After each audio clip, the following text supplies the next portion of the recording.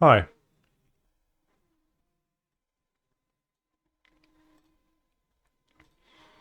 Is that Bartek from Twitch chat? Yes. Bartek from Twitch chat and even Bartek from twitch.tv. Occasionally. Don't watch other streamers though. Canister is all you need.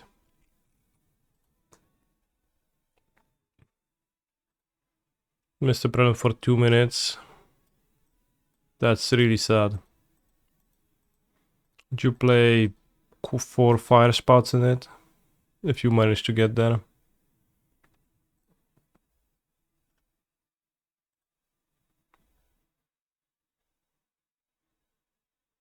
He's a phenomenal control player. Apod Rules, thank you very much for your prime sub.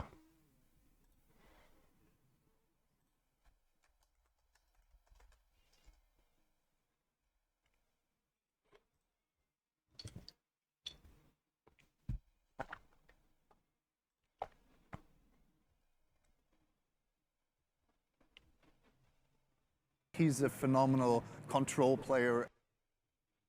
D. Colon D. Colon D indeed.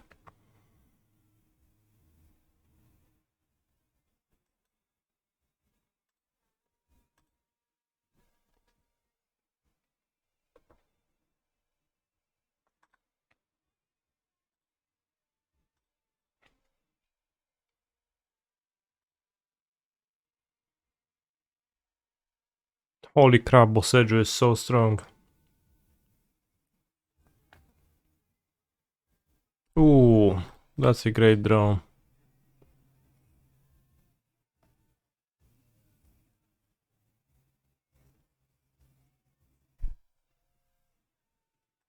Probably this way. It's better against Fire Ice because it's better if I draw an Amulet and it's better against Fire Ice.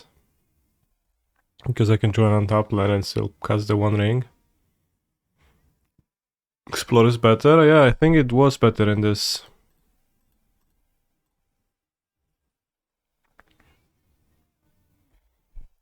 Scenario.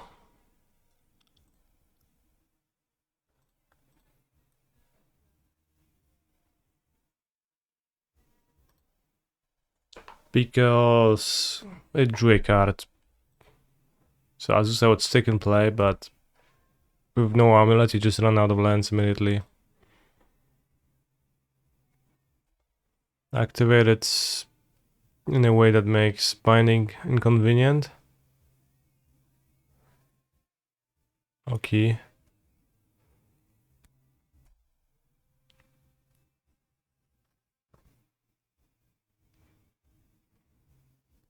Likely instead of pacting, I'll Boseju and Dryad next turn.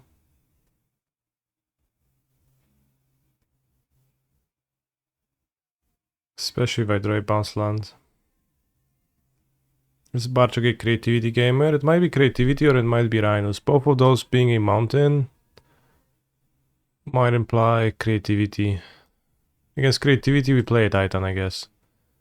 Against Rhinos we Boseju and Dryad. Although if Bartok keeps up Yellow Remand, then we have to reconsider.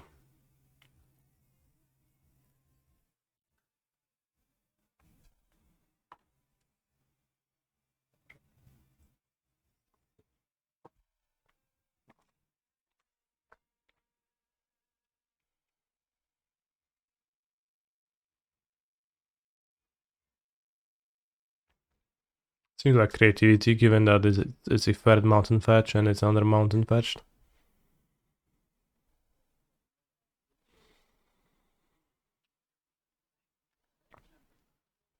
Bounce Grazer.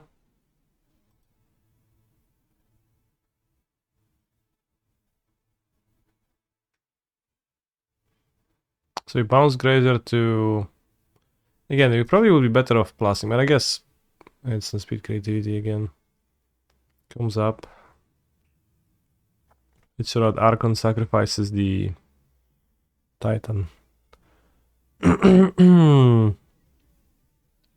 Also, doing the Leyland binding seems a bit bad in this situation. Gives my opponent creativity x2.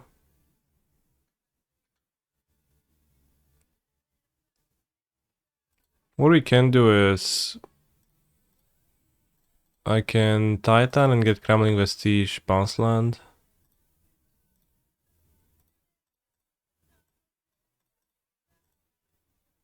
To put the Grazer into play to punish Barchek for the bounce.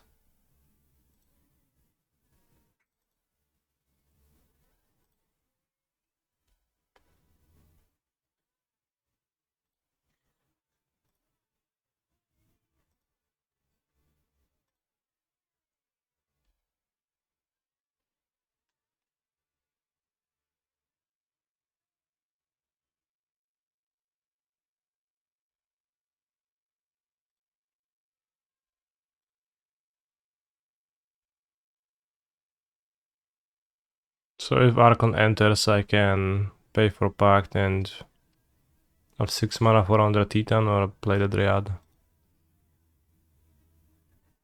Scribbles, like, yeah, it doesn't matter what I do, I just win. I guess I just like discard Boseju, then I play Dryad, attack, fetch to Valak with steal 18. Because villain needs to tap out to creativity.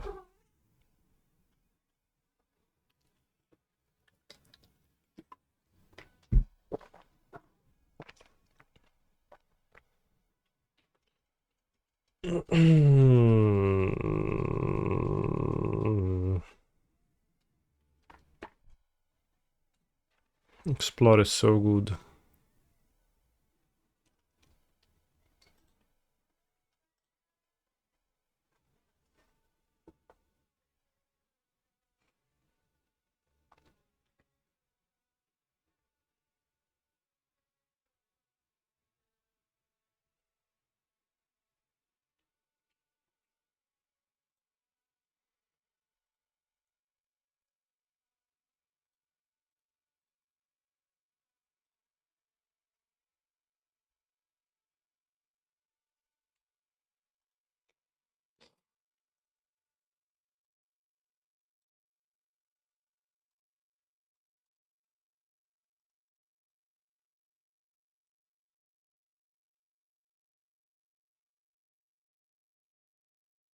Canister wins, how curious.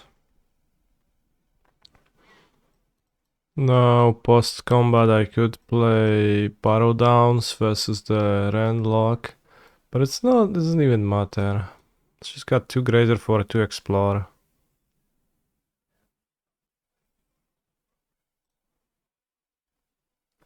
I think that's all I want to do against creativity, and we'll see how my opponent will tackle the matchup, if they're gonna have any alternative monsters present in the sideboard. Perhaps.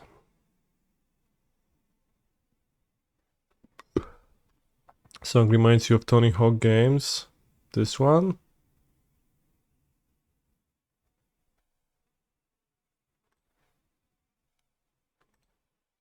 That's not how my Tony Hawk games sounded like. Isn't Grazer better for the Archon sack? Most games don't come down to that. Explore, drawing a card while ramping is better when facing interaction.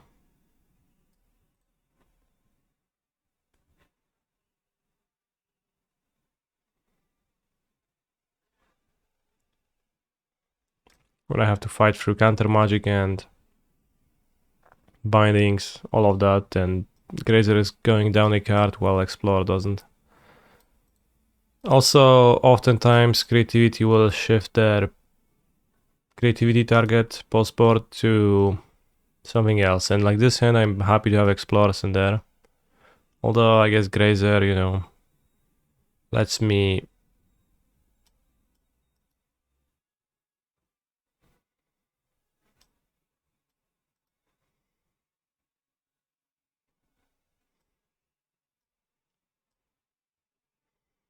Classy turn to ring, so that's good too, but if anything happens to my amulet, much happier to have 2 explores and two of those.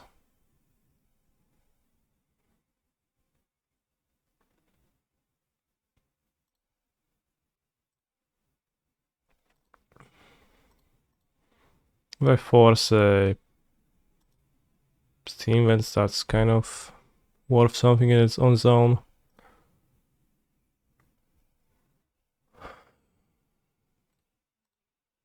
My hand is gonna be a bit weak to pierce, nonetheless. Is yellow remand and Tith ever enough for grid? It's pretty inconsistent, like the amounts of yellow remands they run.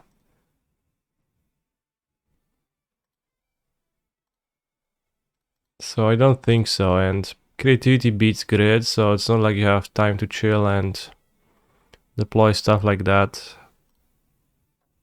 It's actually costly to spend mana on this type of effects, so I think it's actually pretty bad. I guess I'm weak to the Teferi. Maybe I should have bounced Saga. I'm really weak to the Teferi now. I mean, I cast Explore, so it's not that bad, but a bit bad.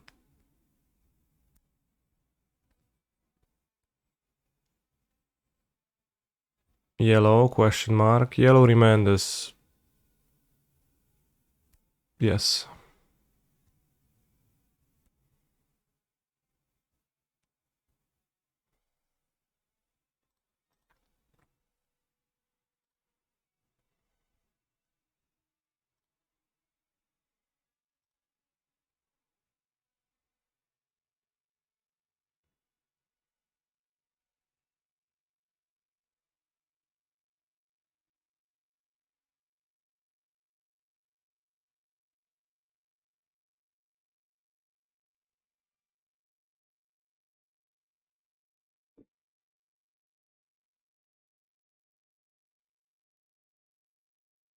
There is no strong indication that a Spell Pierce is present in my opponent's hand, so I think it's a good turn to just play the ring. There was a Spell Pierce, number 2, which is a little bit unfortunate, but the Explore will pay off if I draw a Bounce Land. Not Bounce Land, an Amulet. Or even if I draw Gardens, I can go Explore, Gardens, copy, Bounce Land, Grazer, Bounce Land, Colossus. With 2 lands in hand at least, maybe 3. And double Amulet, so that is a relevant line. Might also get my Amulet consumed. Might also get creativity.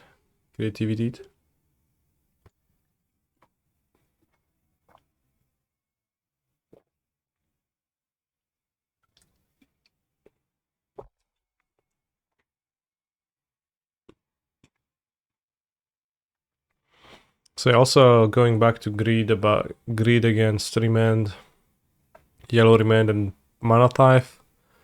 Soft counter magic is counter magic you can play through anyways. Greed is like mostly necessary against the counter magic where you can't play through it.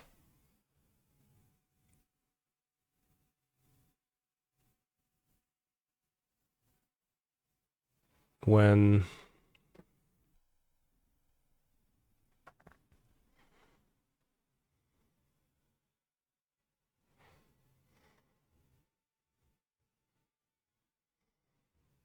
subtlety or counterspell, you just like can't wait around those. White remand you can just recast your crucial thing.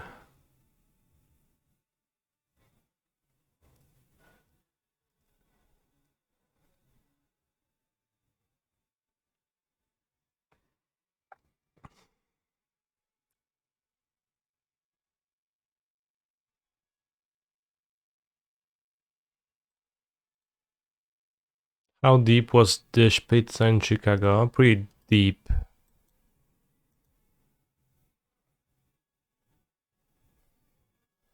It's pretty darn deep.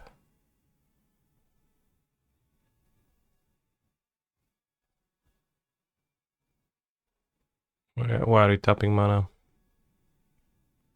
Cracking a clue? That's odd.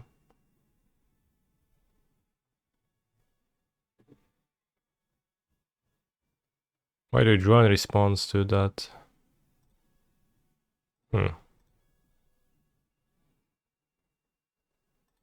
Curious.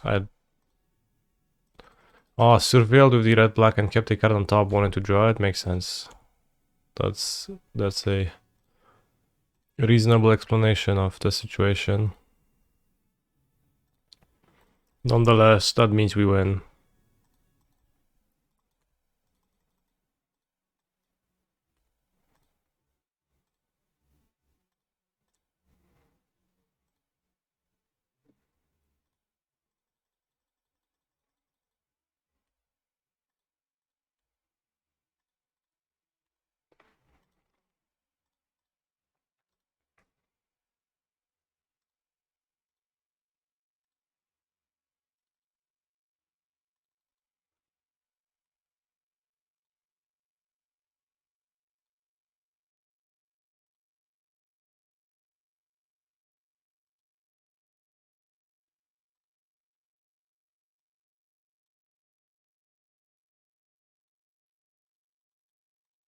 Holy shit, Amulet is so good.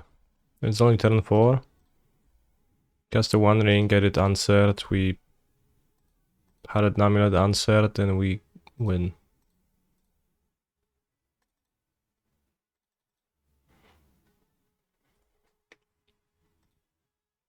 Melodia.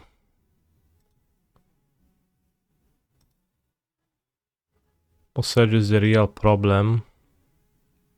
Bro, what's a problem? Like, there's no problem. It's like you're the only one with a problem here. That said, Sedge is really strong, so... Trying to think back and imagine playing the Amulet Titan deck without the One Ring and Boseju. Rough times.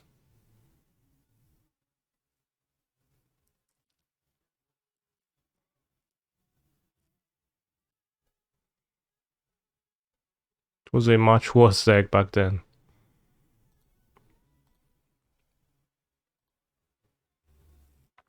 Once Upon was pretty great. But even then, like, still kind of caveman techniques if you think about it. Although, you know, you had Field of the Dead and Once Upon. So those were pretty strong techniques, but imagine playing it with Serum Visions and Hive Mind post Bloomban.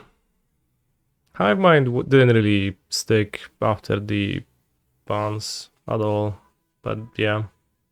Serum Visions, I used to play them, that was a bit rough. For Botanical Sanctum, for Serum Visions at some point. But to elaborate on the deep dish pizza in Chicago, we went to 2 deep dish pizza places. First of them was a random pub. I don't remember the name of it, but we got served deep dishes there and they were pretty tasty. We ordered 3 pizzas for a group of 6 and it was a carbonara deep dish pizza, a barbecue deep dish pizza, and a some tomato sauce deep dish one, and the carbonara one was the shining the brightest from those 3, but those were pretty good overall. And those were okay. And then the other day we went to Lowe's, I think it's a chain. Lowe's deep dish pizza. Lou Malnati's. That's the restaurant, yeah. Lou Malnati's. And this one was okay, but less so than the previous one. So they said that it's the best Chicago deep dish pizza restaurant somewhere here. But I don't know about that.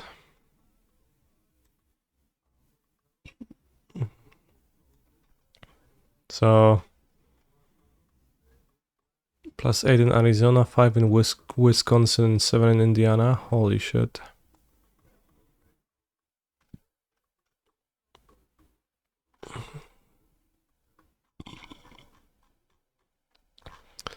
Chains are never good. The first time I visited US, I went to Applebee's and I hecking loved it.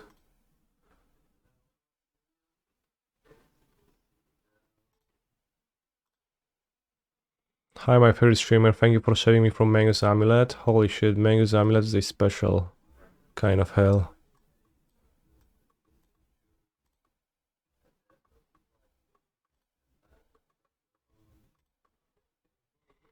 Terran Timber Symbiosis, yeah. Modern League, holy schnapps. Double Crumbling Vestige.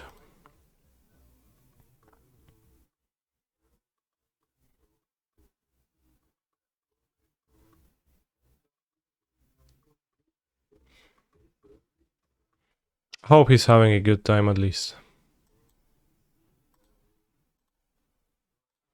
The main deck Nornless is interesting. I don't think Norn is like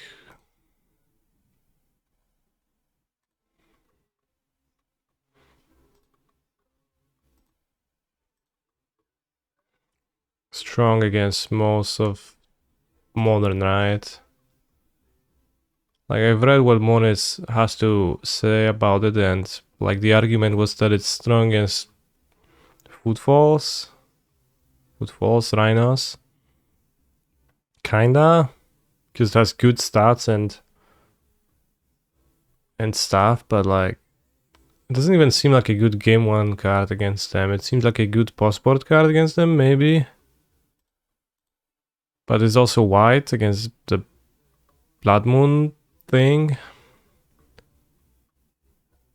It's probably much worse now against Scion of Draco too. Scion of Draco Leyline, if they are on that, then it's pretty bad. It seems pretty bad against Gone game one.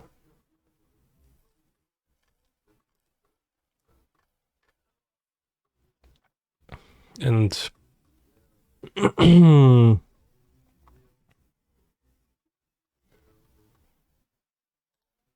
like I get his ideas, but I get to do most of the same stuff post board. The only thing that and another thing about the white splash is that the Elesh Norn list has 6 sources for Elesh Norns, 2 Kreml Vestige and 4 Celestial Sanctuary. That's just a bit rough. I say with a red sweeper in my sideboard, which I can barely cast, but somehow I cast it on time every single time. Because it's actually fine, but you know, it's different. Like we are making an effort with there's much more red sources, I think.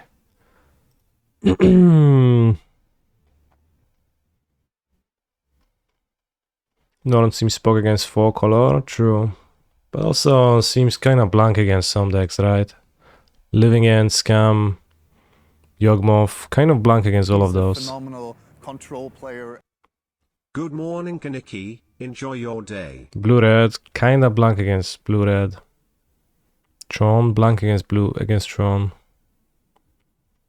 Bossy, pretty good. Domain, pretty blank against them.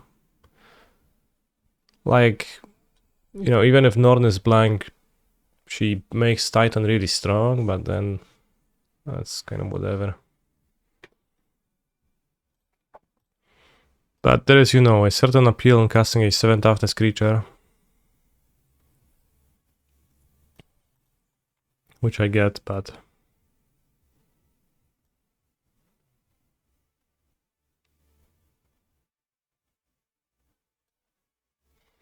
One thing that the Norn list makes me think about is Gardens. And Gardens is great game 1, but it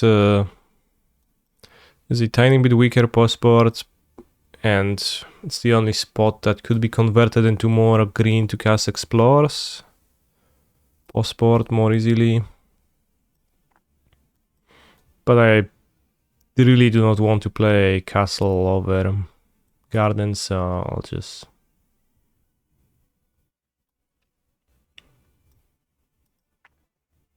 Yeah, you don't often lose when you resolve Titan. So Elesh Non being a threat that bumps up your other threats, medium relevance.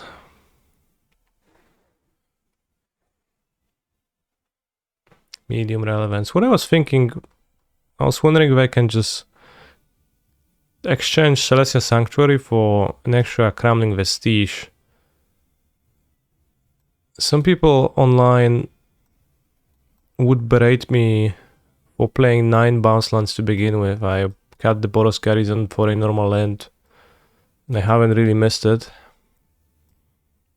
I haven't really thought too much about the bounce land count, but it's been high enough, and this is like a quarter of a bounce land.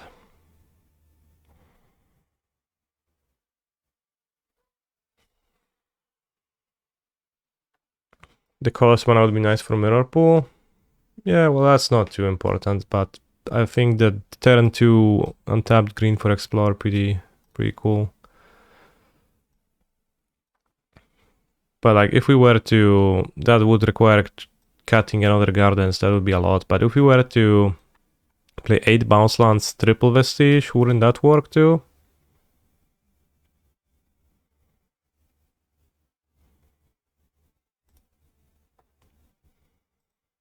What are some lines where you utilize Vestini?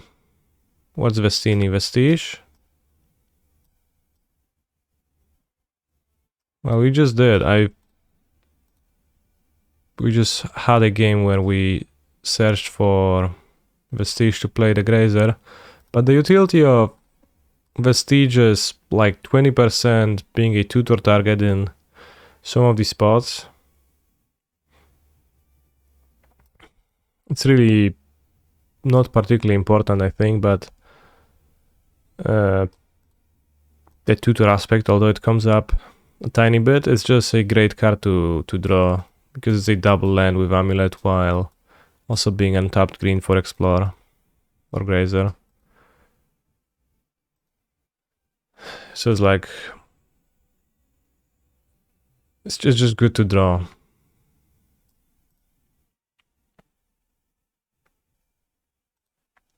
Which, like, I would be happy to play more of them.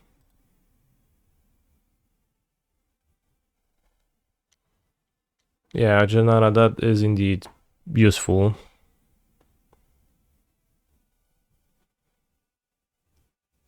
And when you draw 1 bounce land, 1 Vestige, it's for the most part better than drawing 1 bounce land, because you get to have the bounce land mana jump available 3 times to you without sticking to your bounce land. You can just play it and leave it on the battlefield, which played with a standard set of double 6 dominoes. 42 you is appreciate often being able to referred as develop the your state mana. game of Texas. Tournaments are held in many towns, and the state championship tournament is held annually in Hallettsville, Texas on the first Saturday of March each year. In 2011 it was designated the official state domino game of Texas. So why not play multiple Vestiges if it's so good? Well, I'm talking about it right now. I'm trying to think if I can fit more Vestiges into my deck. But all of the other lands are so good too, and Like, I could see playing triple Vestige by cutting those 2 lands, but then maybe it's a bit extreme.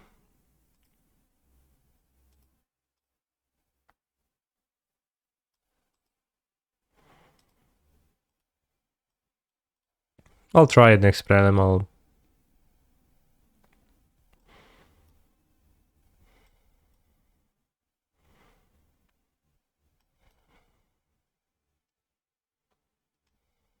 I'll try triple Vestige next prelim. But you know, all of the lands, you just can't really cut them. I don't think a Vestige is gonna be better than the second Valakut. Seems important enough. Second TOS also important enough. Vesuva important enough. Combat lands. Otawara, I think Otawara is better. Mirror pool needed. Battlements needed. Casting Wolfrun you could kinda maybe skip. People scoop anyways the double amulet thing, and I'm not even sure if casting Wolfrun is actually better than maybe double mirror pool. A double mirror pool, it's 3 titans attacking. No, because the third one is not attacking with double amulet. Have I seen Togoras build with the new with the Exergy new spell? I've played with Warsaul's Rage in my sideboard. It was funny. I didn't test it so thoroughly because it seems so bad. Probably should run through a prelim with 4 rages in the main deck for hard testing one day. You never add second mirror pool, you Echoing Deeps instead. Yeah, Echoing Deeps would be better. Fair.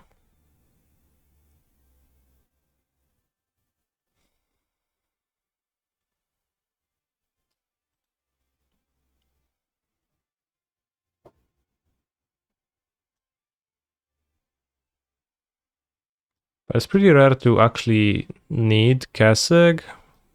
Like, I mean, you need it to kill, to convert double amulet into a kill. Although maybe you're fine not doing that. Not converting that into a kill, but passing the turn. Then Wolfram could be a Crowning Vestige. It's probably not a 100% clear-cut decision. Making Wolfram a better land to draw versus not having the access to that it's something. Because Mirror Pool has been pretty excellent to draw for me. I've drew it multiple times and just had it on the battlefield, and then, you know, played a Titan, got a Tishanat Tate Binder, then just played onboard Mirror Pool. Used onboard Mirror Pool to copy my Titan.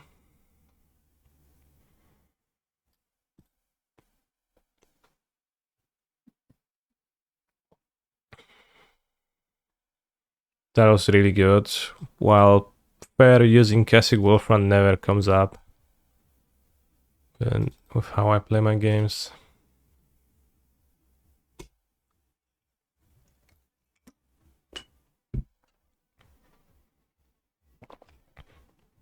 As the I got no calls when a situation came up. Not really. Like, you get to search your lands. Search for lands often enough, and you have enough colorless. But you need to be careful with it sometimes. You need to like plan ahead to leave your colorless land in play, or not copy with Mykosin Gardens, stuff like that.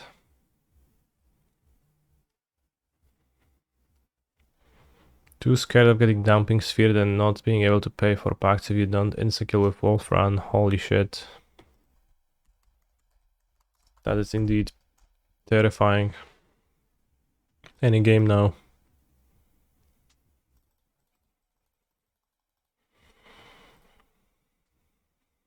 One downside of Crowning Vestige is that it's ugly, so I don't like to play it as much.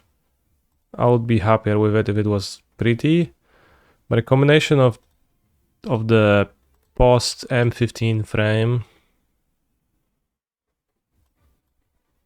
being colorless. The artwork is not so appealing either. And mostly it's the frame, like I appreciate Classic Wolfram, it looks okay. The smidge of color in the text box, the red-green cast, adds a certain flavor to it, but this just looks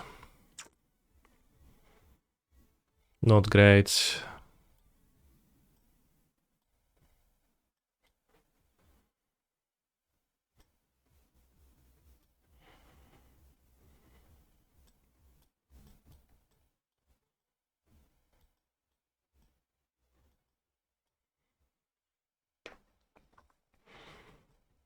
As for Explore castability, castability is going to be better post-board if I board Explore alongside Generous End sometimes too.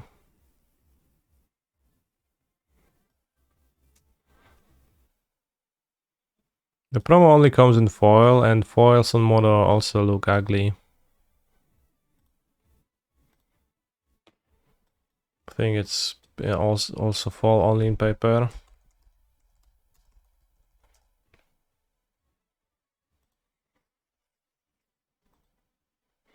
But I think it's pretty ugly too. Like the frame is the same. And it's mostly the frame that...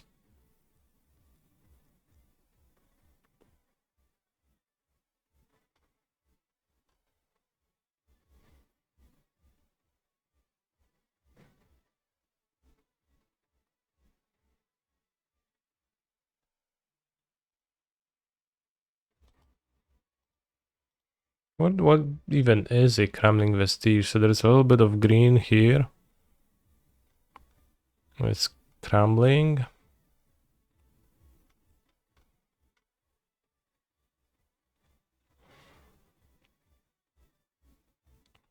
There's been only 184 cards and all for the Gatewatch. Holy shit.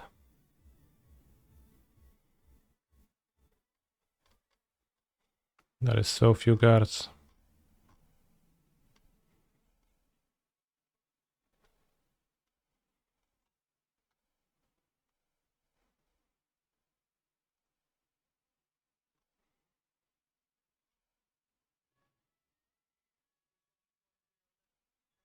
It's the last bit of colored mana, the last green thing, and then it crumbles away. It becomes a source of colorless. Makes sense.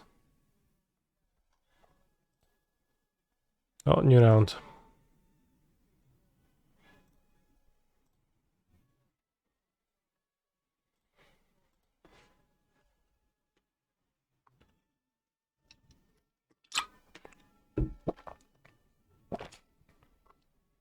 The size of the set is still the same. The number of reprints is just going up. That sounds extremely true. 286 cards.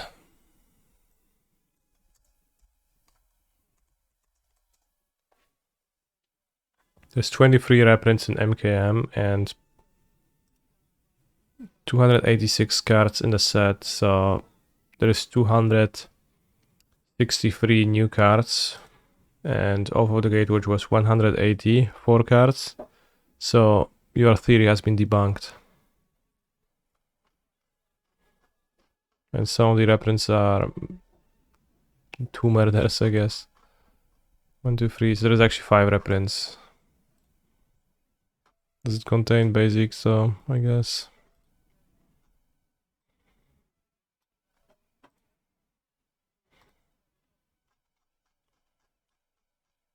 Yeah.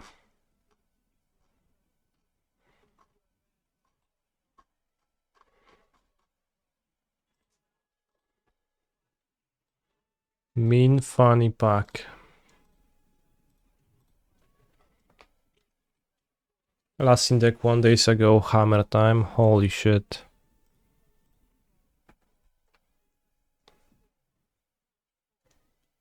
Thoughts on the new alchemy cards? I love them.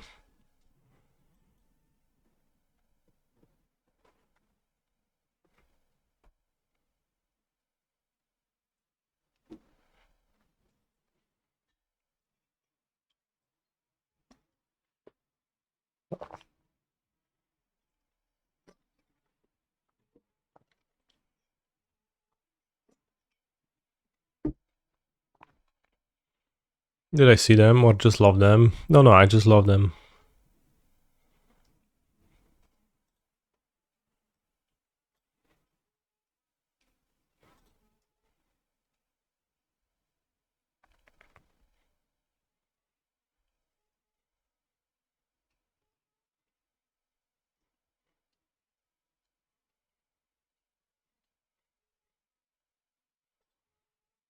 It's only singing the chorus.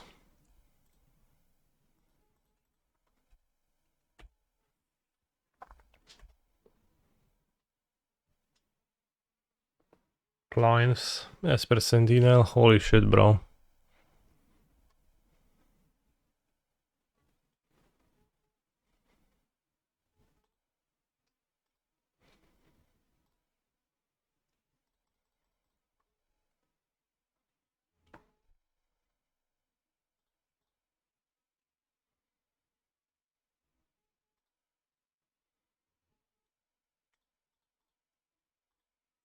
Well, I better draw something.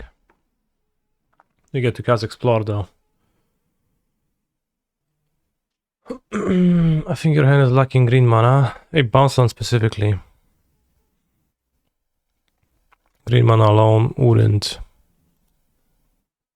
interest me.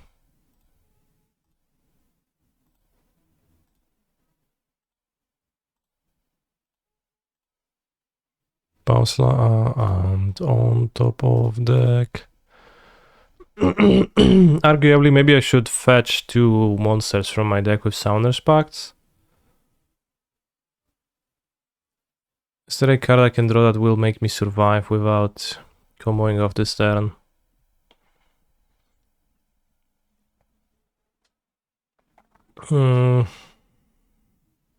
Crowning Vestige would let me play a Dryad and survive.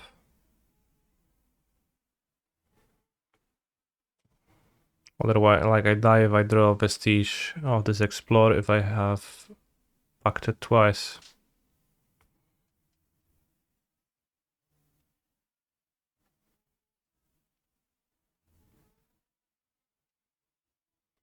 Besides that, it's just a bounce land. With 100 battlements in my hand.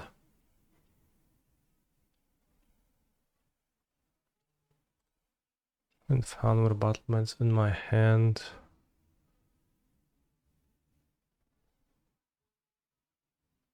I'll have the extra land drop, bounce land, Dryad, bounce land, go to 5, Grazer, put battlements into play. Combo off, so I'm going to pact for Titan and Grazer.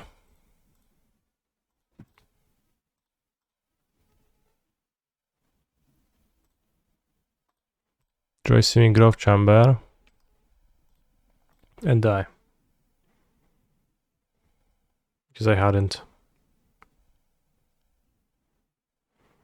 We did draw a Titan anyway, so I mean, I guess irrelevant that I fetched because I didn't fetch out the Titan that would have been on top of my deck, but instead a random one. Can check my opponent's sideboard strategy by looking up their previous list.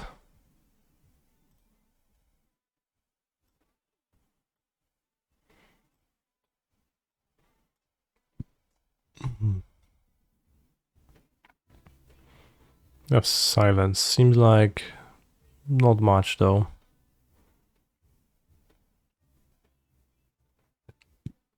Oh wow, Cryptic Code. 6 planes Cryptic Code. That seems a bit odd. Seems like way too many planes. Like there is what, 5 blue sources? 8. Plus this. Holy shit. 6 planes.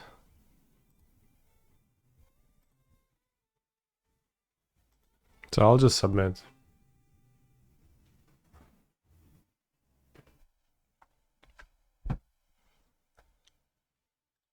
I like to play first. Yes. Let's keep this hand because it seems pretty good if I ever draw a bounce land. And if not, we can map for a bounce land. Explorers in the side are for the matches where you want to go fast, question mark. Incorrect. They're actually for the matchups where I want to go slow. Which might sound like a tongue-in-cheek response, but it is not. It is actually the case. Or rather, in every matchup I want to ramp to make my deck function, but in matchups where it is not of utmost importance to go as fast, I prefer to explore over Grazer when Grazer blocking is not as good.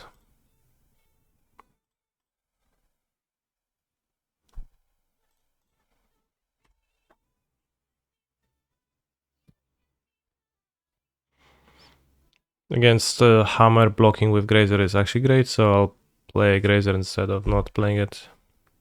So I'll just no changes. But if my opponent was playing 4 color and then Grazer would be really bad, then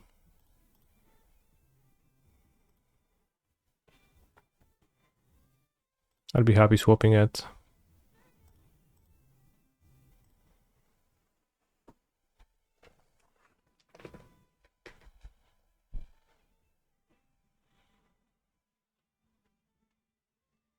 Opinion about Leonardo da Vinci block your halfling in game of MTG in near future? It changes everything. Is that a white 3-man situation?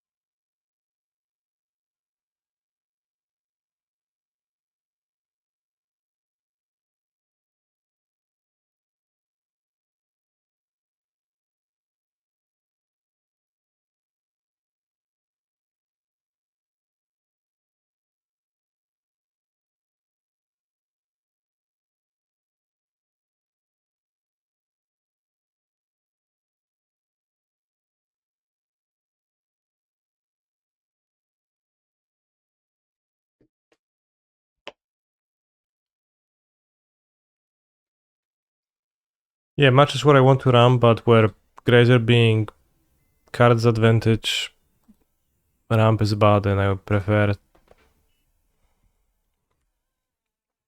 better ramp.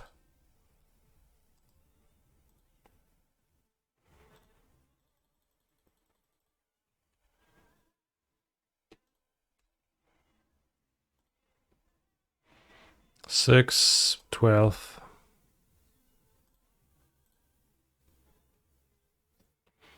Can cast Titan through white remand. So, excuse me, yellow remand. Holy shit, I keep misspeaking. The official name of that card is yellow remand.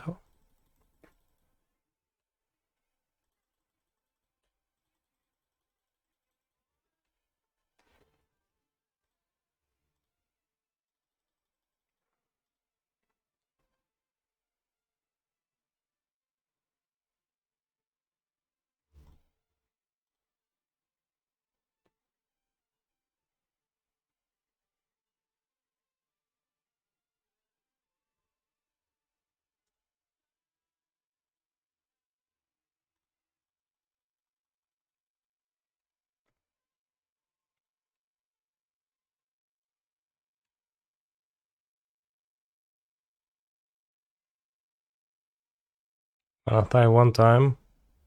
Holy shit.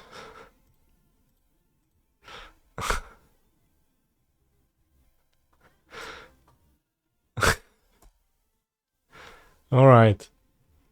The Dethroner's Grimoire. The tyrant's bellow of rage trailed off into a whimper as the last of his fortune escaped his grasp. When I say that, I just read out the chat. And mean funny pack just obliged. Love Saga, no constructs. Make Ornithopter. 10, 12.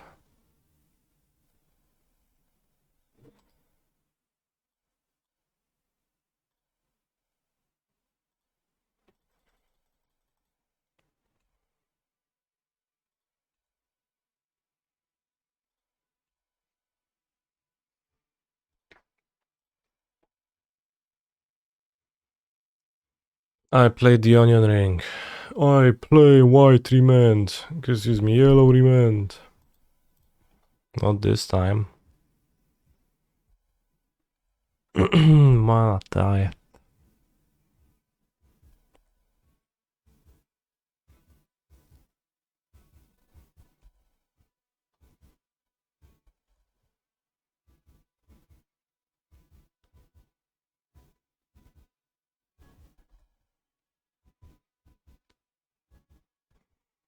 Why are you a non-competitor? I failed to qualify for Pro Tour Seattle, so I'm not competing in Pro Tour Seattle, so I'm a non-competitor for the next one. I guess it is might be not clear from the title. Spending Boseju on the saga now is good, I think. Doesn't matter much, but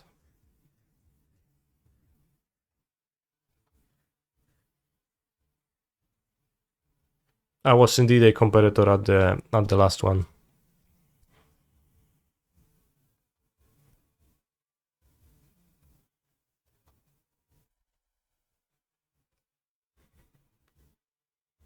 Villain is going to search up a meticulous archive for giga value.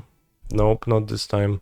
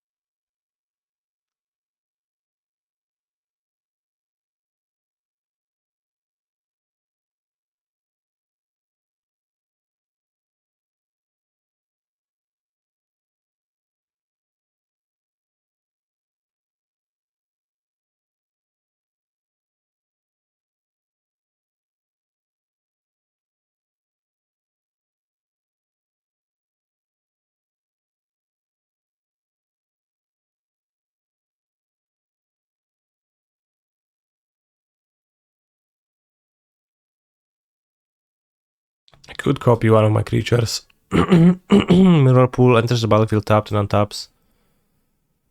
Once again, which lets me source a colorless mana, but I will choose to hold up Otawara instead. Seems preferable by a good amount.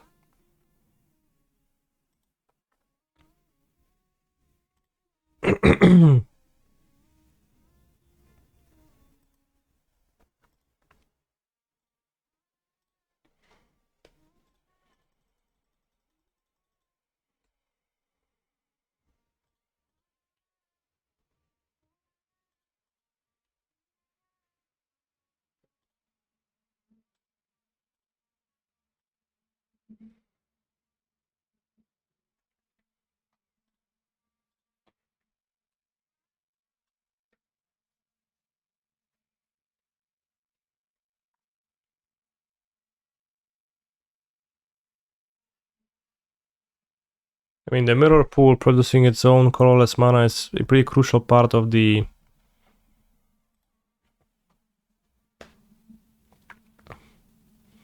of how it produces. Is it cryptic code? Holy shit, it's cryptic code. Oh wow, it equips to the Ornithopter to make it unblockable.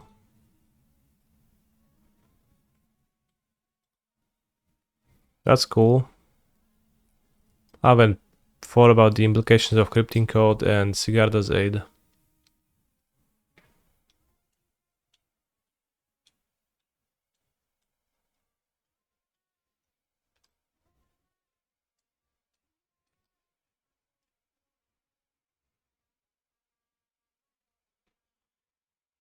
If I auto-wara the Ornithopter, I guess that should be pretty good.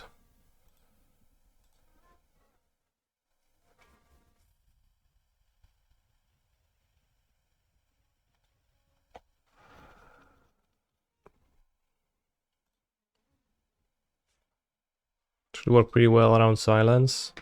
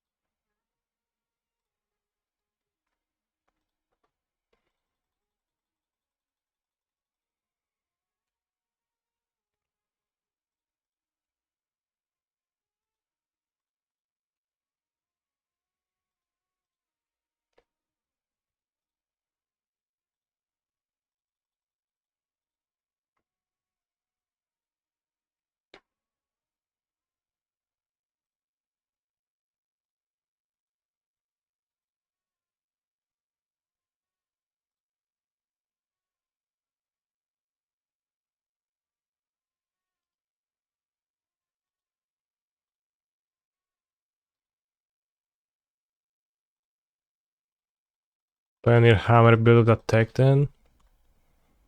If cryptic code is a standalone Pioneer card, then perhaps, which allegedly is pretty solid in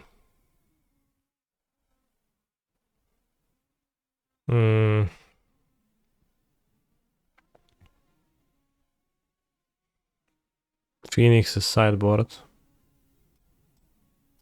First face down creature cast this game. On the battlefield this game.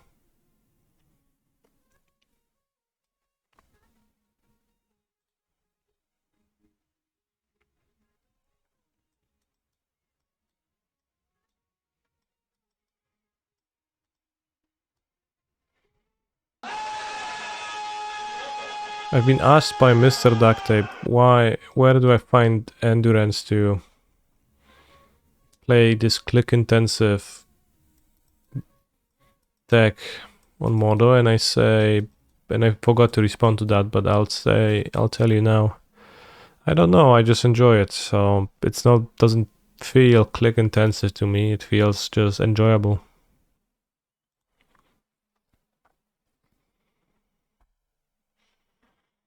Just feels good.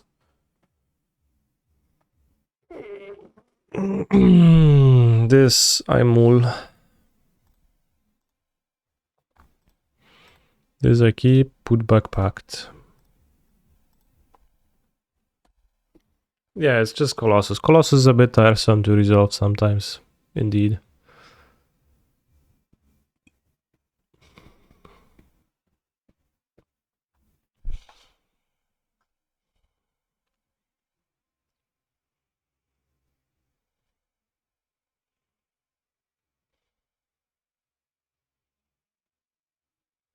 Sounds really bad to get my Grazer mana typed. And little upside to play it on turn 1.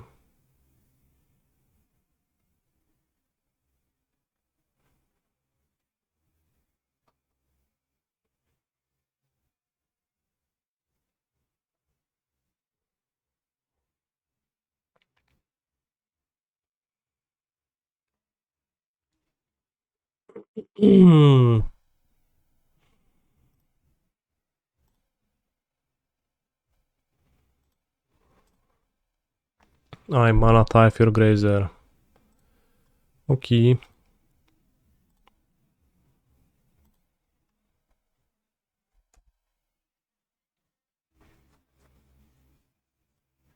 I got Colossus in Momirvig once.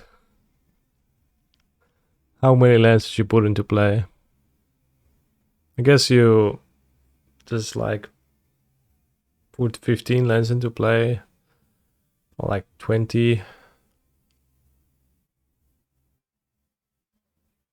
And then you just cast Emrakul's every turn. That sounds pretty good. Well, I guess one Emrakul is good enough, the other one is legendary. Or maybe is there a different creature card that costs 15? Autochthon Worm, is that 15 mana?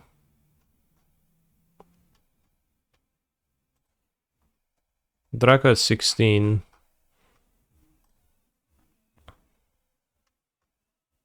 Okay, so you can get Emrakul, Shadow of Mortality, Autochthon Worm, or Earthquake Dragon. 10-10 Flying Trample, 9-14 Trample, a 7-7, and an Emrakul. Okay.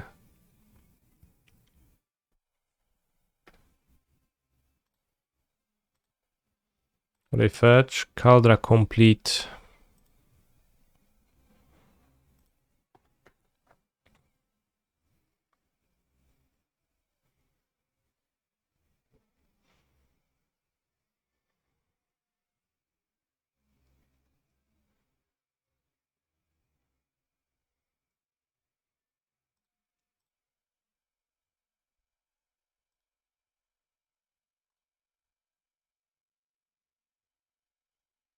Since I have 2 rings, I'll get Tithed now.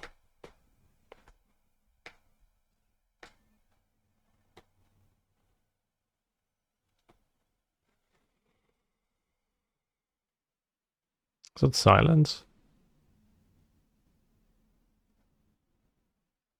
Alright.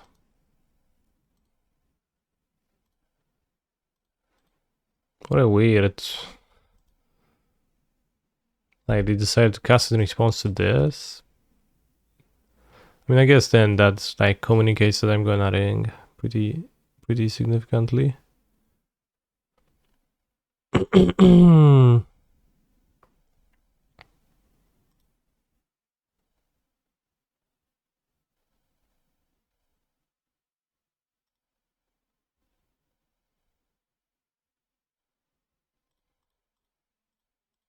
But like that means I get to cast the ring and protect myself now. So who's really winning here?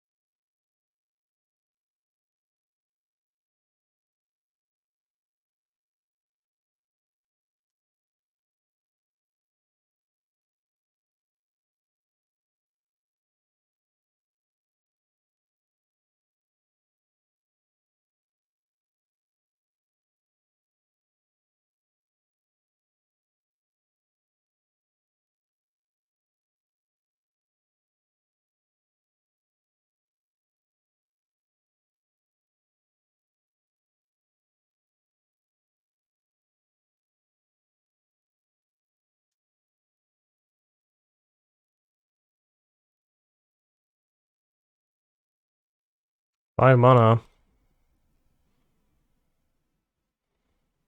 March on my ring? Holy shit.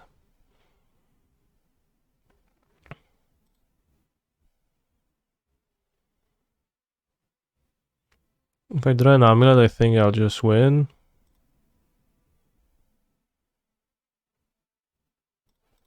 Not an amulet, but...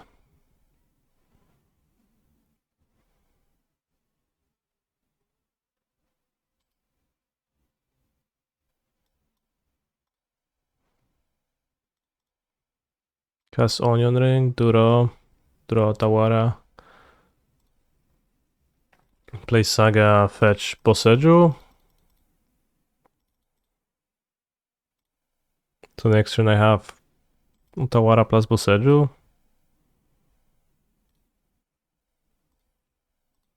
So I shouldn't die.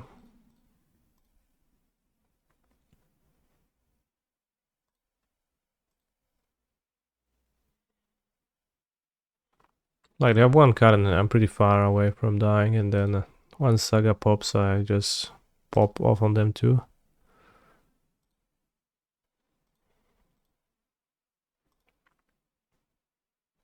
Or I can draw an amulet.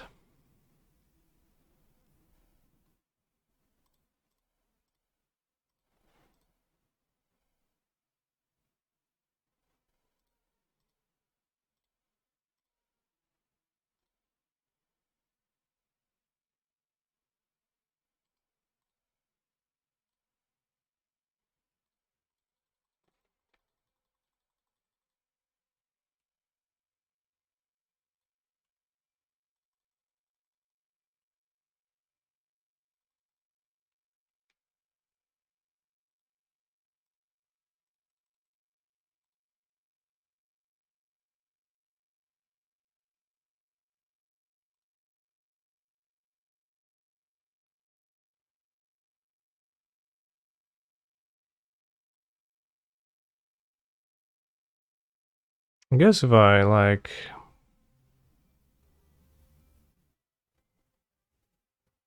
If I did top deck Tithe now, or Silence, I should have packed it in response to play the Grazer before Silence resolves.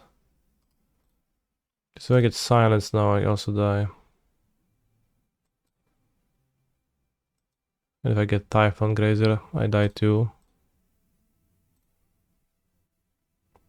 Okay, I didn't. Skill.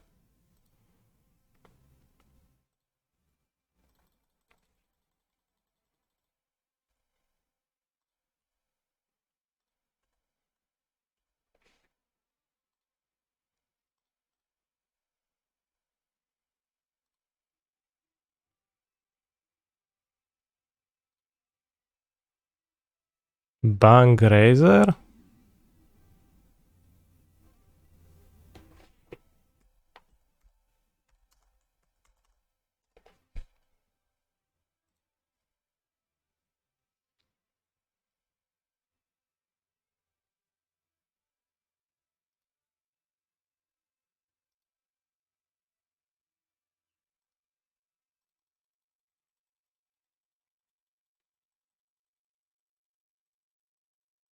Razor Berliner. Holy shit.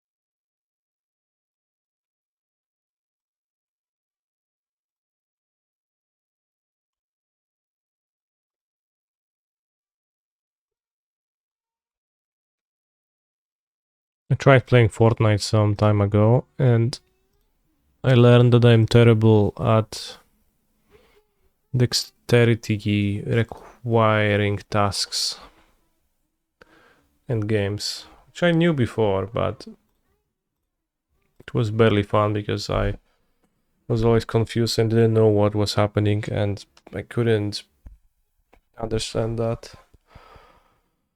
Well, I'm not a zoomer, but like, you know, there are people my age who grew up playing Counter-Strike or literally, I don't know, Call of Duty, literally any gun game ever, and I just I can't process the stuff happening around me fast enough, and I just, you know, Fortnite is just walking around on the map for me for 20 minutes and then 20 seconds of engaging with some people, and then mostly I'm dying or my friends kill them before I manage to make sense of the situation.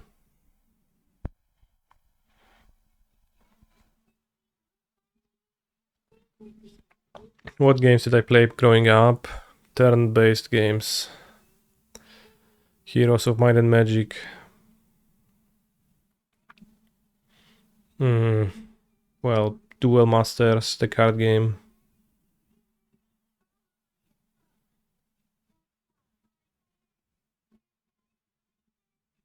This type of stuff. I really didn't like the time pressure from He's a phenomenal control player. real-time stuff. Leap Day, Save Tank, Flow Vault, 8 Jump, Springtime, Drip Chess, Era, Coffer, Hop, Read. Hello Nuvanda. Leap, Jump, Spring, Hop.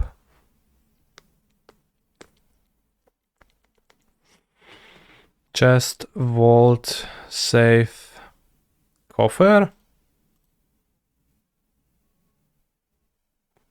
Tank, Time, Drip, Age, Era, Flow, Day, Read, Era, Age, Day, Time, Current Times, Period. Drip, Flow, Tang, Read. I don't know what's Tang and what's Read. Read was a character in Cyberpunk Phantom Liberty, so it's probably referring to that, but I don't remember Drip, Flow, and Tang from that game, so... Animals backwards. Did I go with Reed or Songbird? I went with Reed. Or rather, I went with Songbird, but then in the train, when I learned of Songbird's betrayal, I left her with Reed, and then actually finished Cyberpunk yesterday, and the two endings I got were fairly depressing.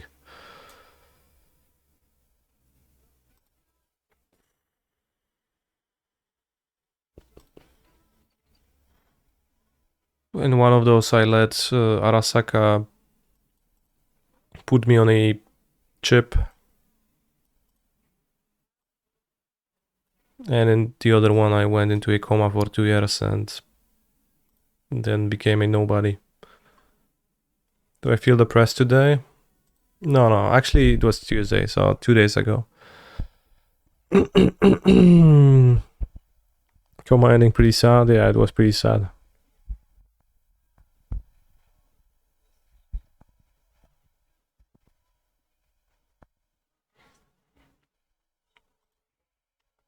Deer, gnat, wolf, bird. What's a gnat? Komar. Gnat?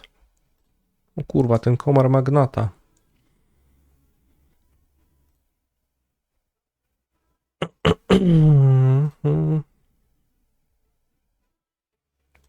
Gnat, silent G is an insect. Holy shit.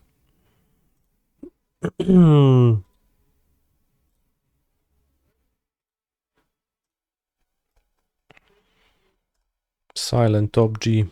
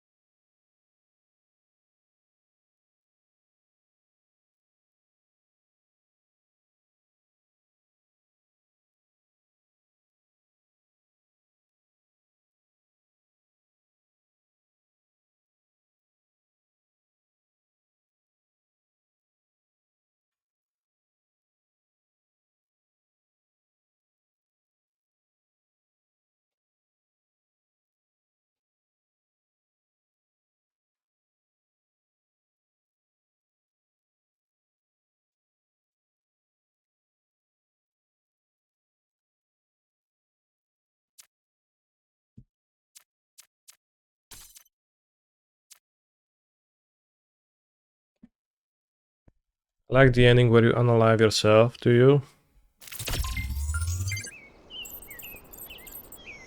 It's a pretty good one.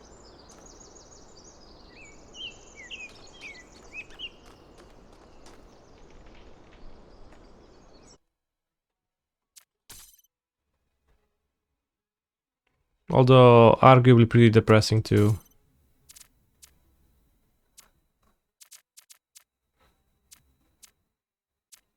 Way low, low, low, low, low, and still lagging.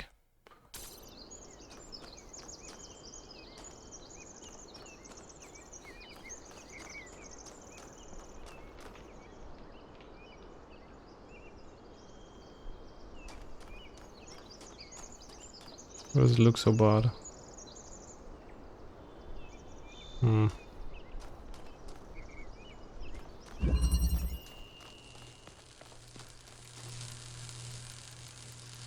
Well, it's not okay, it's not as bad. Take driller.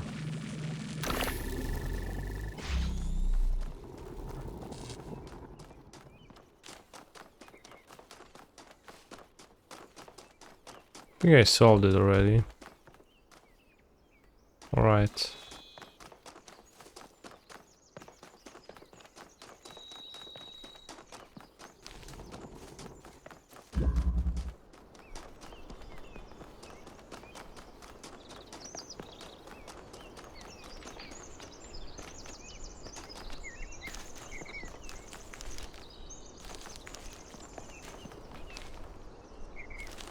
Holy shit, chat, did the Talos Principle 2 stream always look this unplayable? Discuss. Yes? Alright then. Why didn't you tell me?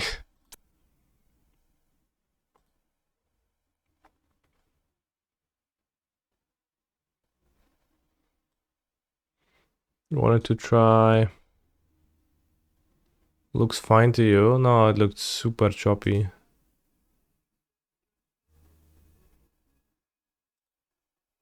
Like it's I need to change the settings. The stream. I wanted to try Balatro, somebody recommended it to me. Youngest Station, I think. Also Vitek, my friend, said it was a great game.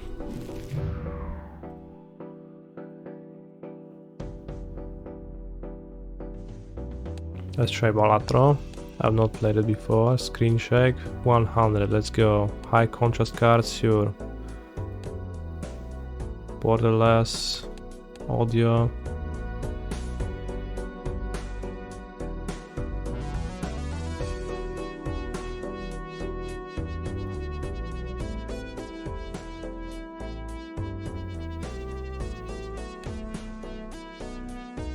Back.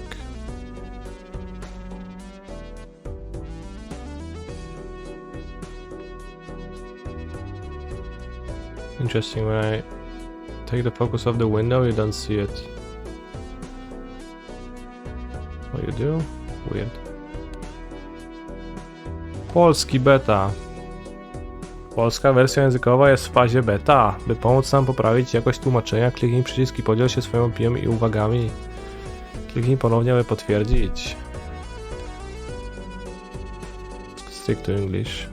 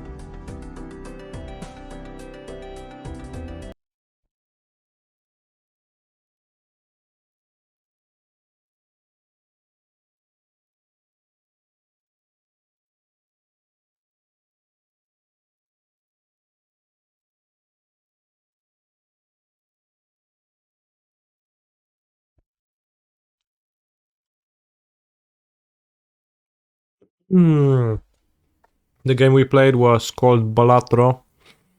It's been recommended to me as a poker-based roguelike. I enjoy both of those, I think. So, sounded like might be pretty cool. Well, to an extent, I guess. I enjoy roguelikes more so than I enjoy poker.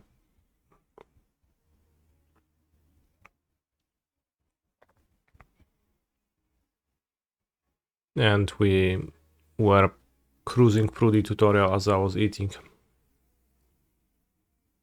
Oliphant. If I only knew, I would have discarded this cultivator Colos Us, but I've been fooled. Actually, no, I was on the place, so I wouldn't have discarded it.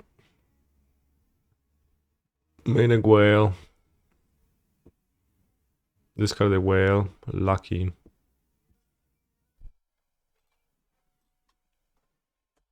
Bounce land, bounce land, bounce land, bounce land.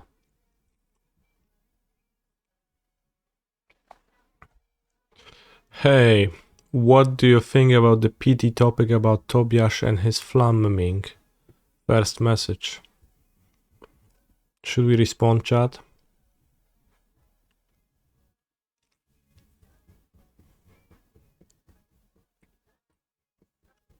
Think Tobias tends to be slightly cringe at times.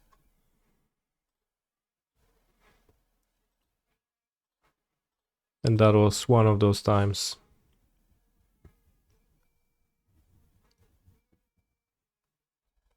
Time to die to Violet Outburst. EOT.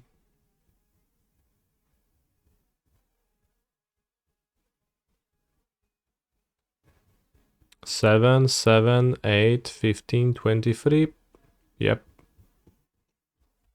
Do I ever have to interact with the other Hallelujah gamers? Not really, but Mark hasn't been a Hallelujah pro for a while.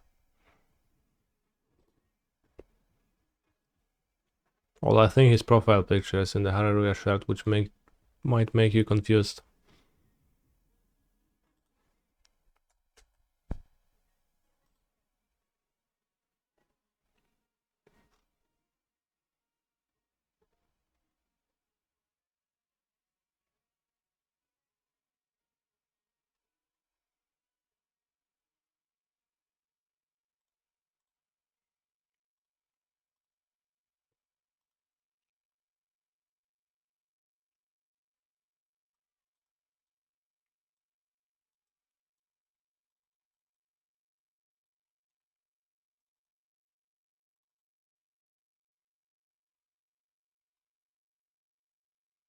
Am I a 60 card truther or a 61 gamer? I just board up to a bigger deck. There is no point in having a 61 card deck main deck. If you like think through how can you build your deck, it's just worse to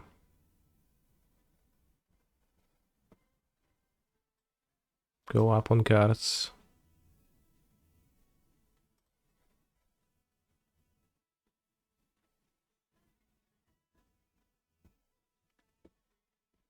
Shining happy people.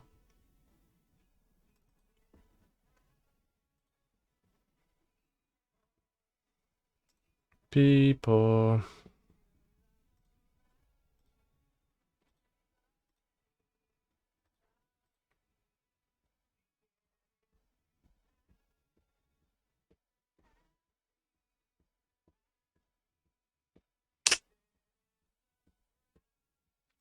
This is good against grief.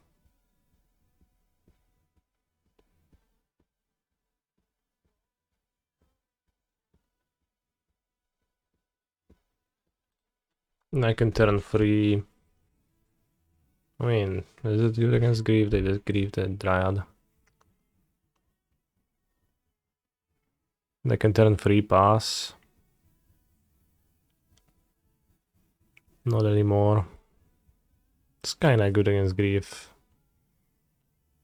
They just take the Dryad. Probably shouldn't have kept it.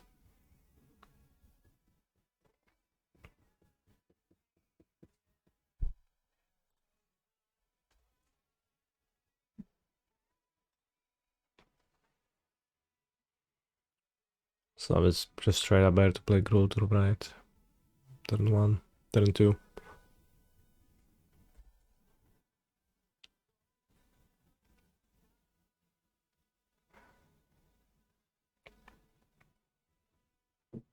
Anyone breeding in a pool?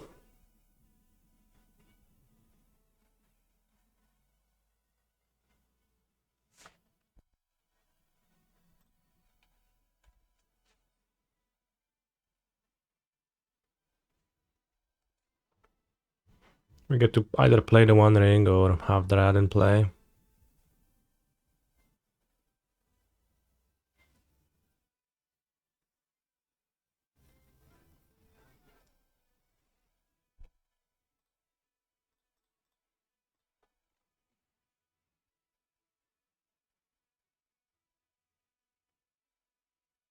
Results, that's nice.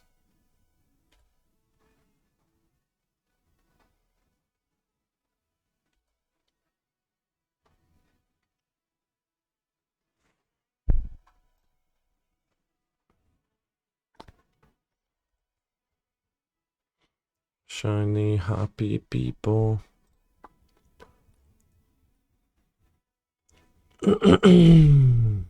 Holy schnacks, they Thundering Falls away an island? No, they kept the card on top. How did the island end up there? It was from the hedge maze. Hedge maze. Oh yeah, the technique of hedging.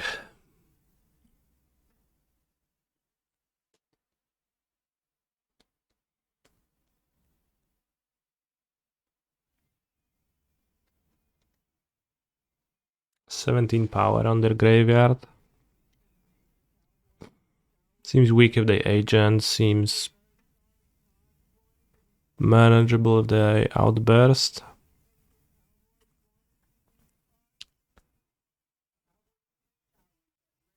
Nice. Really rocks. I mean, I say nice as they sound 20 power, but you know.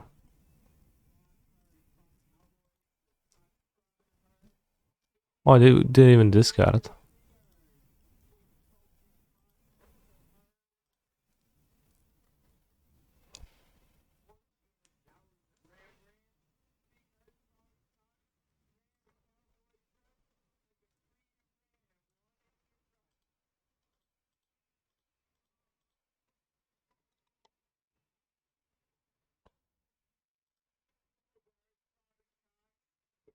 Didn't have force of negation for the last one. Even in their sleep.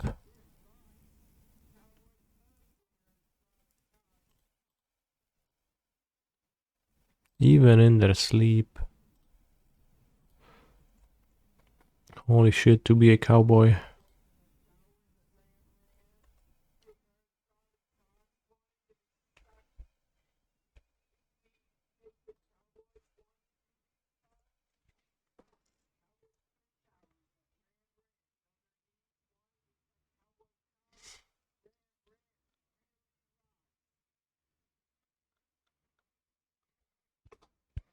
I mean, it's not a matter of opinion, Hogobi. It's just pretty clear.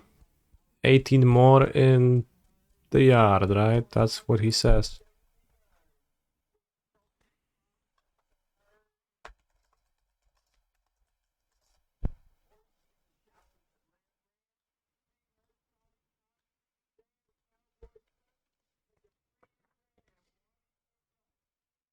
"18 more wild cowboys out in the yard."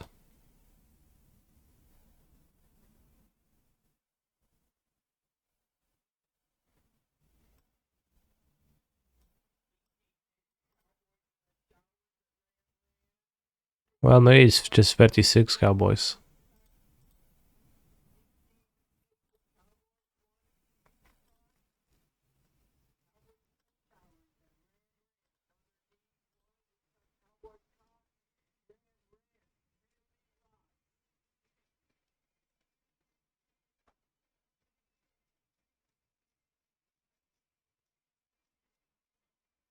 If I play Titan and get subbed, that's bad for me, to me. I'm at 16. I take 10.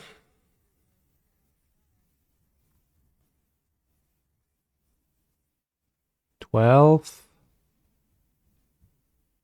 15. I think I'll go Greed, Dryad, Explore. Because I only get to shoot twice, so I shoot Grief and Agent.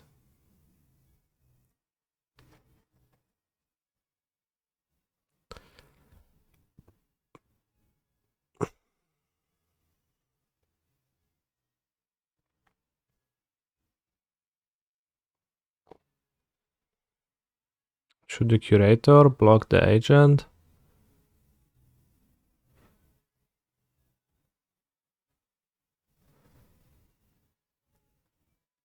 Die to Outburst. Jump the end.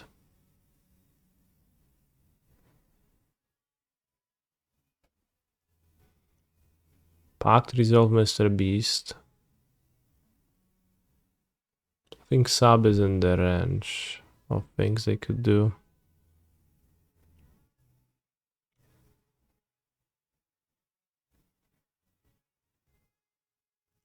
Outburst didn't seem like it was in their hand because they sorcery speed living ended, which seemed bad.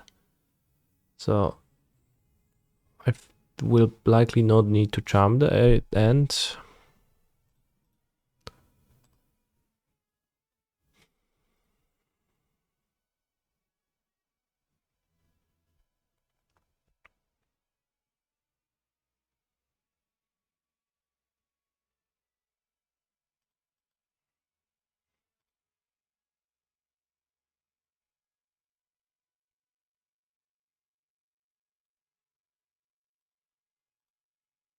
"18 more in the yard."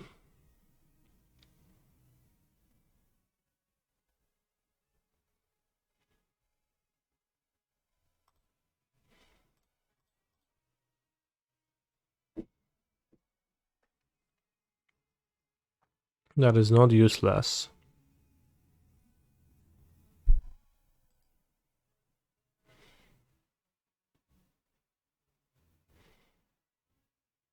With this I should be able to charm the end.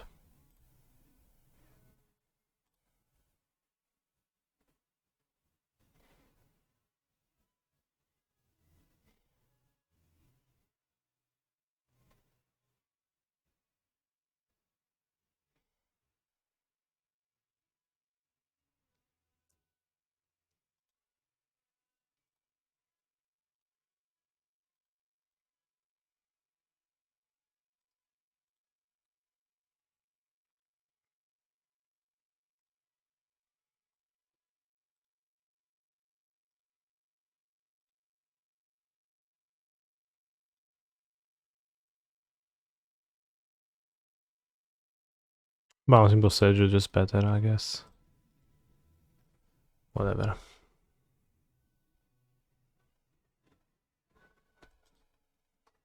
That's fine too. Cowboys getting fucked even in their sleep. The issue is that an untapped land pass means they can still sub.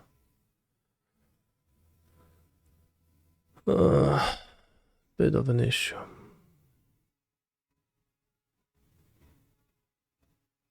Through double greed.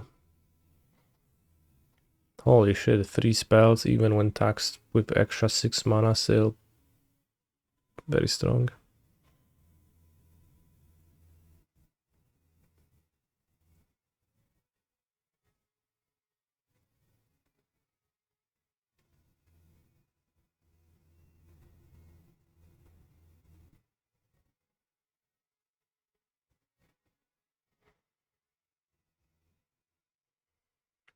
It's a bit rough to champ.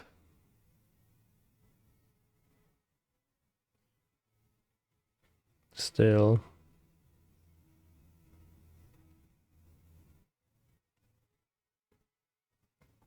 Having to pay for the pact. I draw 4 new cards in my draw step. But playing a Titan with a single Amulet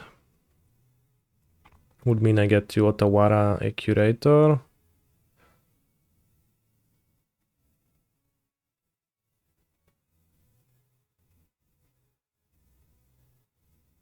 It's not necessarily great, but if I draw 4, I'll probably figure something out. A second Amulet is likely. They can't hold up interaction on my turn, so let's play around the Outburst.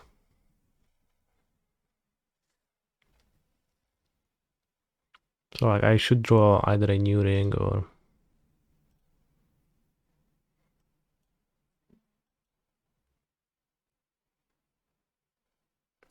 something.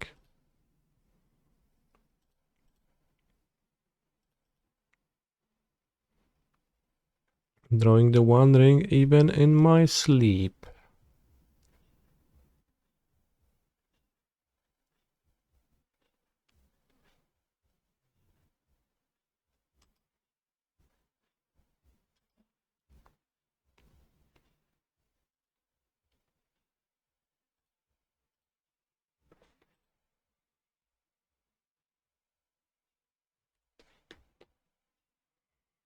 Hello Canister, how are you today? Pretty good, thank you for asking. Woke up at a reasonable hour. Jet lag didn't exist anymore and sat down to play a modern Prelim with my favorite deck, so life's good.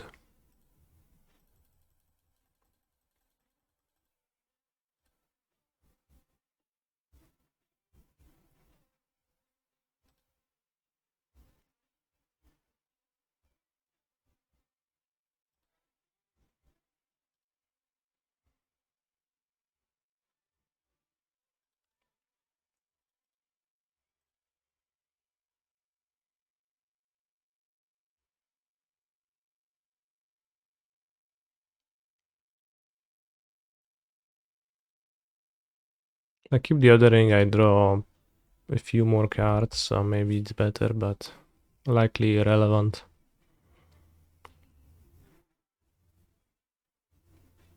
Oh no. Cracking the food tokens. Opponent is in the game. Thanks to the extra 6 life gained with generous ends. I say as if that is literally not the play I'm going to make next turn. Why not attack here? Was there anything that could mess you up? Otawara could mess me up. So no reason to attack because if I untap, I'll win. Like really hard, right?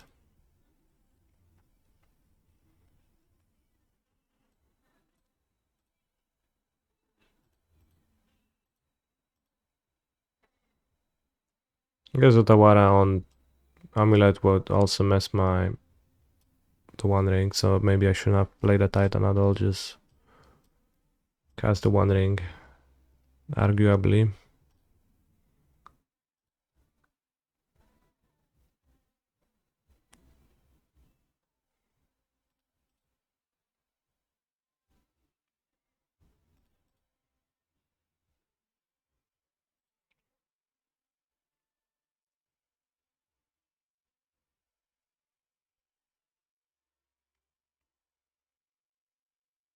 Six mana sub incoming.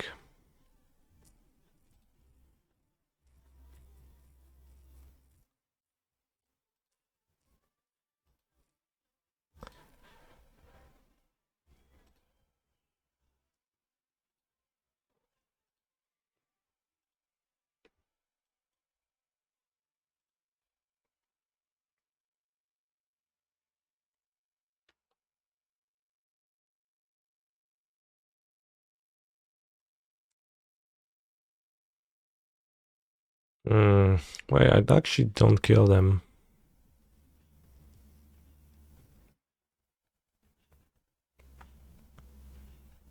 Because they have so much toughness. They have 14 plus 4, 18, 41. So I don't deal 41 damage, I'm pretty sure. Although, let's count. 3 Titans attacking.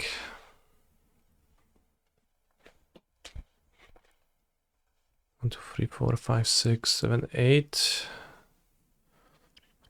6. There's 3 more bounce lands in my deck.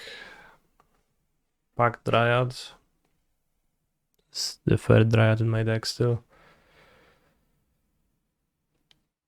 Mr. Beast should be Tamagotchi. 2 semi-growth chambers. Mr. Beast can be summoned, yeah.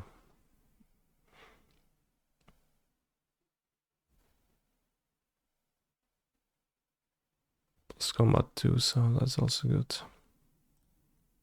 Alright, let's not count anymore. We can also get Mirror Pool, Growth Chamber, Copy, Growth Chamber, Grultur.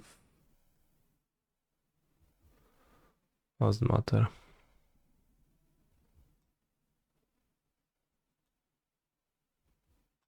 They're at -10. What do you mean? They're at 23. But let's count how much damage do I make with the Titans if I attack, just out of curiosity. Copy Titan, haste 2 new Titans. No mana, attack, fetch, bounce, bounce, Vesuva. No, bounce. Crumbling Vestige Gardens. Copy, Amulet. Bounce on Bounce Land. Turf, Kessig.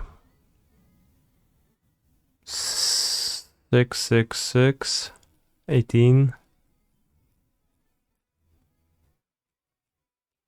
20, 21, 22 minus 3, 19 plus 18. That is 37, and they have 41.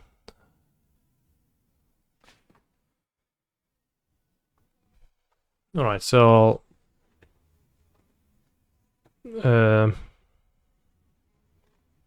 that's I don't like.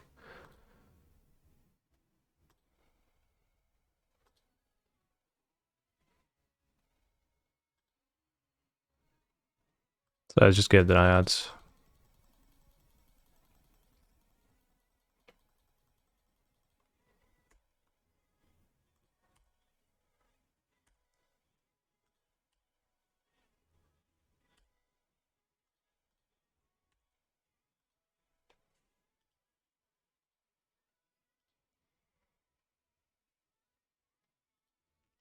Oh yeah, last pack too.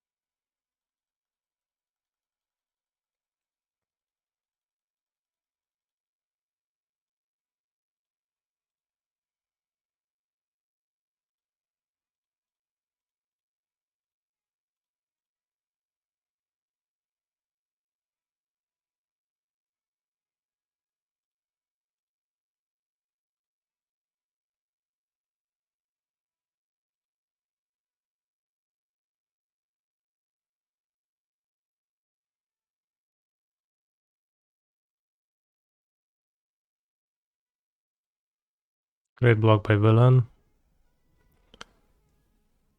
Always yes option working. I think they fixed it somehow, which is incredible.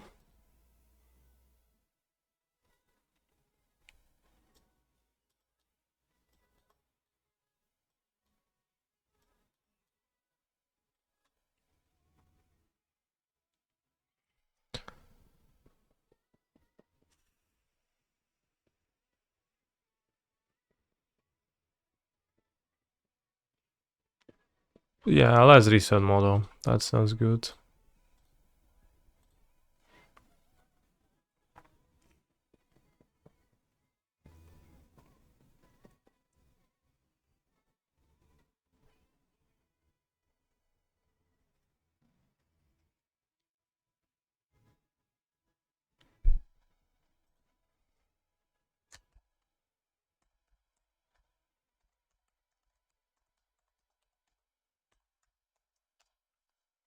Which matchups are these Storms refs for? This. Merktide to an extent. But specifically, mostly Rhinos. It's at its best against Rhinos, so it's like I'm playing the sweeper that matches up the best against Rhinos, and I'm suffering through it being slightly worse than Fire Spout against the other decks.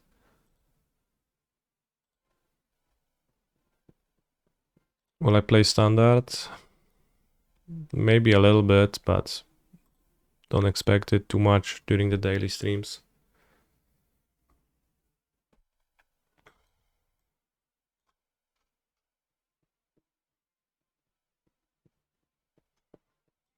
I am planning on qualifying for the RC by I don't know if I should keep this. It's all in on the ring.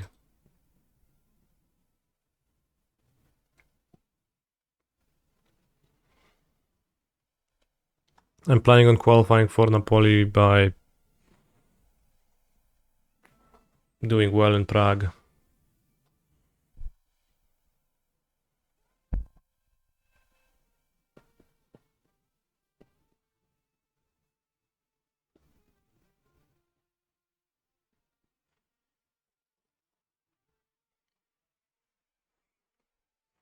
So I'm skipping 3 city.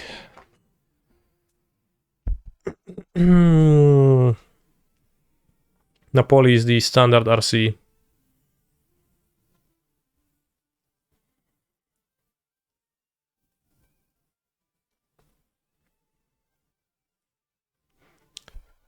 If I mulligan, there's a chance Pojuka Bog will show up in my hand. Double ring.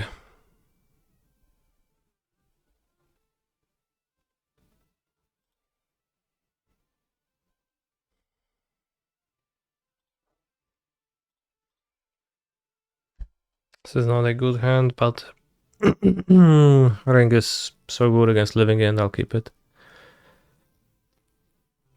Maybe I can top deck Pojuka Bog in my first draw step or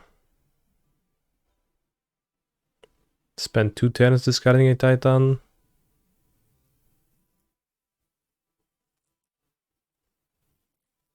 We'll skip the last round again to scrap out of a MTGO challenge again. Bro, I did not scrap out of a MTGO challenge. I played the showcase qualifier in Vintage and I missed on top 8ing it, but it was, I mean, pretty close.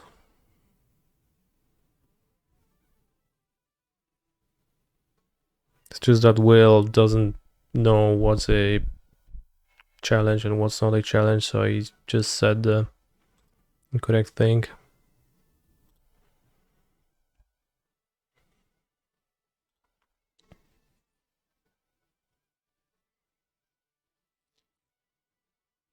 So Will was saying, haha, Collister is playing a Vintage challenge instead of that, but I wouldn't drop out of Prague to play Vintage Challenge. But like if Vintage Showcase Qualifier is a very high value event to play in.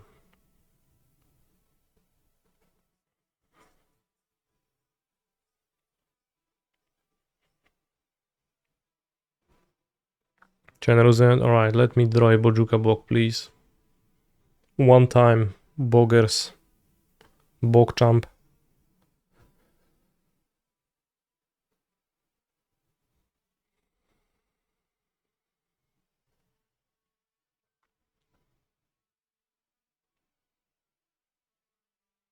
Sab into the graveyard.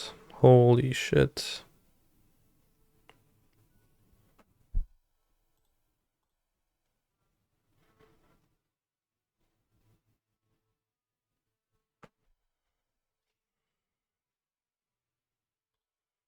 Alright.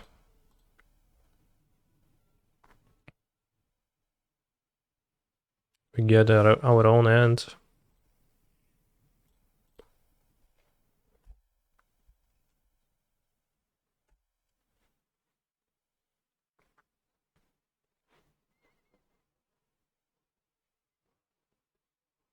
Holy shit, Grief here is devastating.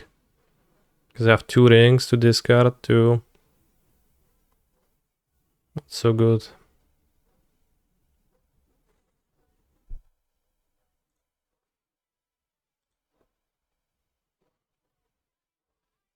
Repitch. Wraith. Oh.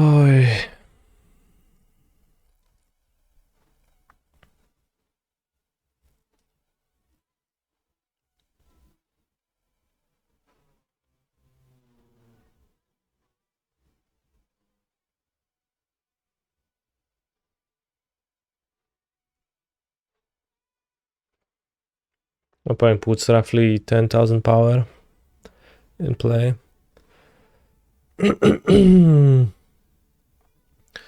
6, 11, 19, 28, 30, I count 31 power. Draw step. When I draw a Sroseju.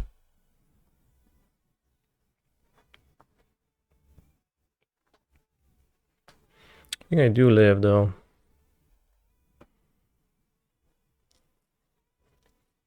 Unless my opponent has force for ring, I guess then I don't, but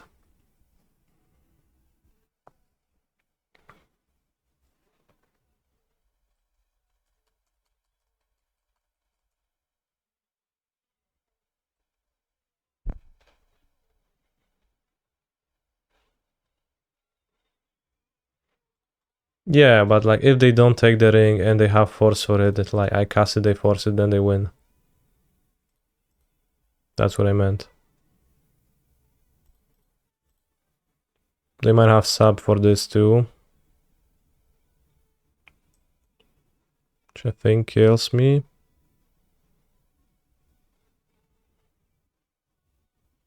Sub on sub. So if this blocks 7 damage, gains 3. So I have 30 and you counted 31, so that's death.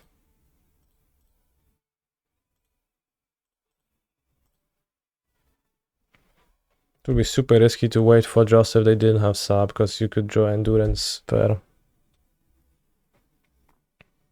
But living end players are known for risking it for the biscuit.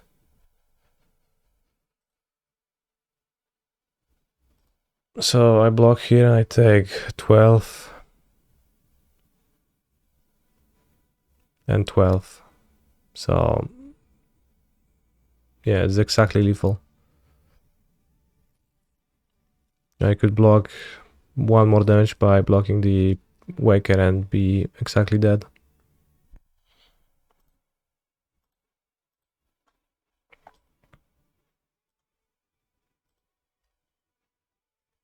They had subtlety, so it wasn't a risk necessarily. If you read the message right above yours, it says exactly that.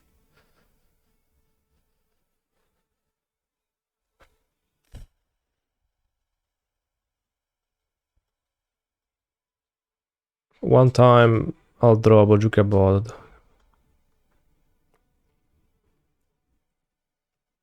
I don't know, bro, is there?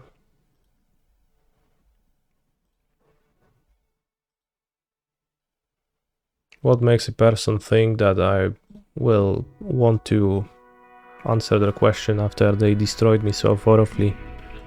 Don't they know I get super tilted when I lose?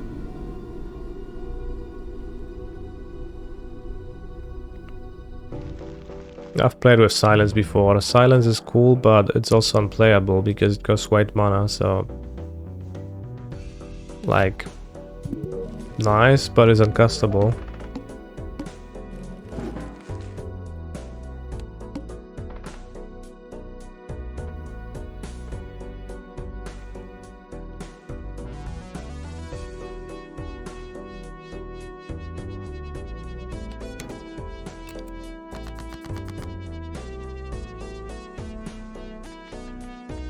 Pair of queens. 2 pairs. 3 pairs.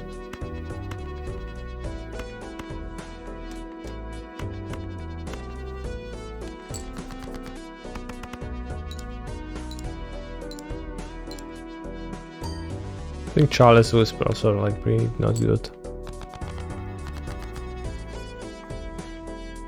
Just need to draw my bog more often.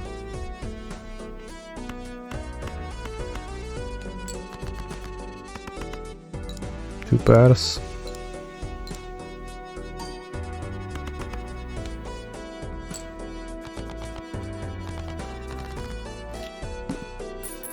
We beat the big blind.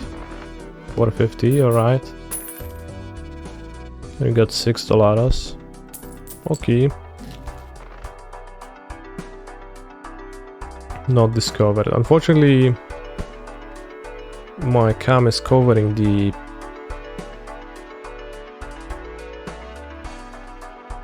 tarot card, which is bad. But I have a tarot card, the Empress, enhances 2 selected cards to mold cards, plus 4 mold multiplier.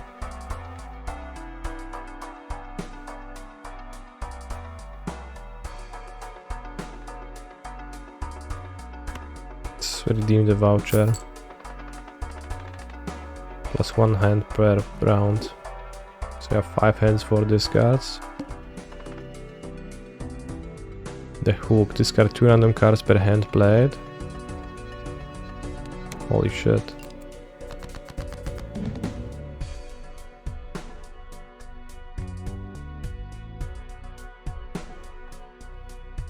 So this is 2 pairs.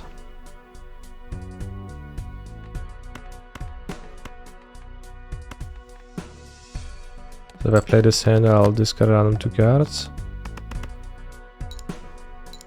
Wait for my hand.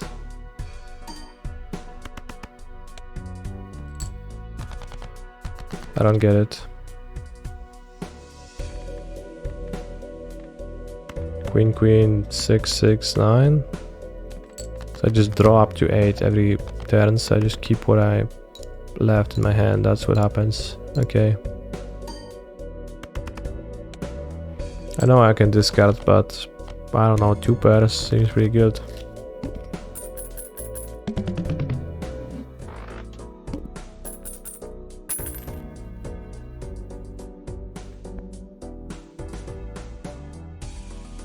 I guess I could, like it's per round, so I could just get more money by discarding and getting better hands than just 2 pairs.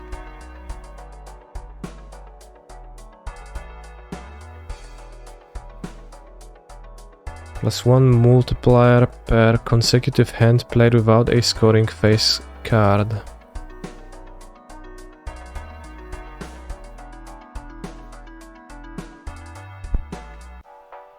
Each played card with diamond. Holy shit, if I only knew which one is diamond. It's the red one, not hearts, okay. Gives 1.5 multiply when scored. Suit changes at the end of round.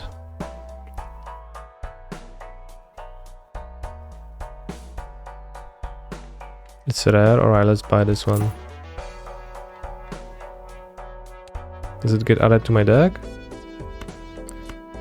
Sell? Oh, okay, so I get to use them while playing my hands. That makes sense, that's why they are there. Are they passive or do I have to use them? +4 multiplier, is it? We'll see. Alright, small blind we have to beat 800. Each played card with diamond suit gives 1.5 when scored. It has to be scored. So my hand doesn't have many diamonds. As Jack and 3 we can go Ace, King, Queen, Jack. Right, let's go for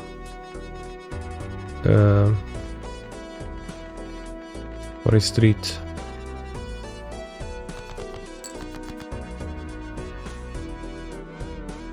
We even get 2 diamonds.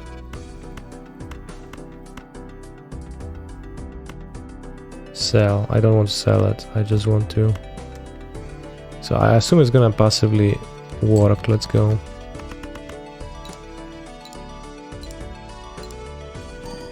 Yeah. Nice. +4 multiplier and we get 1000, so we already beat them with 1 street.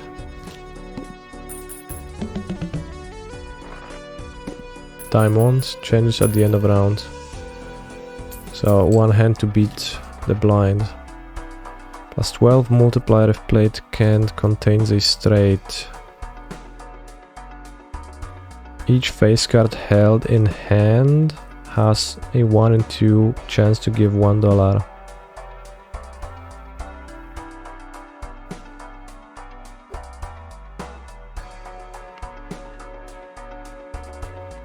Alright, let's open a standard pack. I'm curious what's inside. 6 of spades +6 chips, $3 if this card is held in hand at the end of round. Gold card.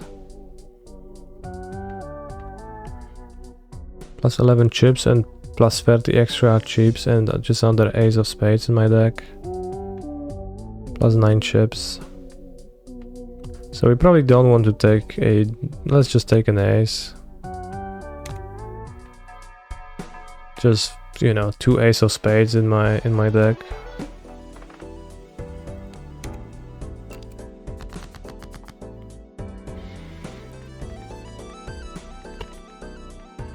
This is diamond still. Alright, let's play 2 diamonds and let's play when scored. So this is not gonna be scored, right?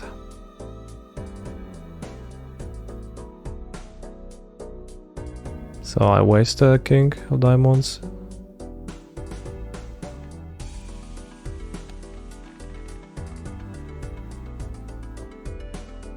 One would run scored card, yeah.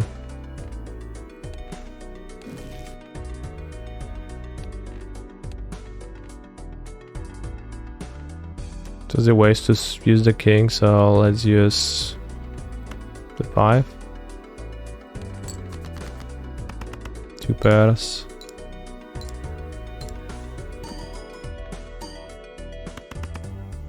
Times 7, 322. That's some witty magic you're playing there. Holy shit, bro, that's true.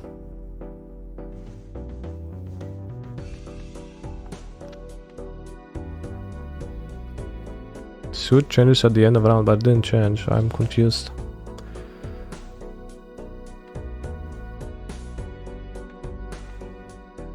I mean, we can try to go for a big one. We failed, but I have a triple. I have a full house. So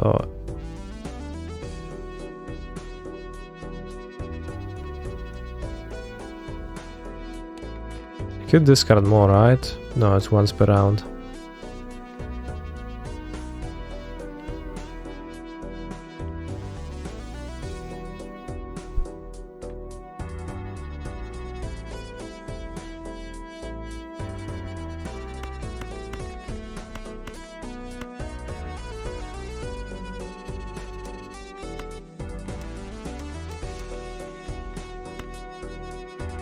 What happens if I use the tarot card? Okay, my 4 of diamonds are now moot cards.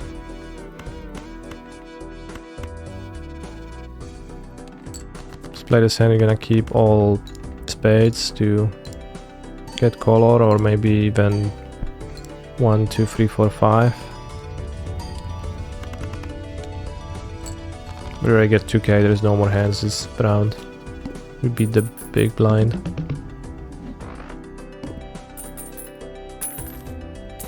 And we got $7 for that. Every played card counts in scoring.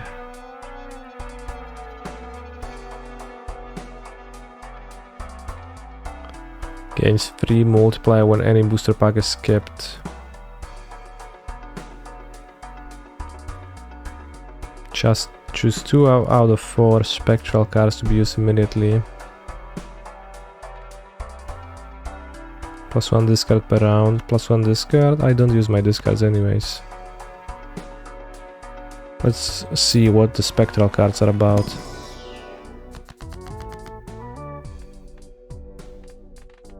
Destroy 1 random card in your hand, add 2 random enhanced aces to your hand. Add foil, holographic or polychrome effect to 1 selected card in hand. Add polychrome to a random joker, destroy all other jokers.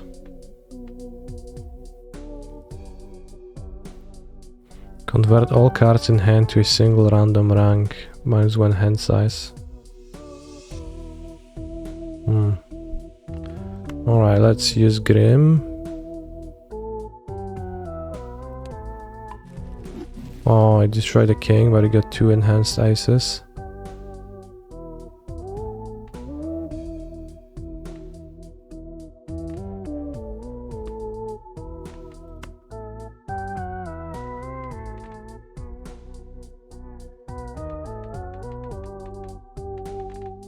Let's make my ace holographic.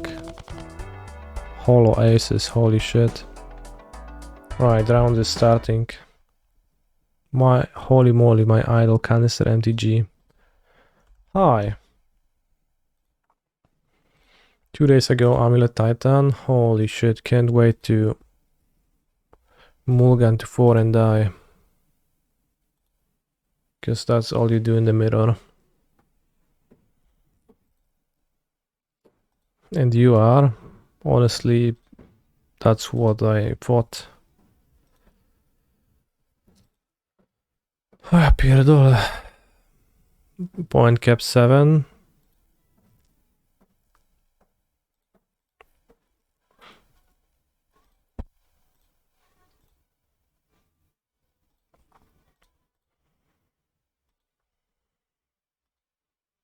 Three is pretty brutal. My hand was a good 7, but it's probably not the highest win rate 3, you could imagine.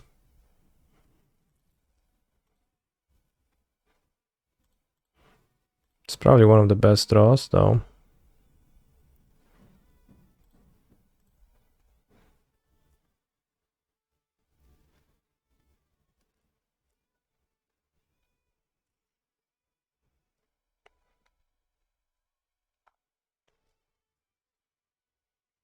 Two Amulet. Played out a Boseju.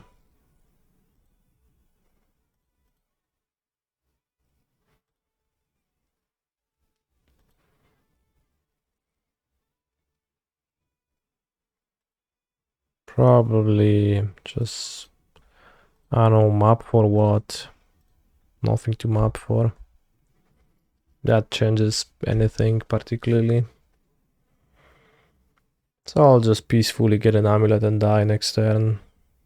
Cruel Turf has entered the battlefield, so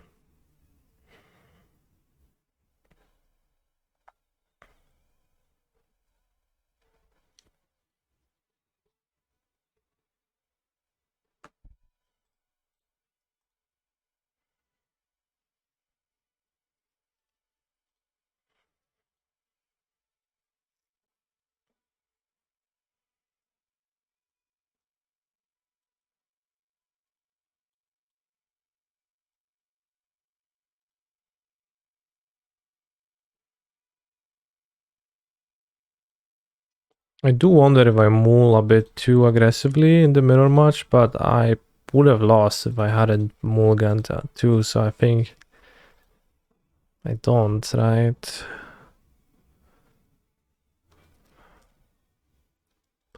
Perhaps I'll keep this. I mulligan to 6. Not the best hand. It goes okay if I get to copy Saga.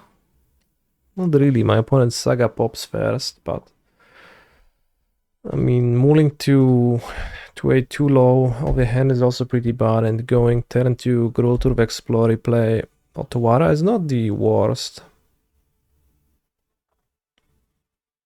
Holy shit.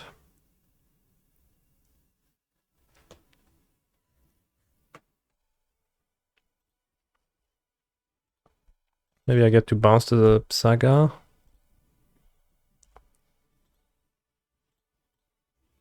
I gain access to blue mana.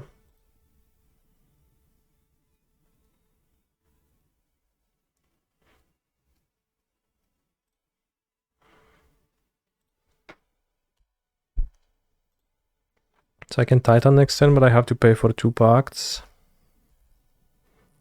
For 8 mana total, dead to Bossedger if I do that.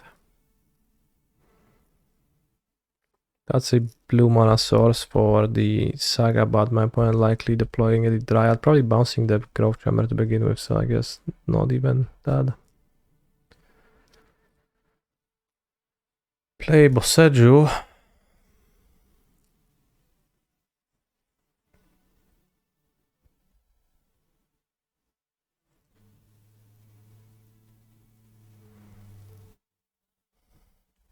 Extreme Guidance is a strong top deck, right? Not quite. I am short on...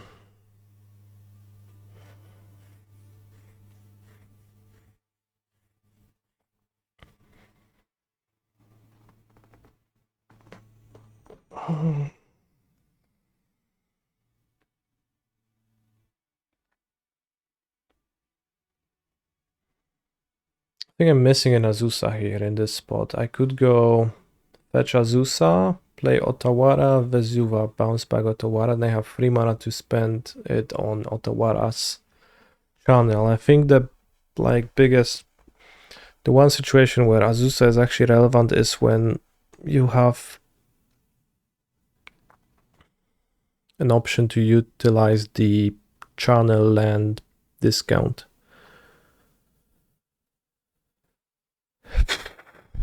Then she effectively nets an extra mana.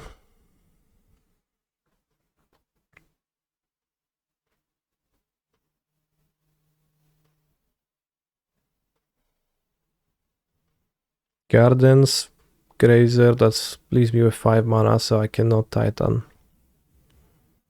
Bounce land, Pact for Grazer, bounce land.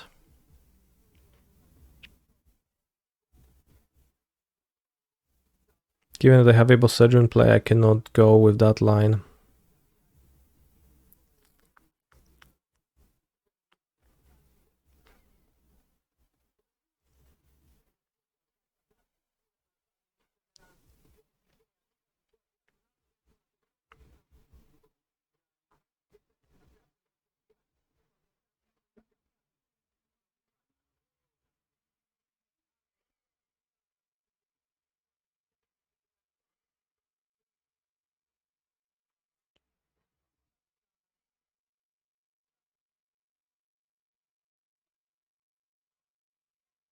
What I can do to survive is I could Pact for Grazer, play Grazer, put Otawara into play.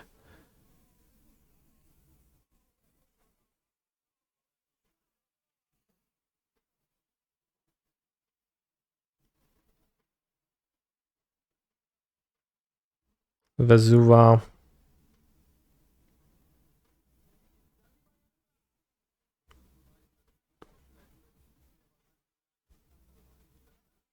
Copy Turf, bounce back Otawara. But it does leave me without outs to win, I think. because I'll draw. I'll have to draw a bounce land. That's gonna be really bad.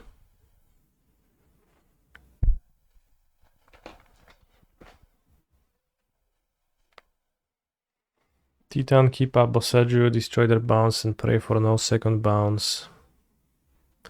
It loses to Stomping Ground, being in their deck.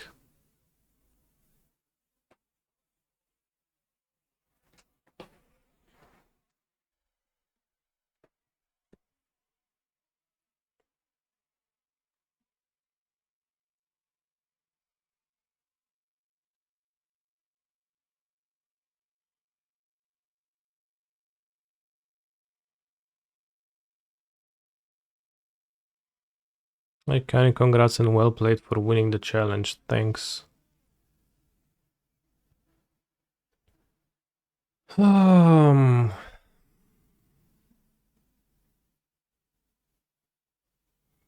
Stomping Ground and second tapped land. No. Stomping Ground, they bounce the Boseju and they keep destroy my land with Boseju. I die to that.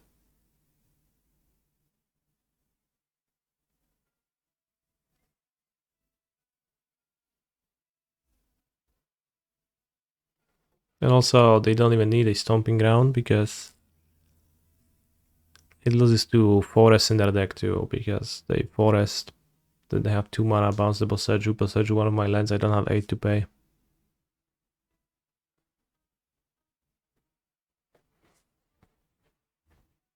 So I think if I summon a Titan this turn, I kill myself, which I don't like the idea of.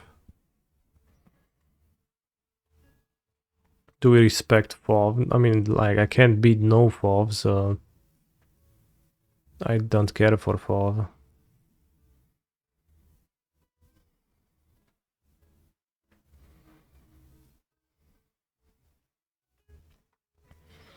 Am I happy with the winning list, or I would change something? I'm playing with a slightly different list today, so I guess I would. And I did. But it's minor changes, and mostly the same. I have explorers in my sideboard today. It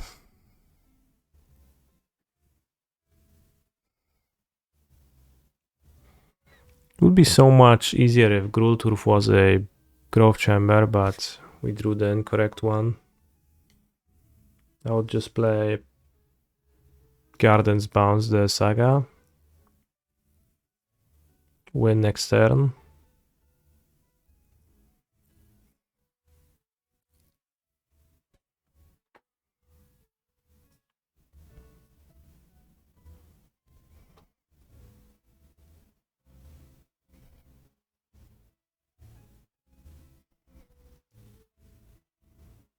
Holy shit, it's so inconvenient. So like the Grazer line.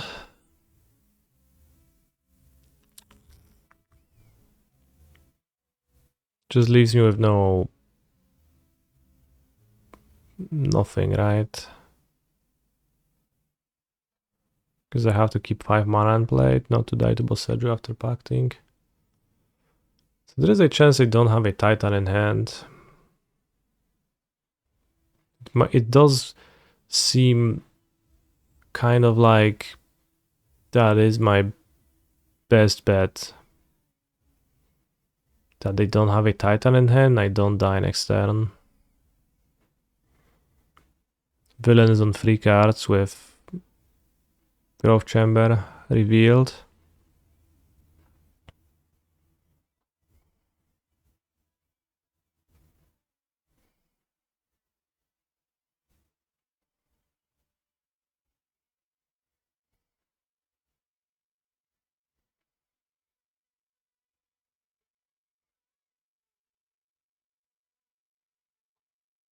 Maybe they'll respect my own Boseju, but like, I mean, they'll just cast a Titan, there's nothing to respect.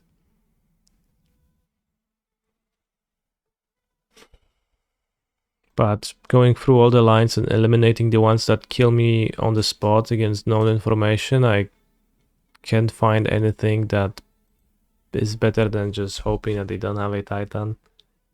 So I'll pass and die next turn to the Titan that they obviously have in their hand, because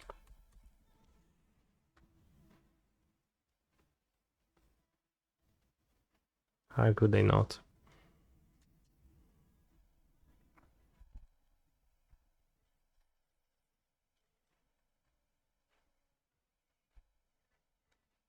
Yeah, I play Semi-Growth Chamber.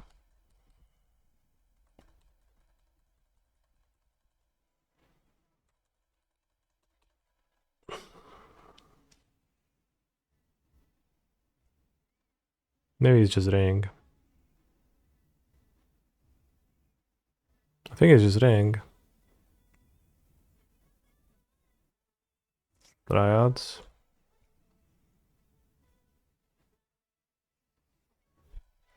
Just playing second Dryad for the lulz.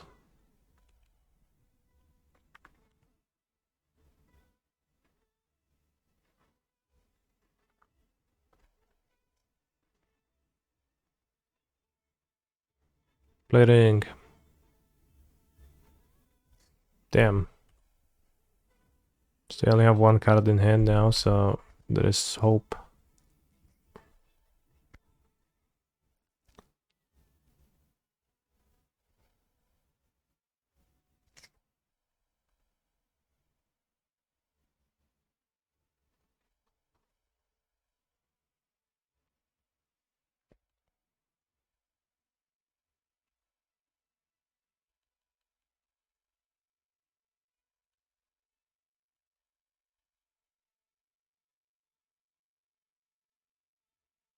Well, that does not look very hopeful. Might be TOS transmutation too. Or Mr. Beast with one land into Droid Grazer.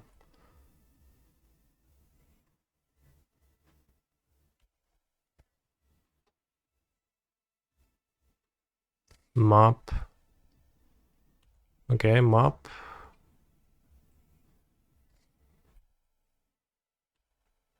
Mop for what? For TOS? TOS for Pact. But we don't have any extra land drops, I don't think so. Holy shit, we survived. And somehow they kept the Boseiju in play. I mean, makes sense. Although with the one ring, not so sure.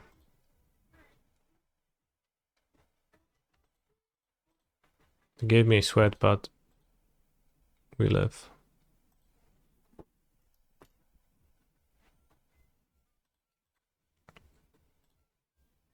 A meat sweat.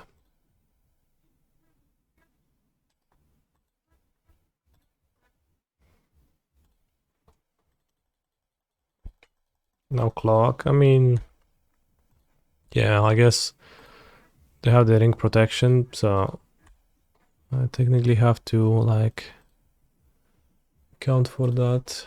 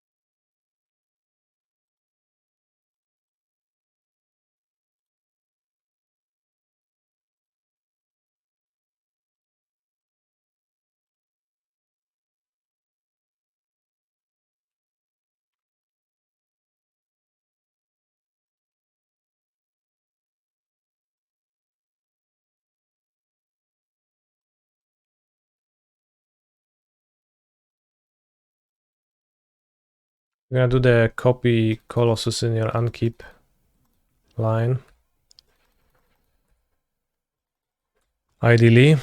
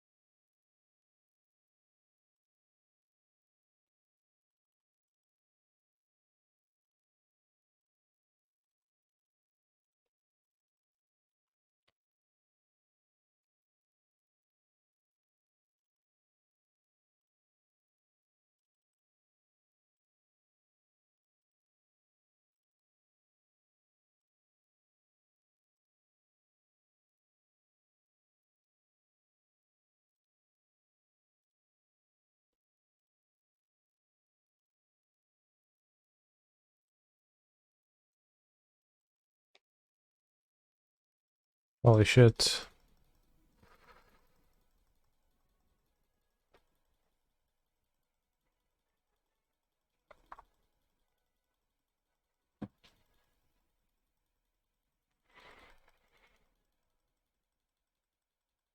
Alright, game 3 is gonna be rough at this rate.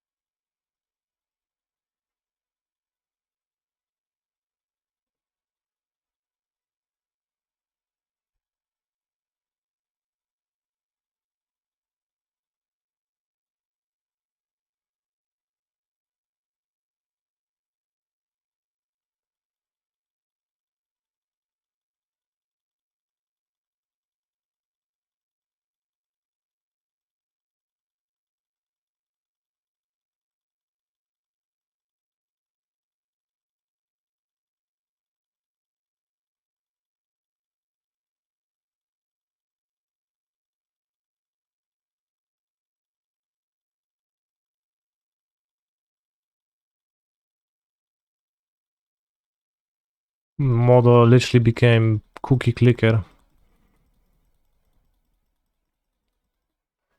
Alright, I can see that. That spared me probably like 3 more minutes of stacking and performing that kill.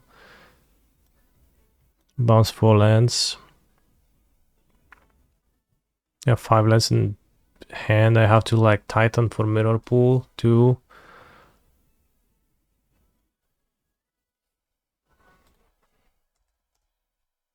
But yeah, the amount of time I spent on that previous turn thinking was pretty damaging in this spot, so should have be faster.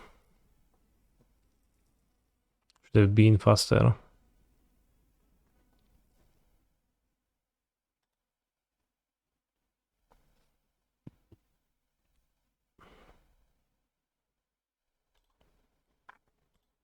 No Amulet, but mulligans to 6. Well, I'll mulligan the sand too because it's bad. This goes Amulet, has Boseju, goes Explore. It's not great, but seems worth keeping.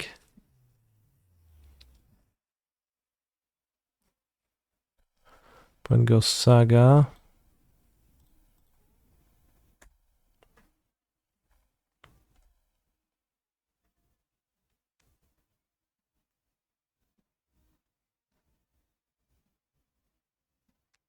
Baron Downs is Pojuka Bog. Play out a Grazer to put a second play. That seems odd. I don't think that's a line that should be taken off then.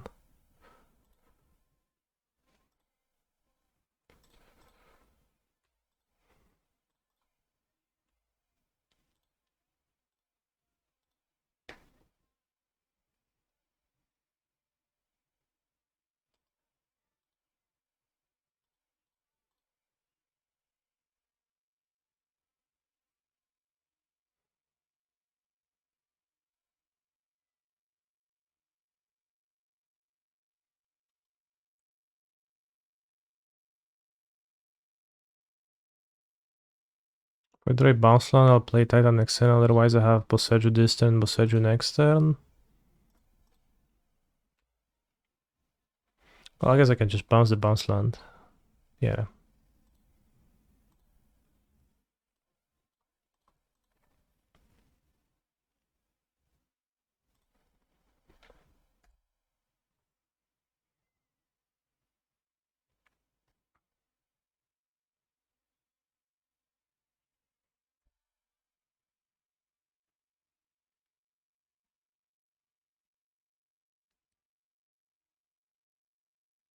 Play Onion Ring, okay. What deck is the opponent on? Well, Amulets.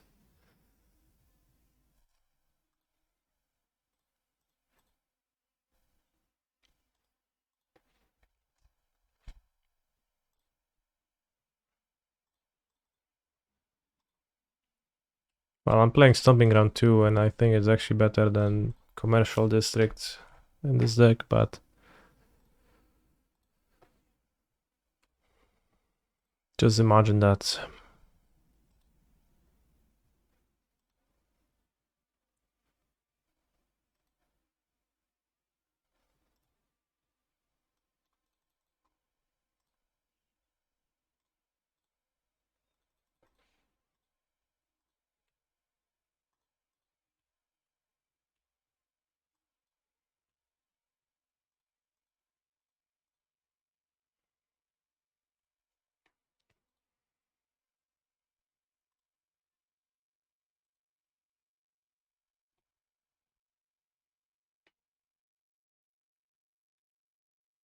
If it was Scry and not Surveil, I would be happier to play it too, because Surveil in a tutor deck always stinky. If I ever surveil a Hanor Battlements, if I ever see Hanor Battlements with my Commercial District, I'll have to quit the game, so I just prefer not to play it instead.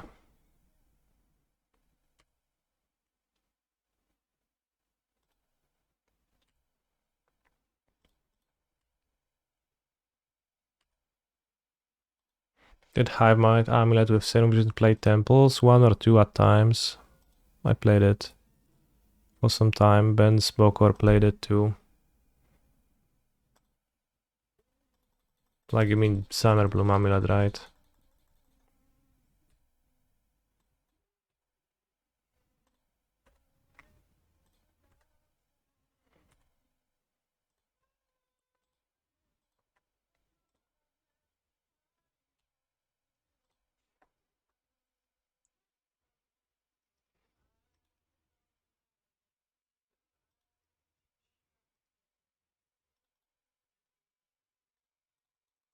So I pass with 2 titans in play and 2 boss edges, so I think we're good.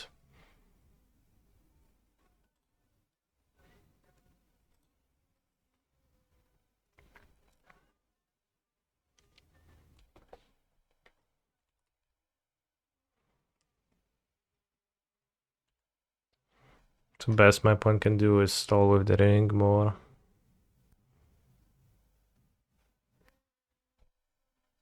Bosseggio XTD. Why are we XTDing at Bosseggio? This is because you have became Bosseggio build, Gab, and you think it's the least balanced card in the set in the format.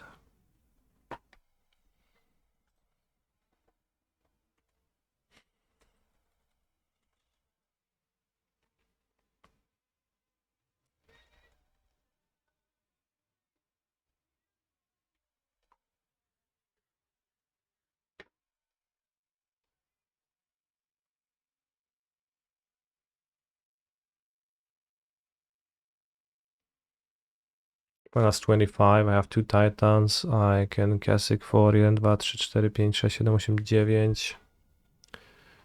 Plus 16, 25, 23. Okay, lethal.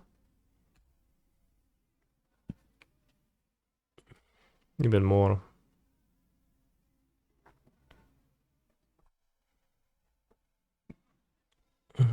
Kissed by the rose.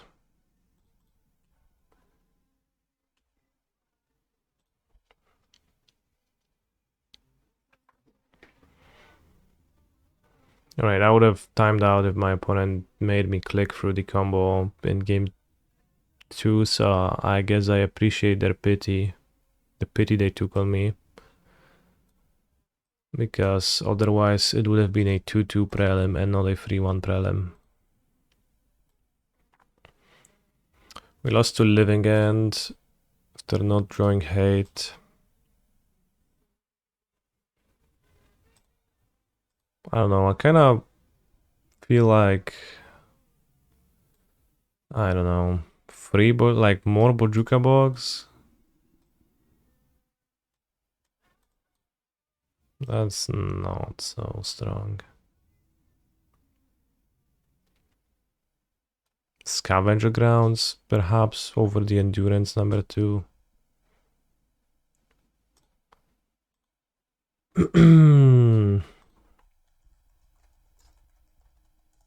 Two Bojukas is the same angle sorcery speed, it's too bad, I think. Arcdruid's Charms, maybe, sure. Do I like drum and bass? Sure.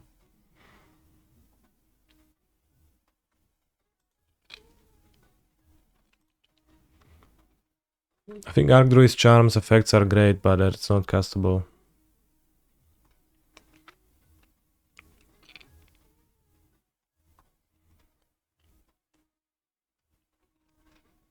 When the last scrap of flesh is scoured away, the curse of wandering ends. Then the dead may sleep.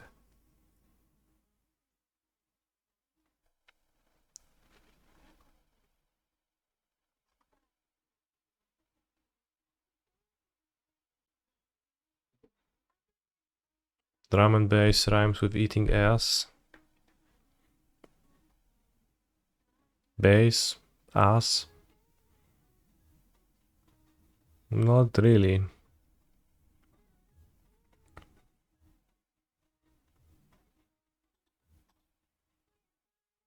So I had 2 explorers over.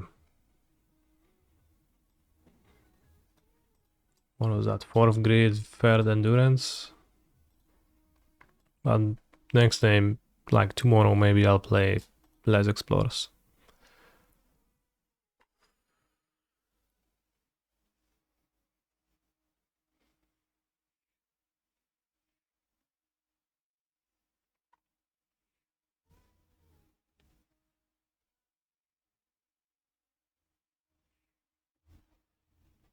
I guess tomorrow I'll try playing with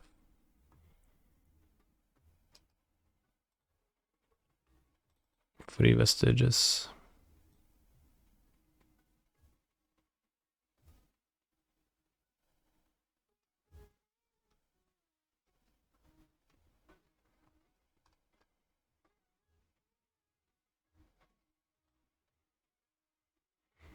Well, of great sadness, but like just like have the vestiges, so we're gonna see how they vibe.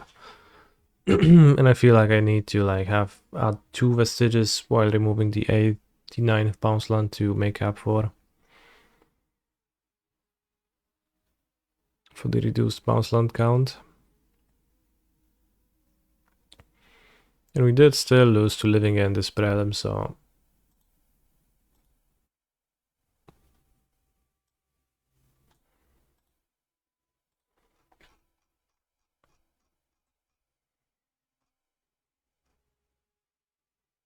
seems like no one is playing any groundbreaking sideboard cards that would change a lot.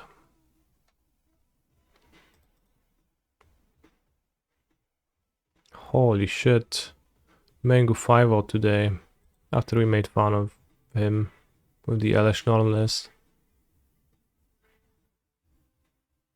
Yashar, Irrepressible Earth.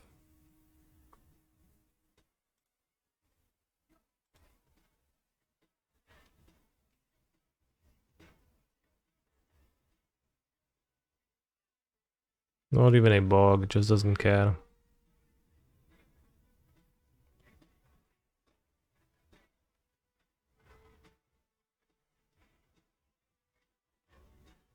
Holy shit, I get so tilted seeing for Celestial Sanctuary 6 sources white cards.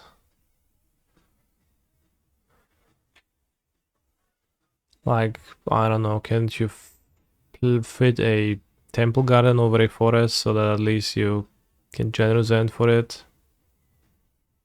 Let off the Hydra. Ay, ay, ay.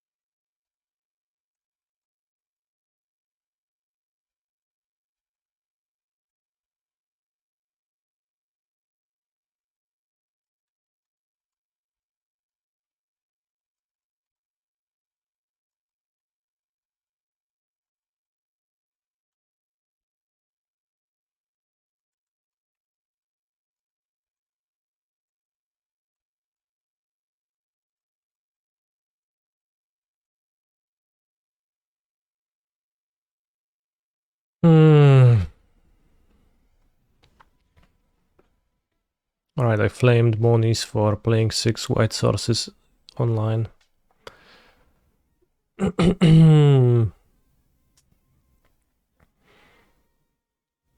So there is the Pioneer Prelim I'll play with Heroic.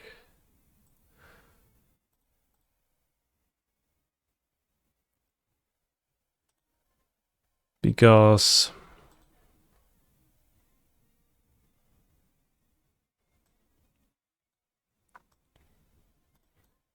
I was inspired by Nielsen's result. And I enjoyed Heroic from time to time, and his list made some changes which kind of make sense. And also I was curious about Fugitive Codebreaker, which is a card that Nielsen did not play, but we will. Fugitive Codebreaker. gonna play it in the sideboard. Say less mana intense card advantage source. Unlike Showdown of the Skulls, it's gonna hopefully be pretty cool.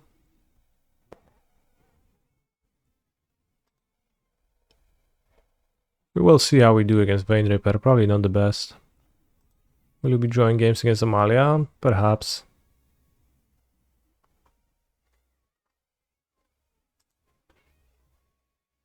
How many games did they play at the PT? I think they drew like 2. Expected more drawing, honestly, when they get paired. But I haven't seen that matchup actually play out. I just thought about it a little bit and realized it draws often and it's kind of awkward.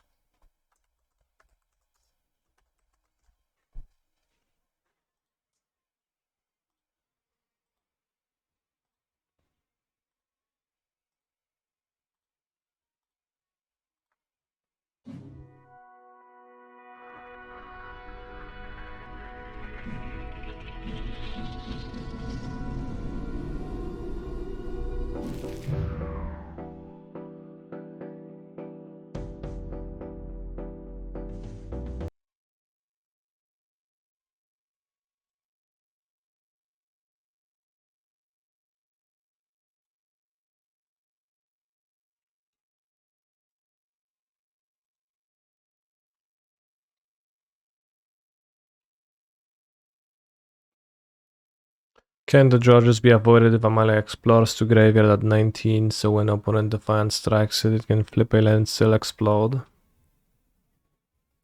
Yeah, it can be avoided if you...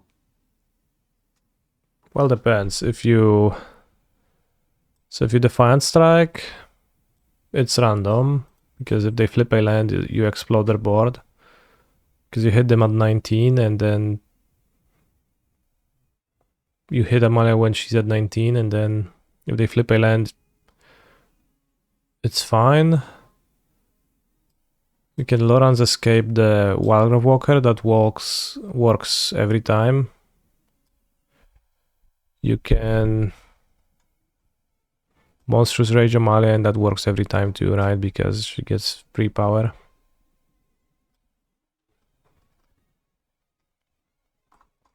So you have 3 instant speed spells that draw the game against Amalia, and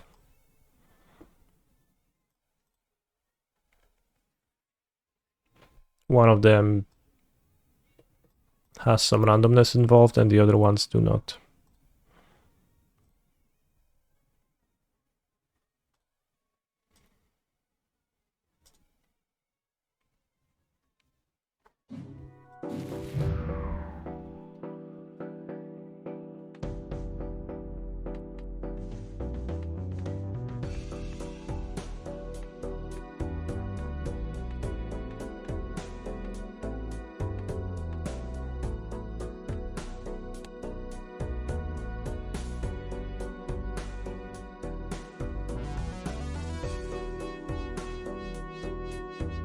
How's the Vampires matchup?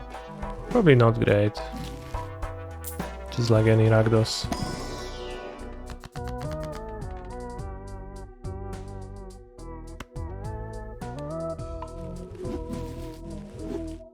Let's do the same thing I did.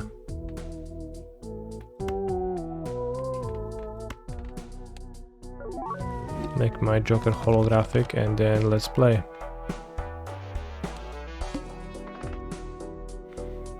The window. All diamond cards are debuffed. Oh no, and I just buffed my window, my diamond card. And Ancient Joker is diamond suit. 3, 4, 5. So this hand will be pretty weak. Does it disable the Ancient Joker? I guess we will see. Ace Queen 10. A pair. 3, 4, 5.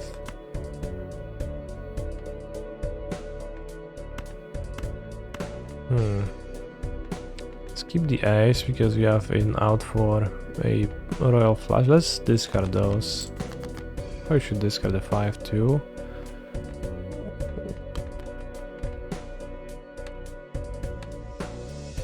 We have color. Have 2 aces. Oh, let's go with color.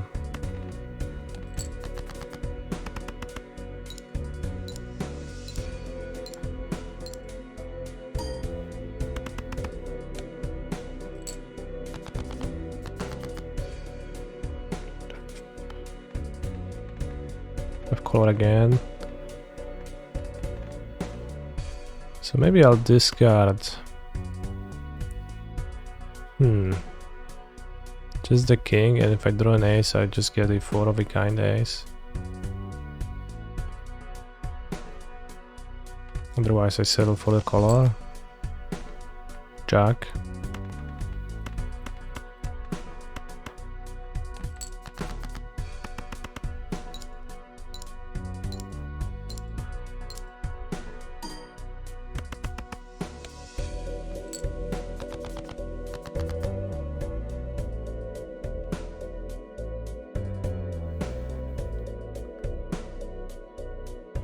Get 2 pairs.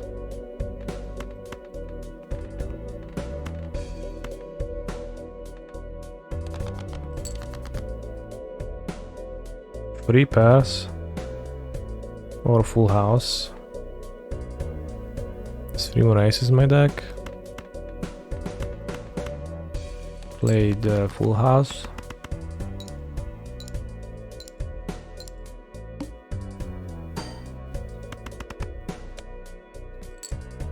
And we have defeated the window. So it's like a roguelike, you like begin every round and you build your aces every single time, I think.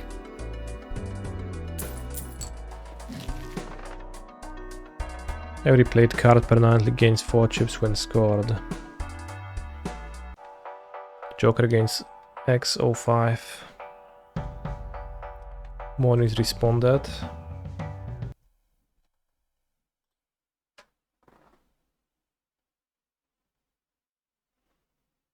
He's a phenomenal control player. That was an Yo, big unsatisfying far response, but 4 years the canny badge is almost maxed fried. Grats on the challenge and you 3-0 draft.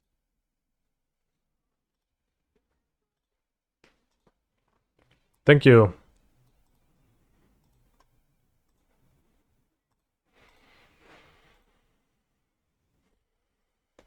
$4 is a lot, so it's really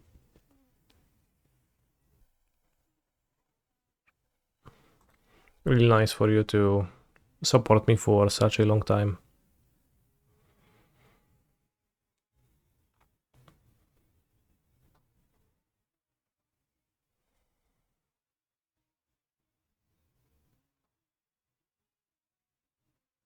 How long is long for you? Question mark. That's a very good question, which I don't know how to answer.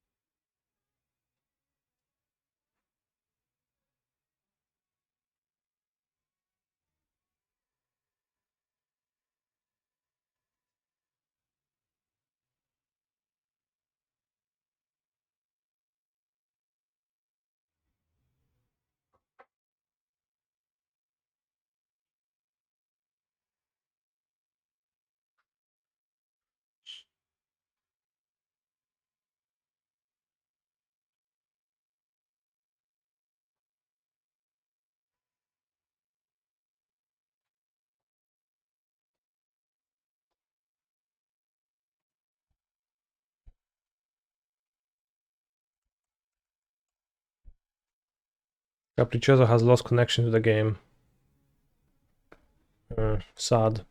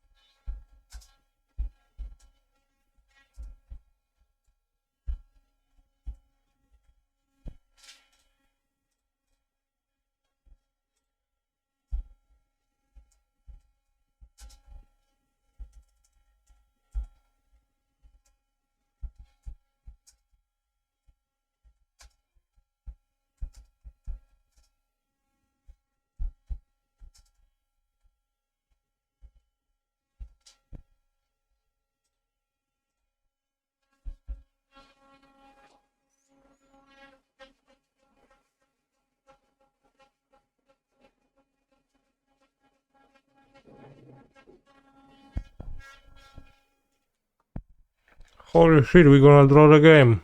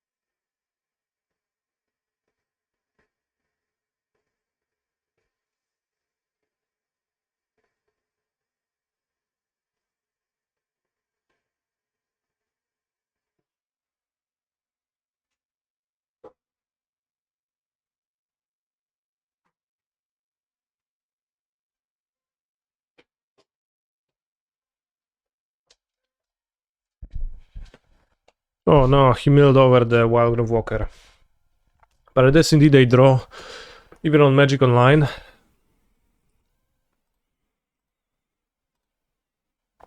It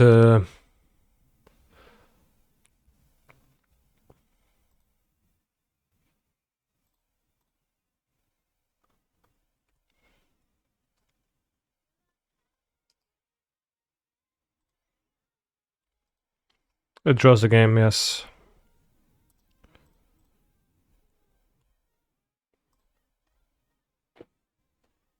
Modo has a loop detection function where it's gonna detect that Amalia is putting a trigger on the stack endlessly after like 20 iterations or so, and it's eventually gonna reset the game. But it might take a few minutes from off of my points clock to do that. Or rather, it's gonna like not reset the game, it's gonna say it's a draw and we're gonna move to another game.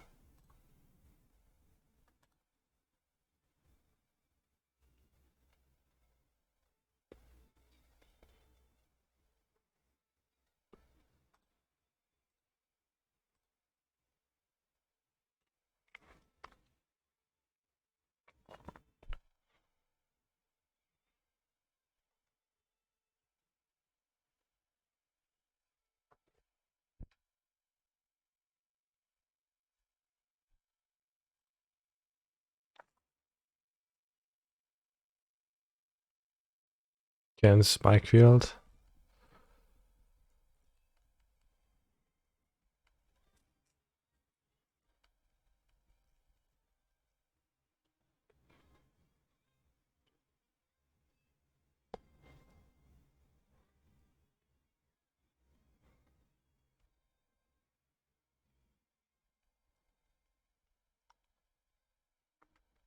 Guess I'll hit the Alseid.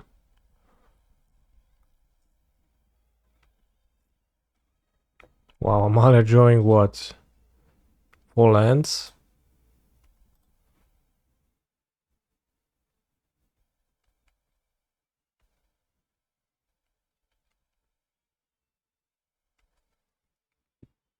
Haywire might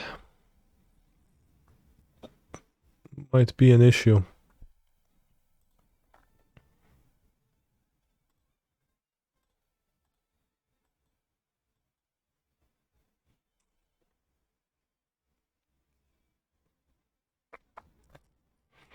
What are people boarding the mana from Hellkite for? It's the Wincon card that's also relatively cheap.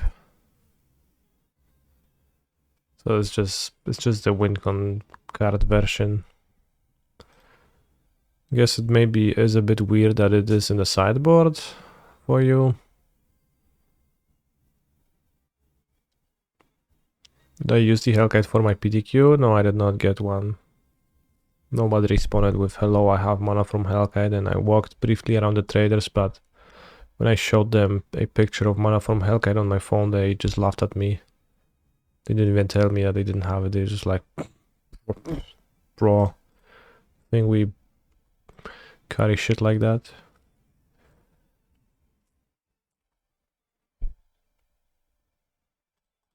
Alright, they didn't actually do that, but you know, I showed them the picture and they were like glancing and then even looking too hard, and they were like, no, we don't have that. We only bring the most exquisite cards with us.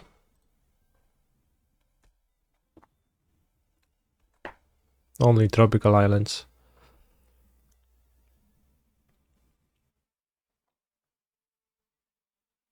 Maybe I should have Monstrous Rage my Legionnaire. Well, it would be a Scry, burn him and trample on the guy, and 7 damage. Probably was good. I still have a Rage to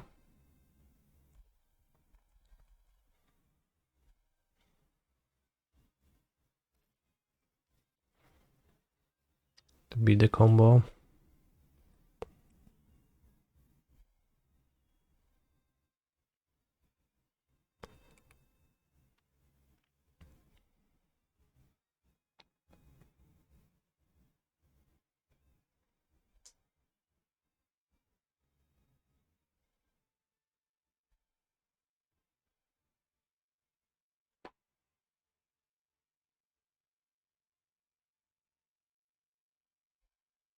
Villain is scoring next turn.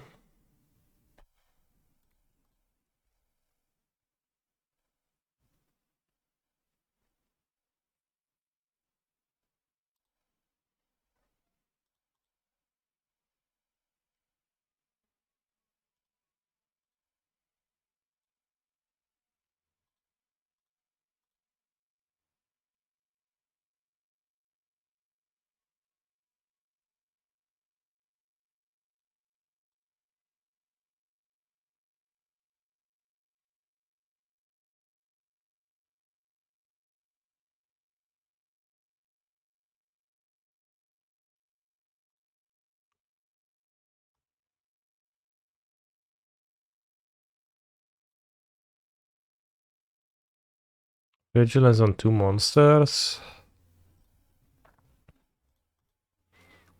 Makes me not bleed damage against Amalia if villain just takes it all in cards for. It's +4 and this is +4. So that's 8.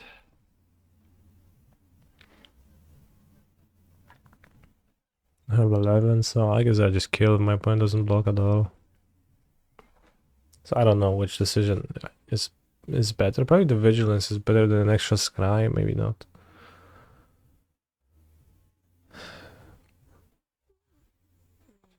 Stable Sedge revealed. Nope.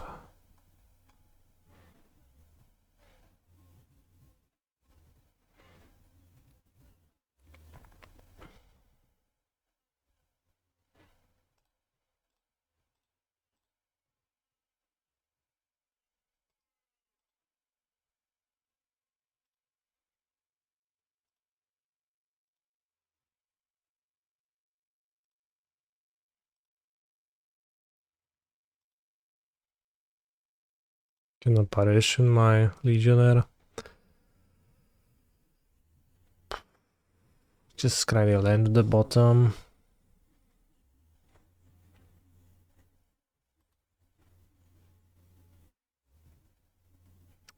Definitely should have just cast a Rage on this a turn ago. You can draw the game with a pump spell though, right? Yes, but he knows that and he's not comboing. Unless he is comboing right now.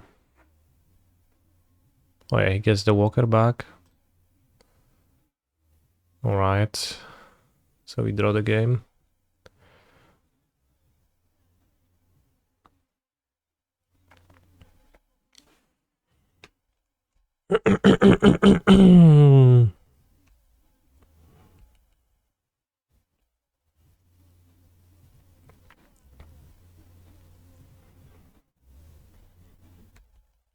So I have to wait for Amalia to become pretty big.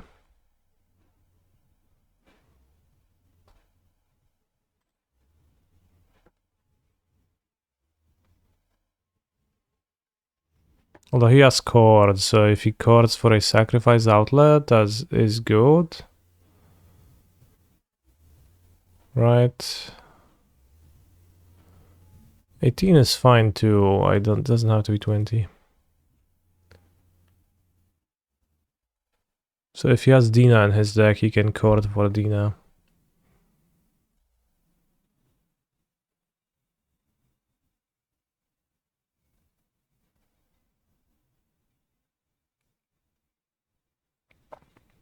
I guess that's like also true because chord for Dina also just kills alongside that, so I think he can gain additional life with might, right? Yeah. But I think that is... Okay, that's also an issue. Okay, so we lose to both the onboard might and the Dina. So you have to do it at 18. Well, that's no difference. If might gains extra life, then there is another loop on top of my spell, so it doesn't change anything.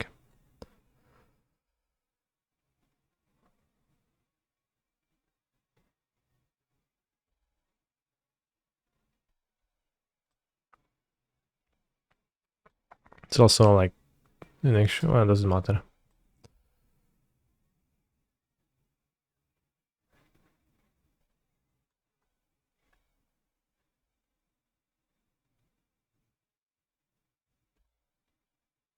I thought you played Amalia. What do you mean?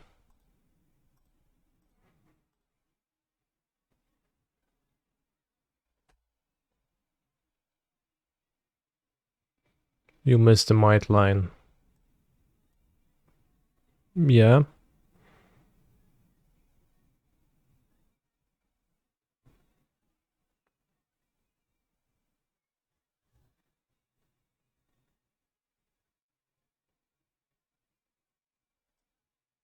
As if I...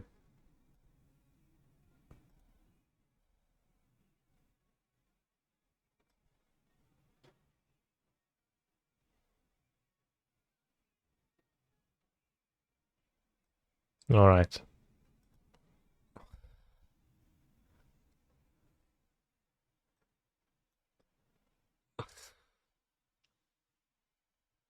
As if I hadn't missed other things. In other spots. Alas, failed to pay ward successfully. Rough times.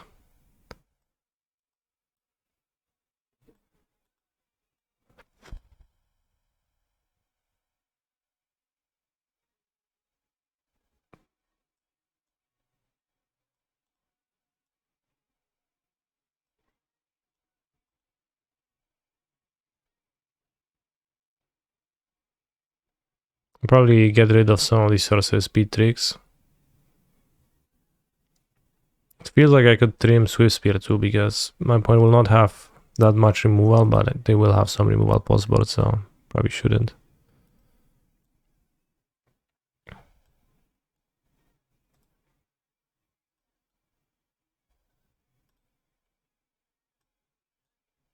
Maybe let's have one over the God's Willing.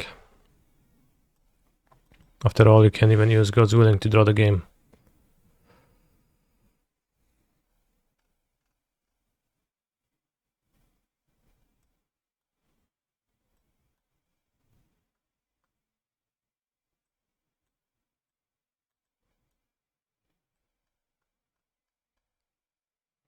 Raining volley is more Amulet removal, but it feels pretty redundant to have more of it, so I don't think I like it.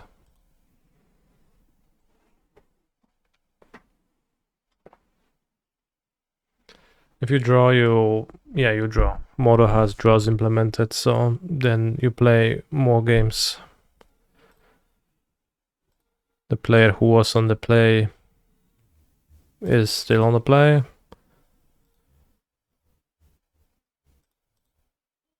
I think maybe they get to choose, but I think they just still are on the play.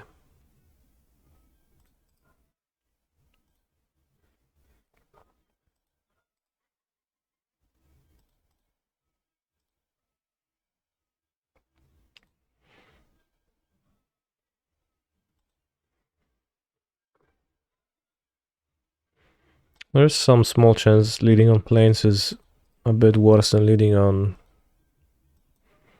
Forge. If I draw Inspiring Vantage into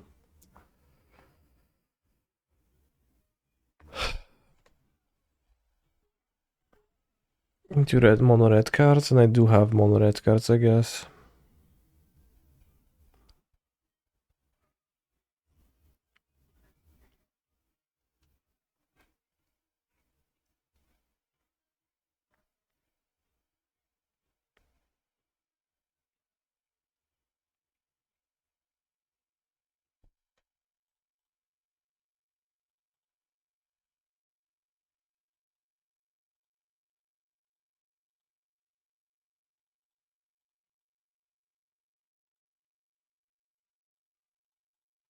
Scarlet Foundry really bad here. They end up having so much lands, and I'm going to be summoning Giganta real soon.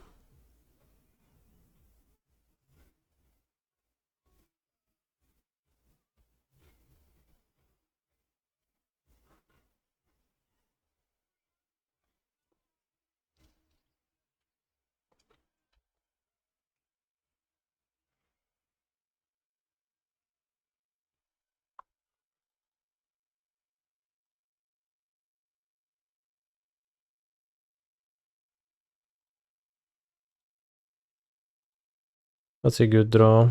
It's a monster that scales. Top.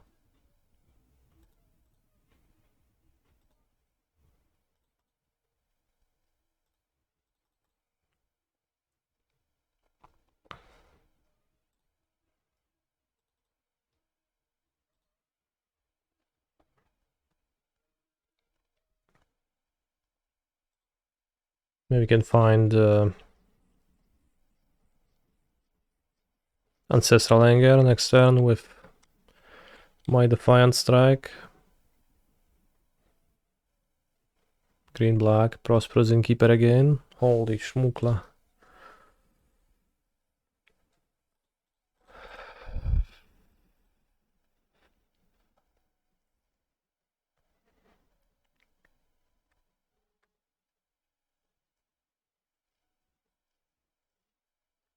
Black, green. Is that Walker or even more Prosperous Innkeepers? Wildgrowth, Walker indeed.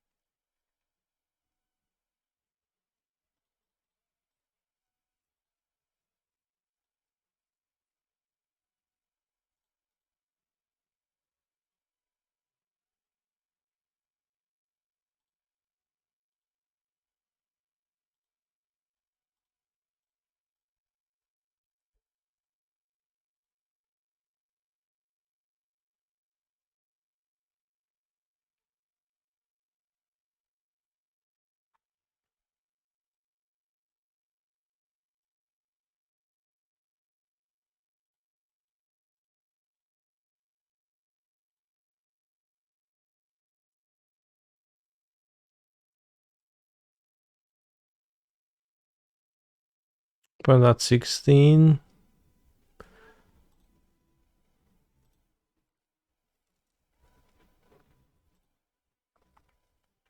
So I'll just keep up my monstrous rage.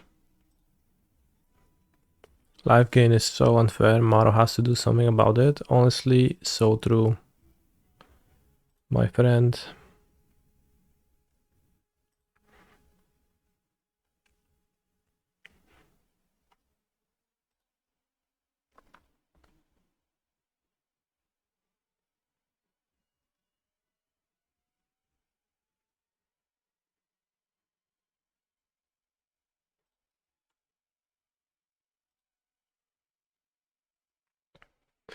Do I think what is he designed Amalia intentionally to draw so us gamers could play more MTG? I don't think so.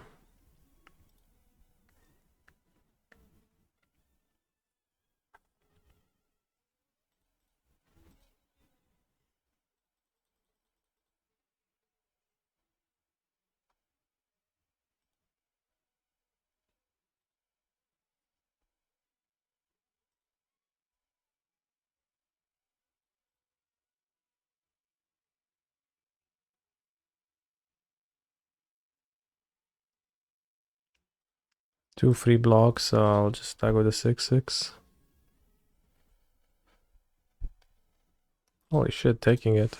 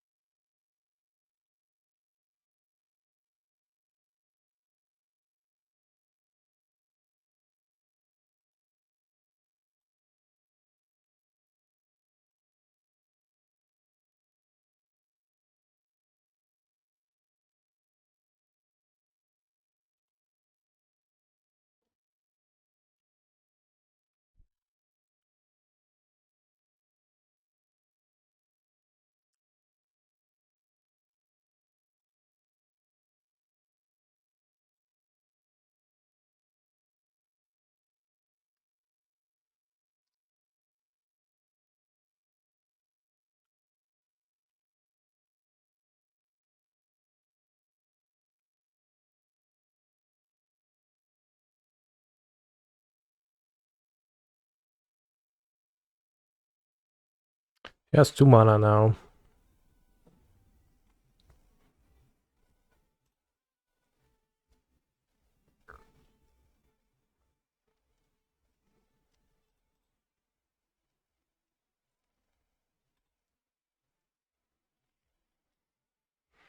I mean, my guess is that the last card is something relevant.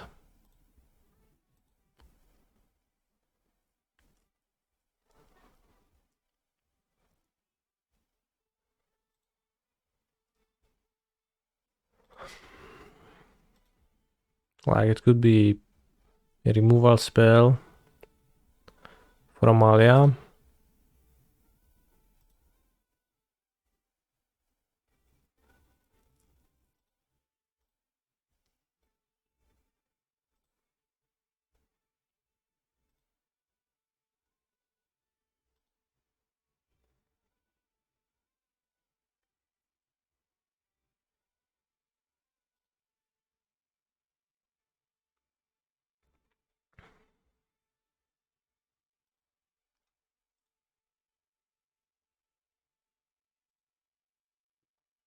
Nine. It's kind of annoying to track it too. cast it at the correct spot, correct moment.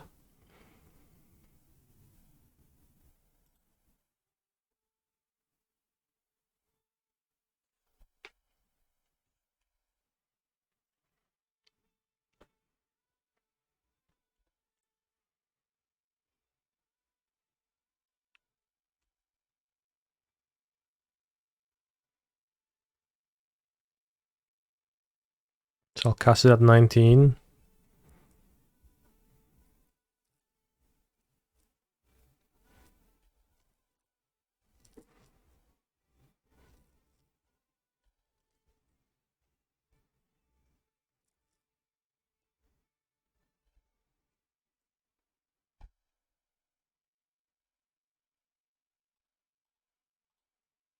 This time I'll play the ward. I failed to do that last game, but this time I would click yes. Pay 3 life to prevent this, but you know, if he pushes this, then he has 80 life and this. Tamiyo's safekeeping, that works too.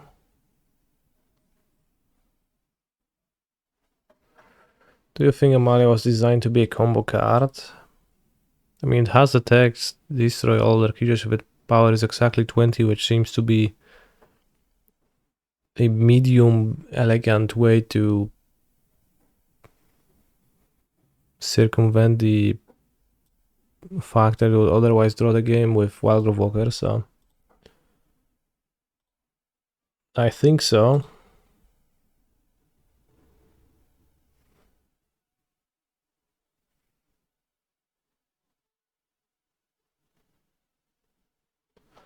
But yeah, I estimate that I will not beat my opponent on 100 life and a 28 creature on the battlefield, so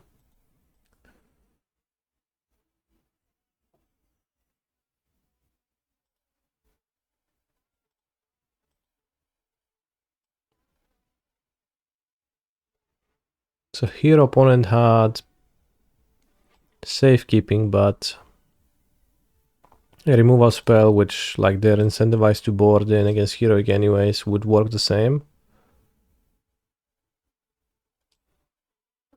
So I think drawing the game against Amalia is not actually that real. Well, like it's pretty real, but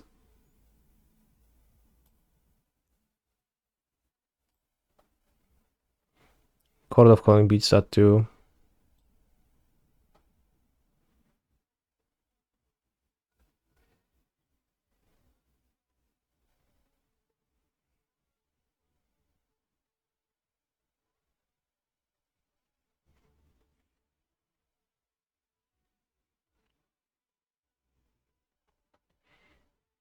Wildgrowth Walker was a very standard playable card in Ixalan, so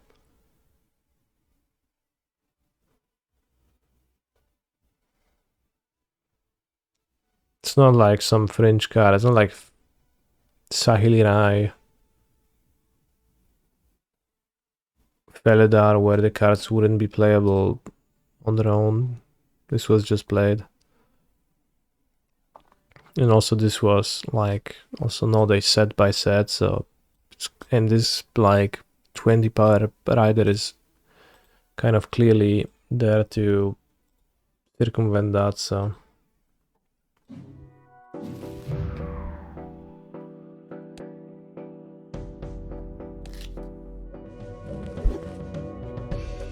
is Dimir Control a real deck? It's semi-real.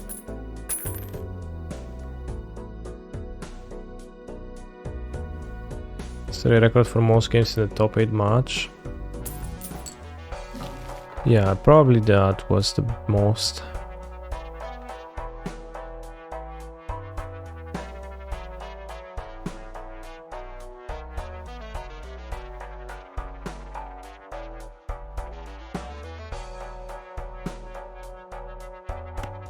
Let's buy this. Let's buy a celestial pack.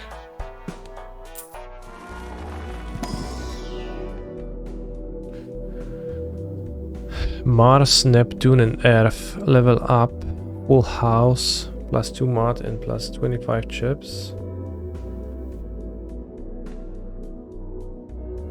Straight flush. Let's make full house better. If I understand it properly. So my full house now is level 2. Okay, yeah. Okay. So I want to do full houses.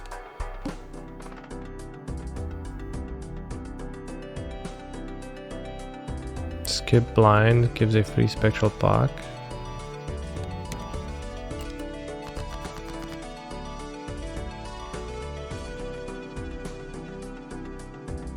Pięć, 6, 7, 8. No full house.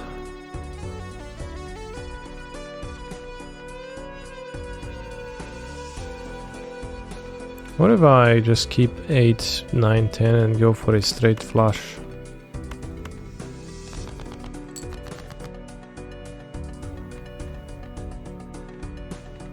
And fail.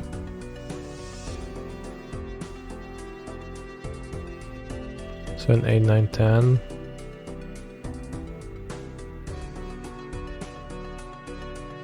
I guess let's just go with a pair of aces. Try to get it next turn.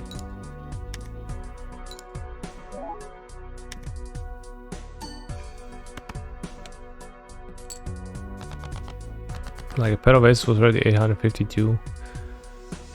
2, 2, 4, 6, 7. Could go 6, 7, 8, 9, 10 for a street. So maybe just put away those two. It's kind of greedy, right? To just keep discarding.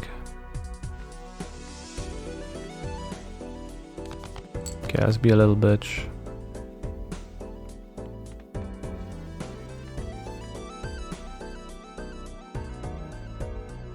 Yeah.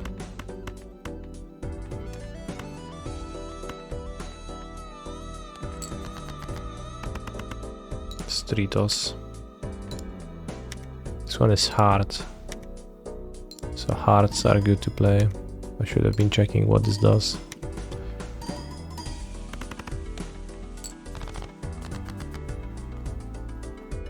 Akuyot 444. So I guess we're just gonna go for a full. I have 3 more aces in my deck, so let's keep the ace but not the remaining ones. 3 10s, 1 8, 1 5.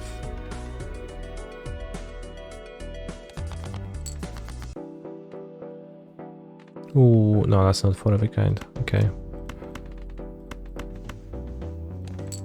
Play my full house Roni. Pow. Pow.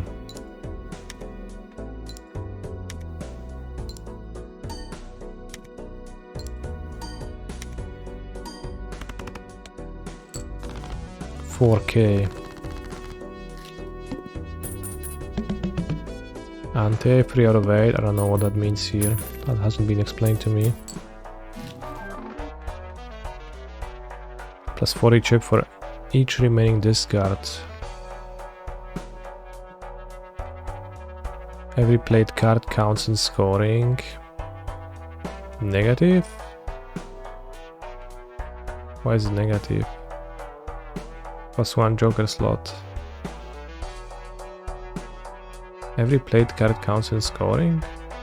Like, that's not a negative effect. Or does it mean that I don't have the money to buy it?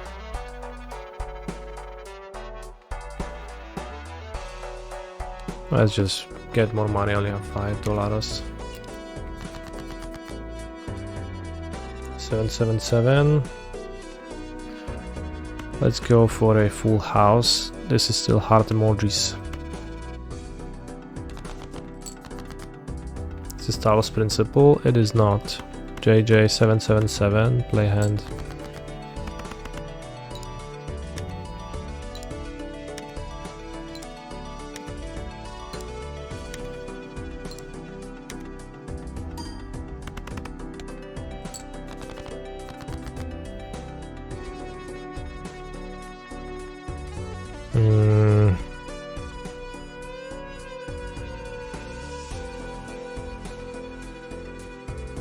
We're missing a 10 to get a straight, but also I could go for a full house by discarding JK3.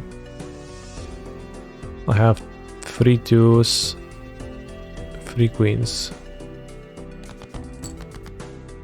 And then we're gonna play under full house. This game is called Balatro or Balantro. I don't know what's the name from. Balatro. And it's like a poker roguelike. It seems really fun so far.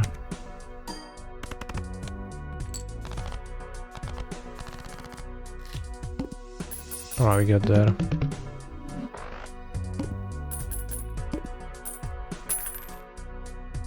One interest per 5 marks. 1 in 2 chance to create a tarot card when any booster pack is open. Must have room. Tarot cards appear more frequently? Nope. Level up 3 of a kind.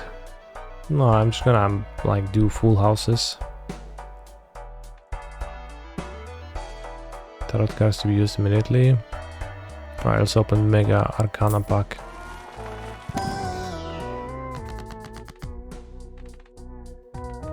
Choose 2. World. Convert up to 3 selected cards to spades. Enhances 2 selected cards to mold cards. Enhances 1 selected card into a gold card. Plus $3 if this card is held in hand at the end of a round. That's not too bad, but it's like high risk, high reward. Long-term strat. Chariot. Steal cards, that's same thing as Devil. Doubles money.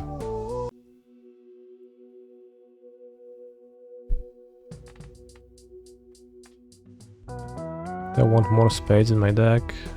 I think I already have 2 ace of spades, so I can have like 3 ace of spades.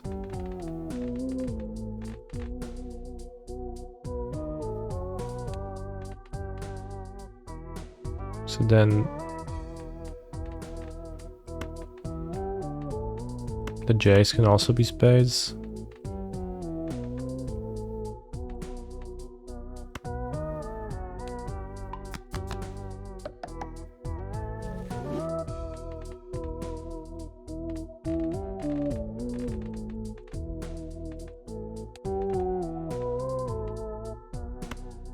It's double money.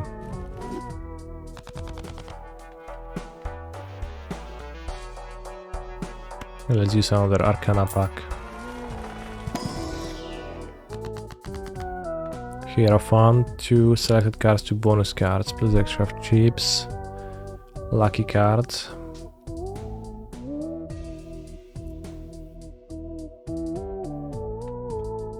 Stone card.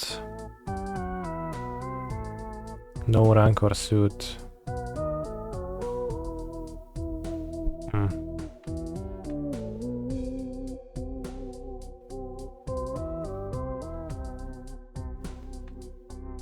Let's make ace of spades into a lucky card.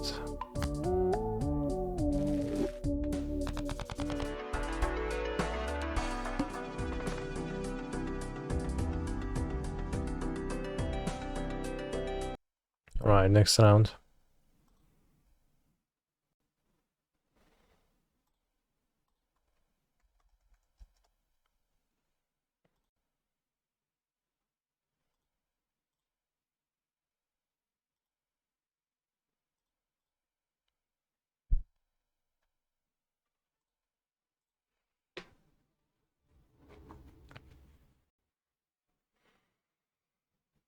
Are you allowed to play poker in Poland or not?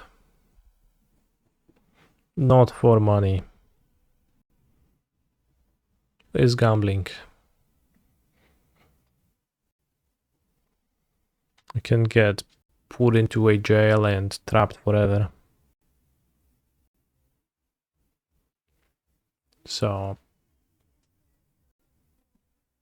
yeah, I think there are casinos, and I think you can play in casinos. I don't know. However, played for not money. You know.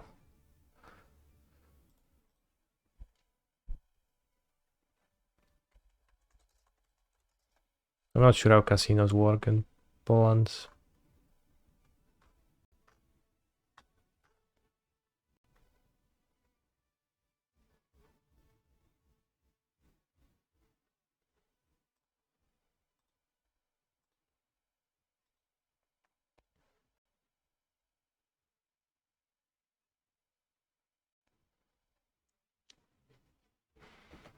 Can you gamble in jail? What can they do to you if you're dead already?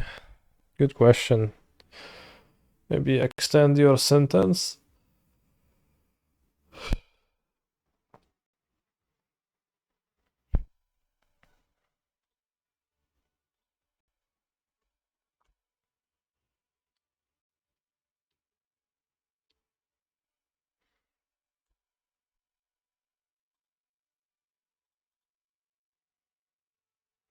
Don't have any protection. Probably should just run out the Virtuoso, trade it for the Harvester. Maybe not.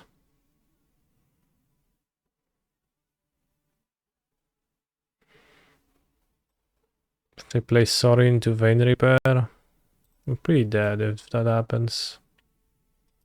So let's not play around that line. There is no Vein Reaper. I probably would rather play this. Because maybe in 2 turns I'll draw a land and a protection, and then the Virtuoso is going to take over the game.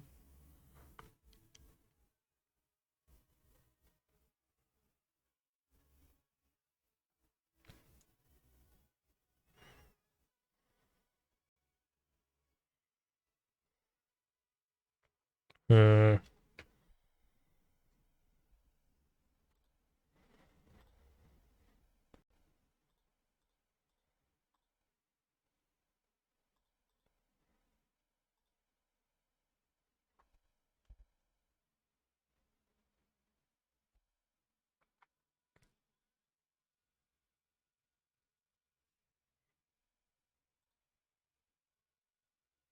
Can minus on my Hoplite.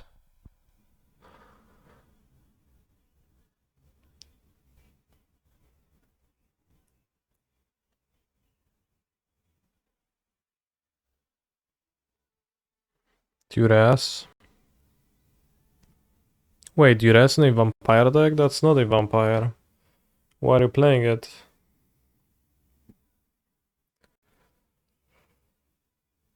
No cards left in hand though, so double Virtuoso maybe is gonna get somewhere. Triple Virtuoso. Well, I mean, like, you know, we will connive the extras if I'm allowed to.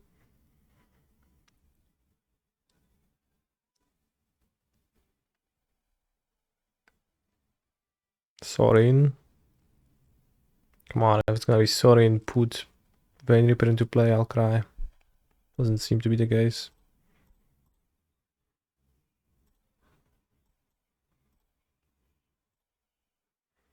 That should be lethal.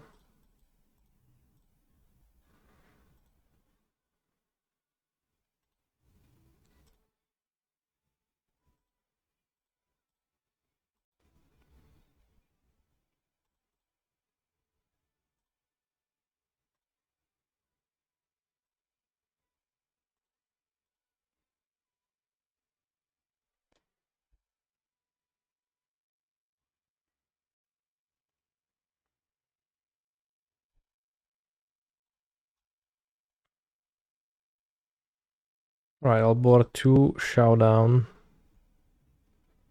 for Fugitive Codebreaker.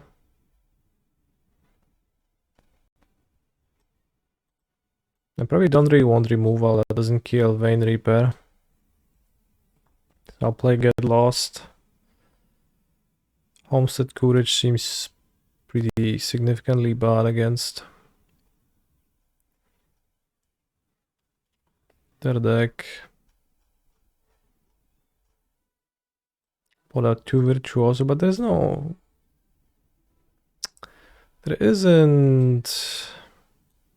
You should board that Hoplet. No Tears of Valakut? Yeah. Oh, I missed. Tears of Valakut, I guess. I think removal just looks kinda bad. But having a pair seems okay.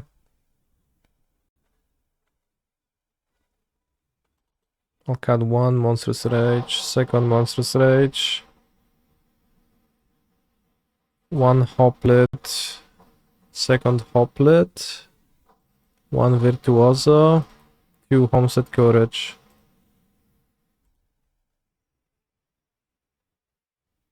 Crazy drilling.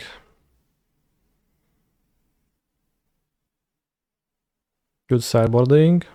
You really think so, or are you taunting me?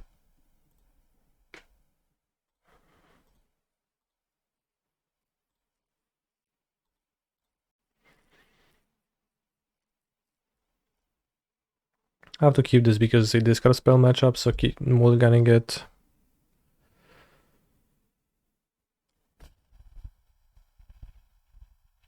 Seems too bad.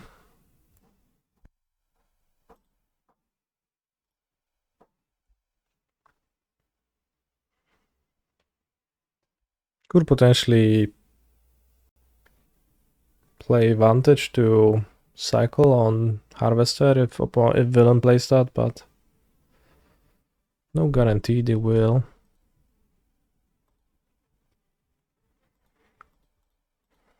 Don't take out a couple Swift Spear, question mark. No, I don't.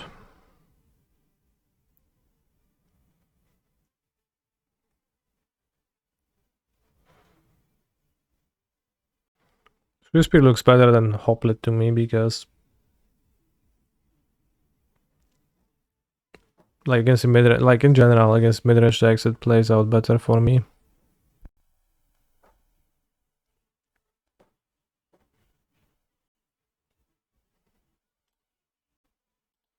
Right, this is kind of awkward, but Ward 2 is not too bad. But a prowess creatures just kind of, if you draw multiples, they let you play well around removal. Haste plays well around removal. Hoplet plays really badly around removal, I feel.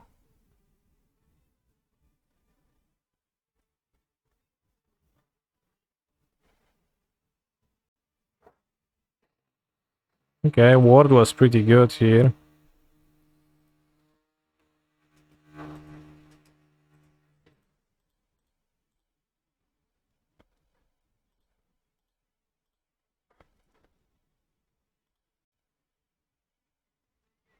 Probably keep the instants, spend sorceries.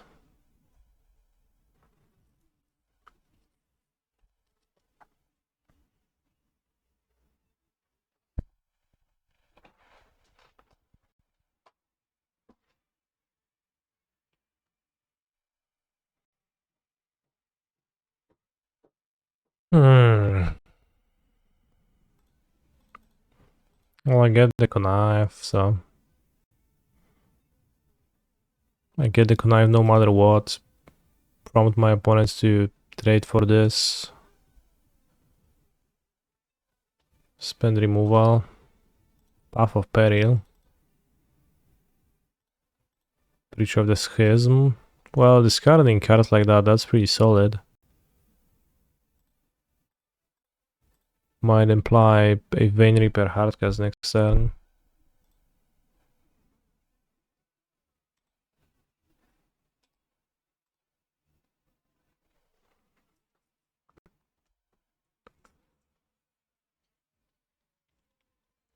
Just 6 mana Vein Reaper and spend the Harvester, and I take 4 from this, and I take 6 from this. I take that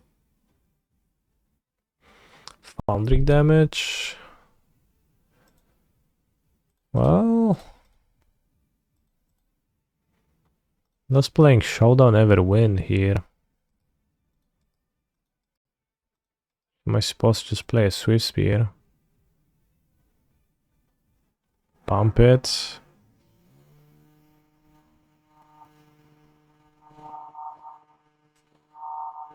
They take 8. I go to 1. If I kill the Vein Reaper, will get lost if I find it. The Swiss Spear will have tough time killing. Maybe double Swiss Spear is gonna kill. I think Showdown is more realistic, means more realistic victory than anything else. Okay, so can go Swiss Spear, Rage.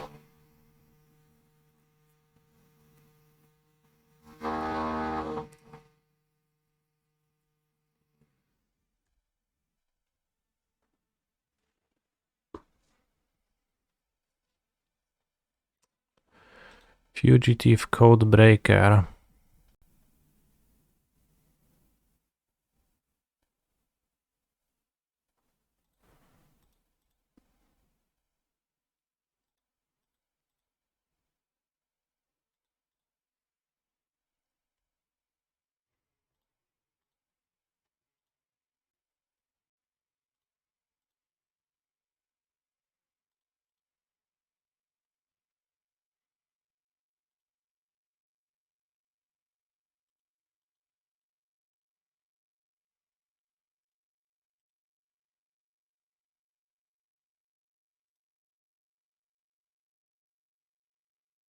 What seems to not be enough.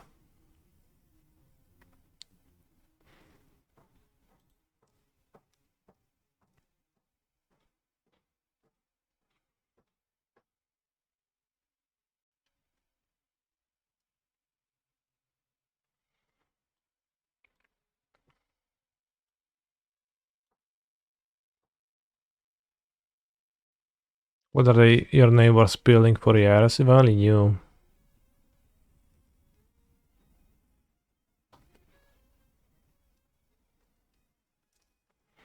Monstrous Rage, Reckless Rage, I don't know. They have Preacher of the Schism, that seems pretty good to Reckless Rage. About the only thing. They do seem to endlessly He's a just build phenomenal something. control player. 45 I suspect there decades is with not Mr. the same Streamer. neighbors over and over, but in fact different neighbors now and then. But who knows? Who knows? Planes, holy shit. How unfortunate.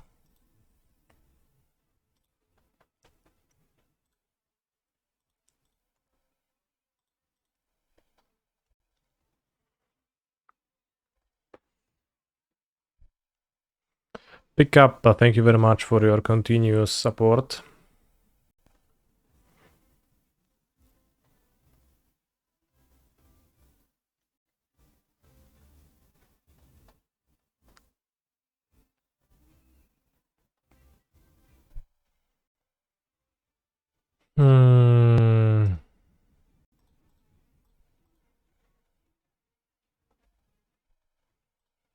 I have a bunch of songs saved, but the playlist is just made by viewers as we are streaming, so it's not public. Ooh, no removal? That's incredible. That probably means a Vein Repair being put into play next turn.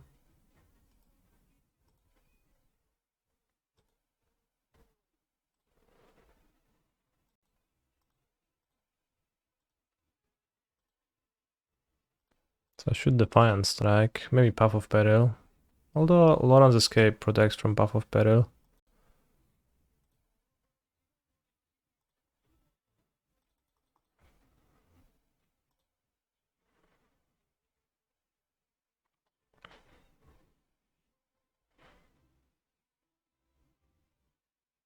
Preacher of the Schism.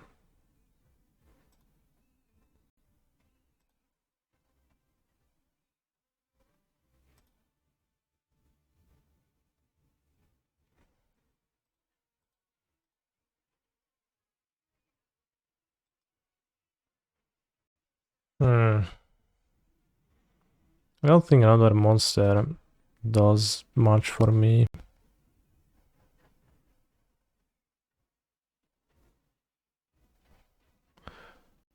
Had I played a Swiss Spear and God's Willing this, then Swiss Spear gets blocked, so doesn't matter.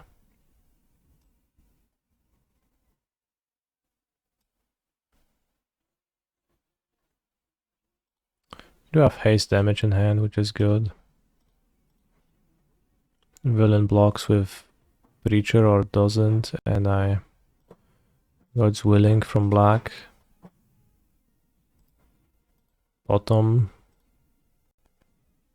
Black. Oh, more hasters, but probably a spell is better.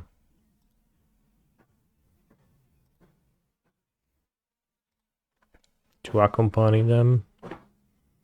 Maybe it's good enough to keep a haster and then just have my next turn be with Swiss Spear Legionnaire at the very worst, and then the same thing again.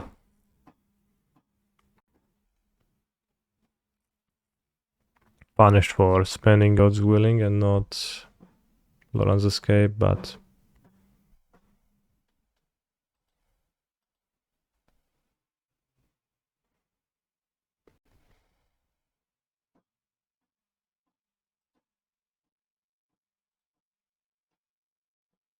only ever so slightly.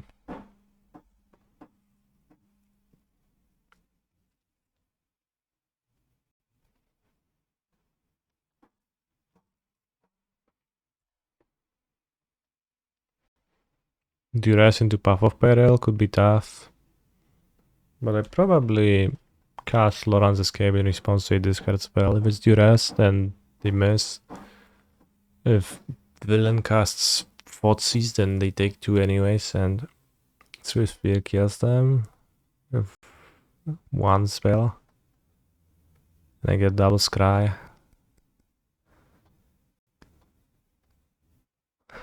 Sorry, Imperious Bloodlord. I put a vampire into play. Oh no, is that Vine Reaper? Don't fear the Reaper, as they say.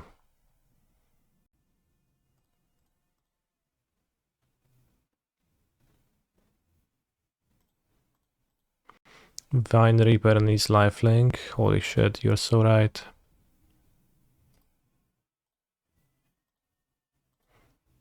So Villain needs to take action first, and then I have the protection trick to that adds 3 damage to kill them.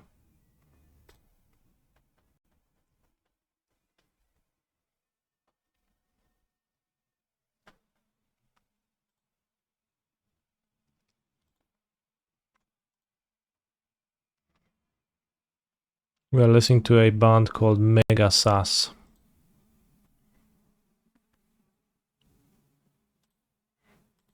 Holy shit, excellent block.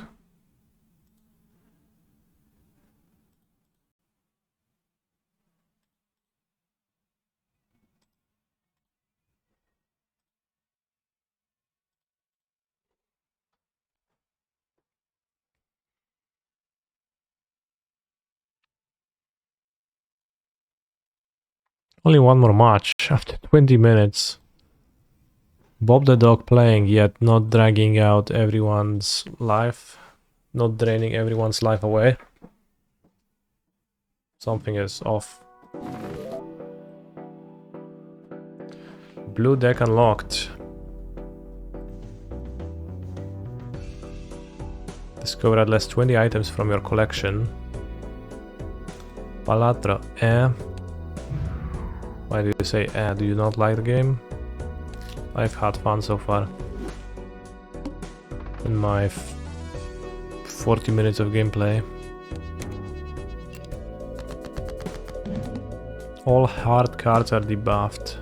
Each played card with hard suit gives 1.5 more when scored. I don't know if it turns off the Ancient Joker or not. Reptiles has Styles Principle too. Holy shit, you're right. Let's discard. Oh, let's keep the ace because ace is so strong. Holy shit, I failed to get to a full house, so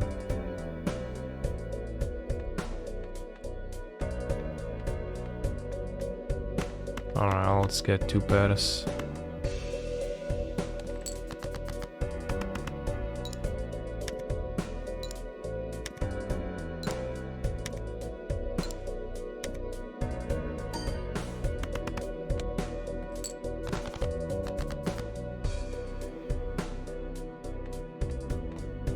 Cztery, 5, 6, 7, 9.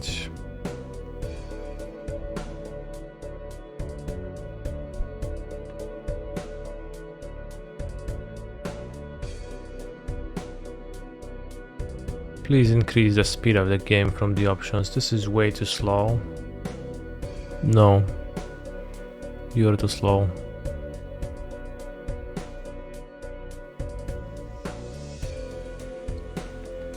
But I will add Subway Surfers in the corner of the screen just for you next stream.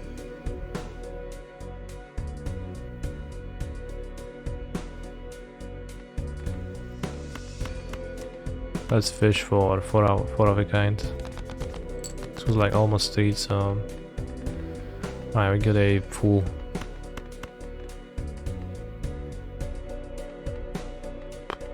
Doesn't matter which ones, 1, 2. Let's keep the spades.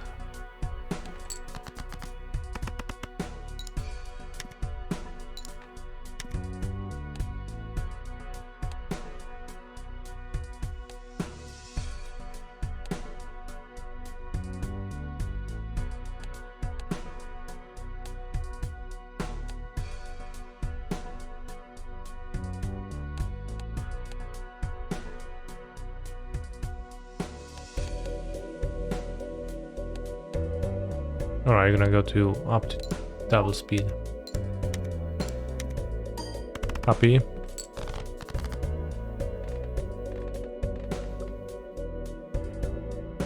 It's faster, for sure. Many more aces, 3.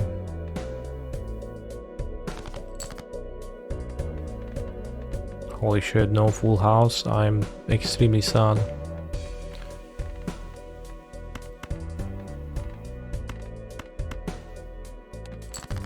Pair of 3s.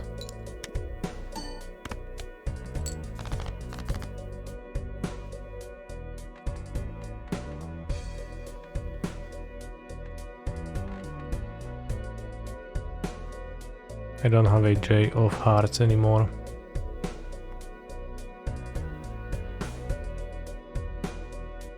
Skoro at least 5, 600.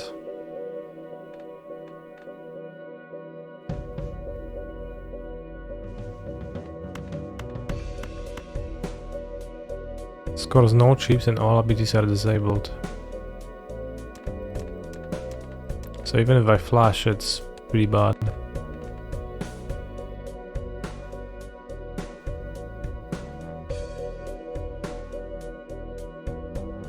Because it's just 35 times 4.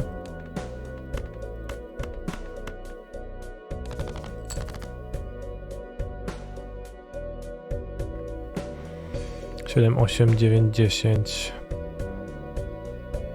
No street.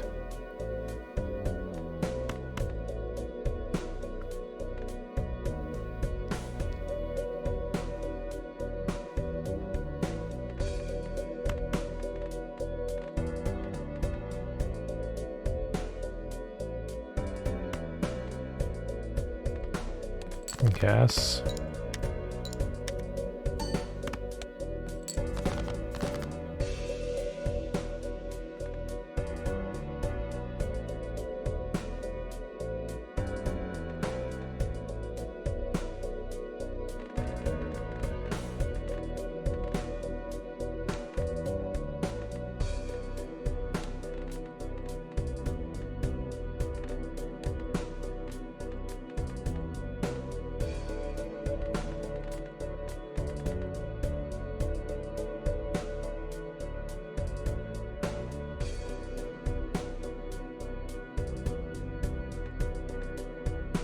Mult card, so it multiplies times 4 my points, that's pretty good. Does it work if I have a 4 of a kind with Ace of club.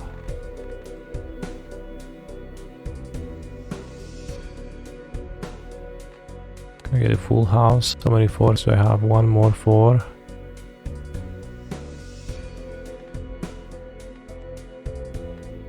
I have no idea how many points is that. Well, let's see how many points is that. Maybe it's good enough, maybe not.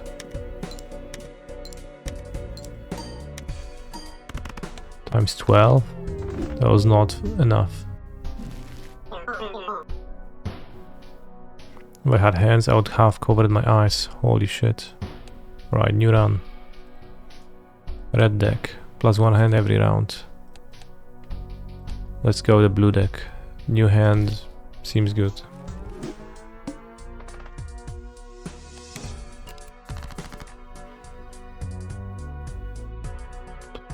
JJ888.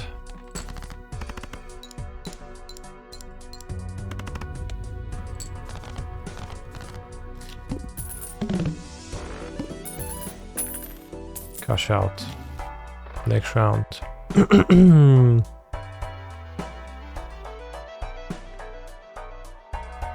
Rerolls cost 2 less. Adds 1 stone card to deck when blind is selected by the High Priestess.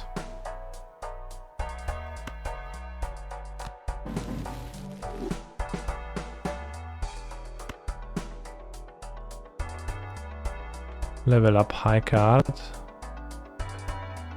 That's pretty shit. Level up full house. Okay, let's level up dwarf. Dwarf planet Pluto. Choose one up to 5 tarot cards to be used immediately. Right, let's go. Enhances to bonus cards. Convert the left card into the right card.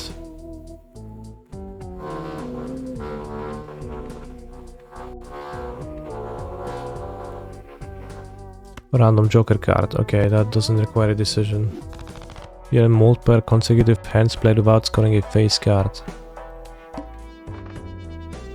Okay, so we want to score without face cards. 7, 7. 5, 6, 7, 8. 5, 6, 7, 8. So we have a double draw, 4 or 9. If I keep the 10, I can also draw a 9. That's the same. 4, 5, 6, 7, 8. 2, 3, 4, 5, 6. I can keep 7, 8, queen to get jack 10, 9 for a 6 cards royal flush. Sounds good.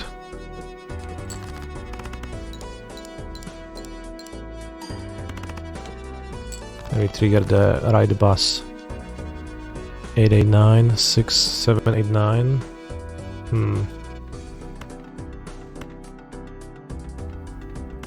Right, let's YOLO it. 5, 6, 7, 8, 9.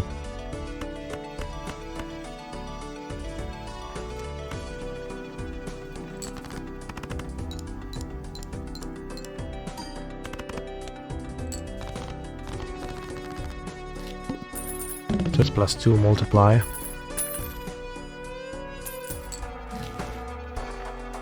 Each played 10 or 4 gives +10 chips and +4 mult when scored.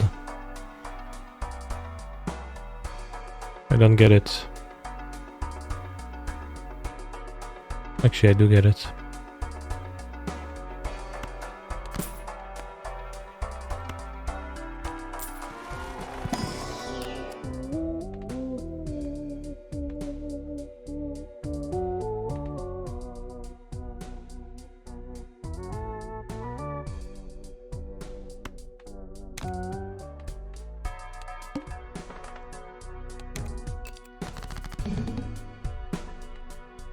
-1 hand size.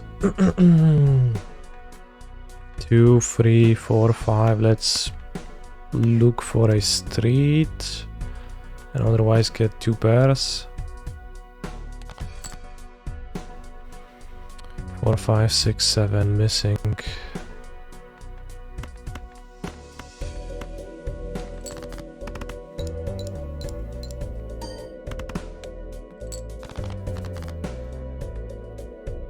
Five, 6, 7.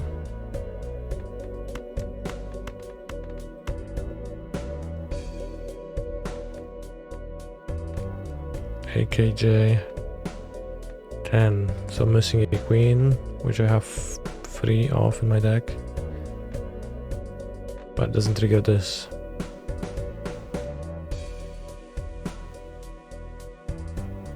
Ten is also valuable with the joker. Alright, let's discard those 3 then.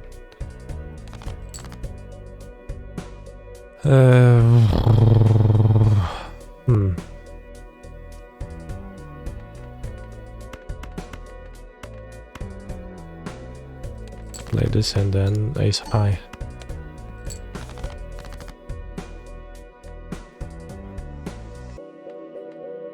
Two, 3, 4.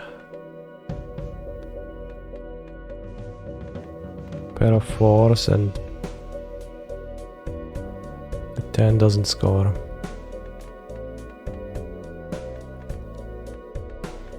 Missing color.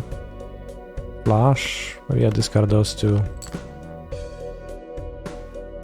No flash. Flush down the toilet. So we're gonna try to keep this to trigger at the end of the game. Gonna go with pair of 4s and I guess keep the 6 and keep the 10.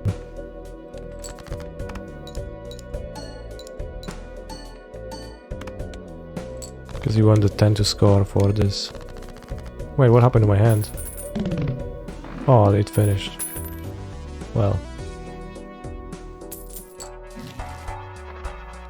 When blind is selected, gain +3 hands and lose all these cards. I don't get it. Does nothing?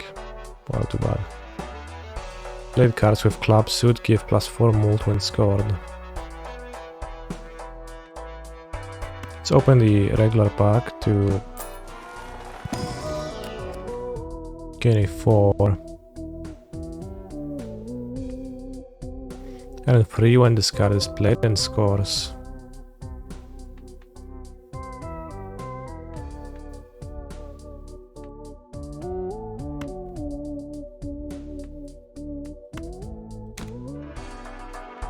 Can also buy this, or I could sell the Mercury.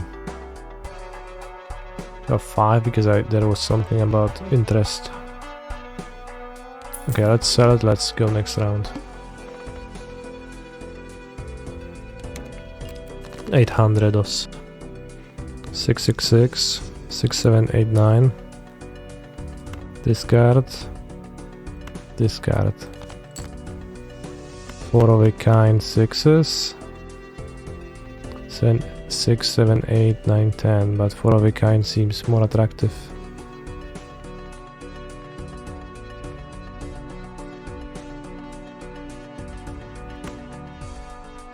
Well, let's play 4 of a kind 6s. Right, that's it. 1 per interest, 5 max, good. Can get more clubs.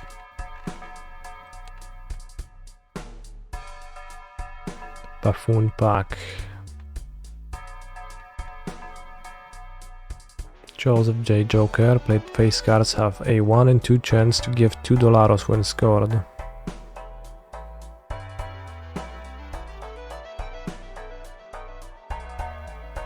Don't want to play face cards. Voucher does nothing. Oh, doesn't sound too attractive. Let's open the standard pack.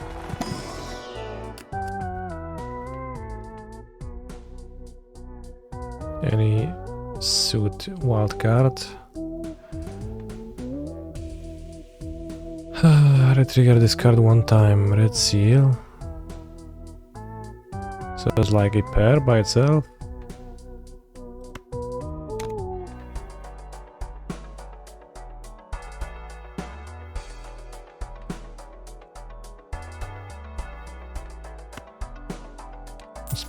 Let's open the buffoon pack. 80 chips. Every played card contains a flash. When any booster pack is skipped. I'm gonna buy booster packs and skip them. Sounds good. 2, 3, 4, 5, 6. 10 for walkie-talkie. Let's discard the face cards only. 3 pairs, holy shit. Well, let's play this hand then. 2 4s to trigger this twice. 10 10, 2 2, 2 3, 5 7, 8 9. Alright, let's play 2 pairs. 2 10s. Is full house or straight better? Full house.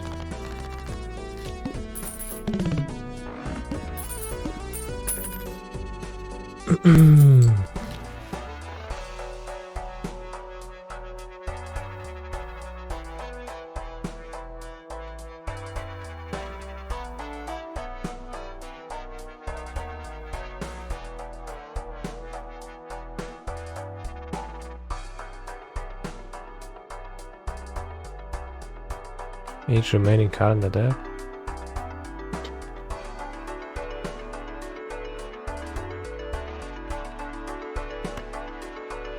Open pack.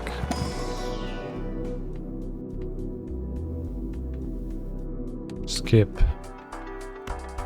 Open pack. Skip. Next round, so now you have +6 mult on everything. Play only one hand type this round. One hand type?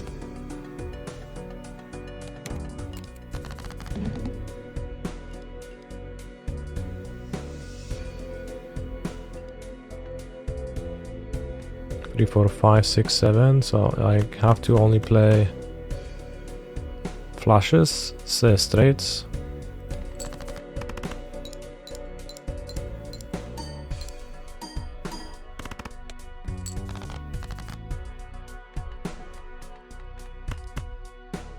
It will not score, okay. Well, let's look for a straight then. 4, 5, 6, 7, 8.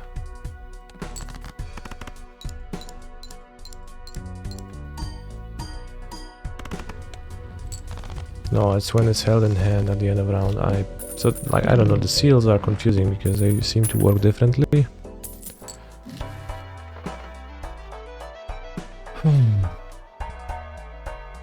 All cards and packs in the shop are 25% off. That takes a while to be worthwhile.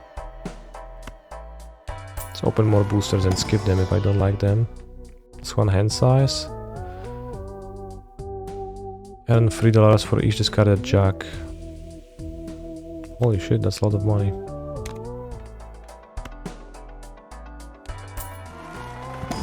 Tarot pack. Destroys 2 cards.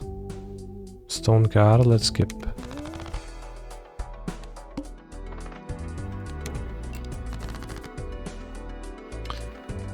Hmm. 2, 3, 6, 6. So you want to discard jacks? Did I take it? Yes. Let's discard the 2 and the 3, perhaps. 8, 8, 8, 6, 6.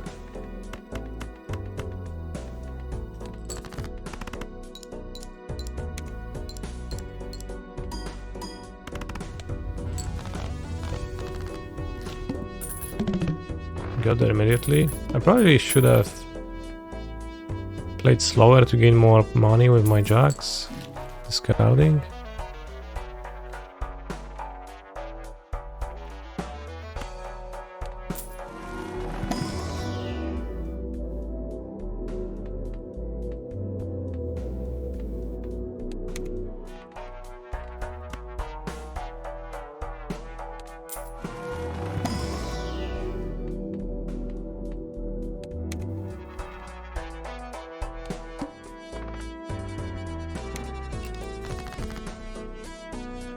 Feel free. Discard jack. And 6, keep 4 and 10.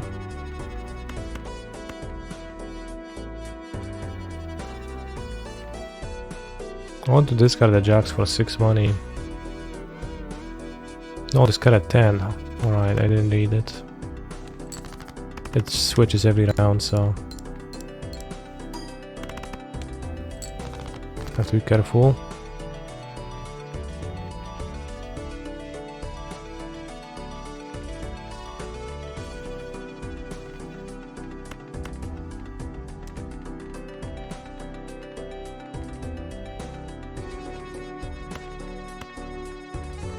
I discard those, play the full house.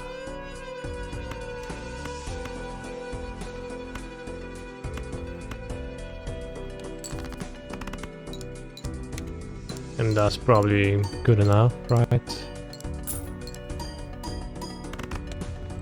Yeah, I have 6k points. It's gonna be 9 right now. Doubles money. Holy shit. Pioneers. 32 monies. Alright, let's redeem the voucher now. Since I have so much money, it's gonna pay off pretty quickly. Open standard pack.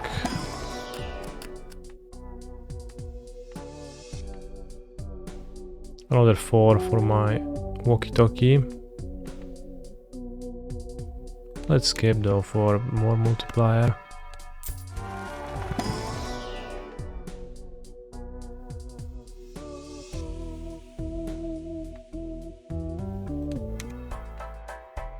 Next round. No repeat hands types this round, okay. Discard 9s.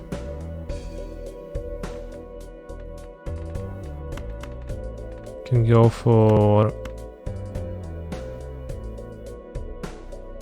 flush. We failed. 3, 4, 5, 6, 7. Play hand.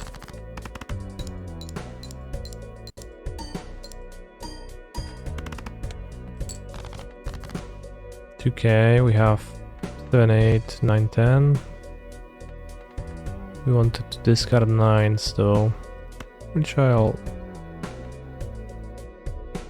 do. Did you just get a street last round? Go for flash. Miss.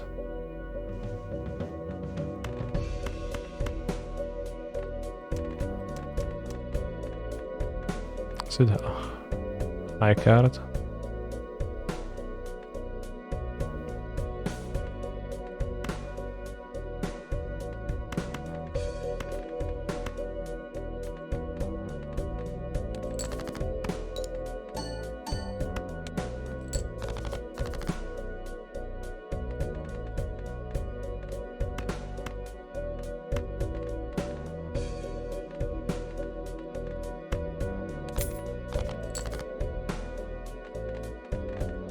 Do we have any hearts in my deck?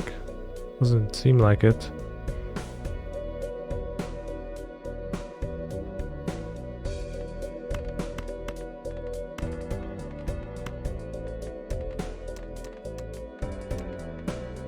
Holy shit.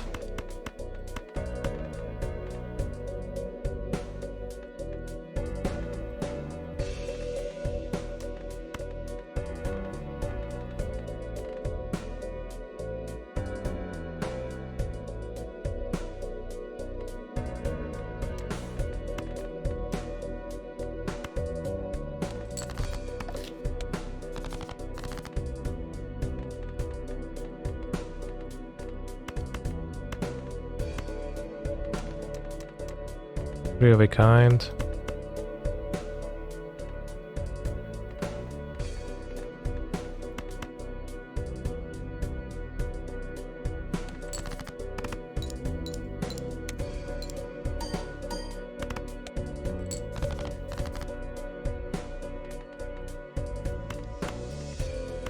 Two pairs.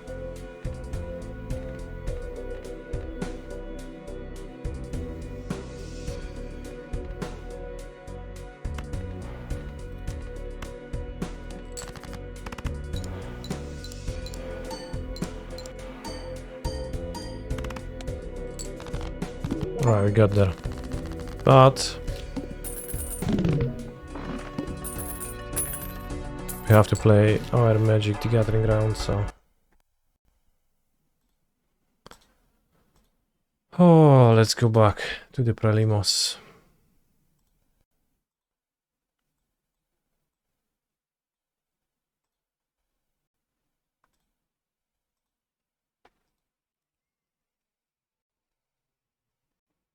I will not let the game bully me, so I'll keep.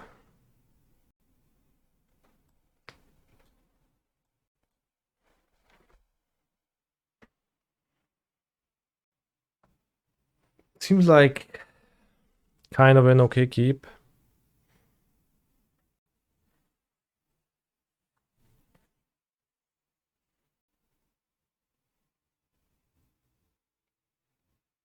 Emmanuel Control God.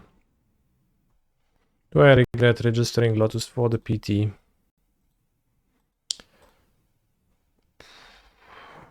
Not really. I regret throwing a game at the end of the tournament, that certainly for sure.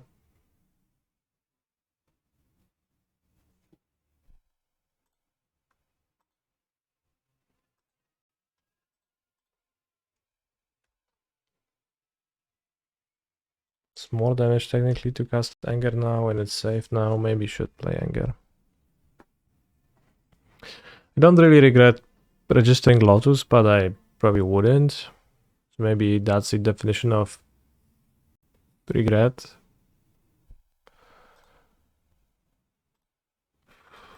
Let's play Virtuoso, see if it gets countered. If yes, then play Anger on my Hoplite. If not, probably just cast next turn. We still cast a Monstrous Rage on this.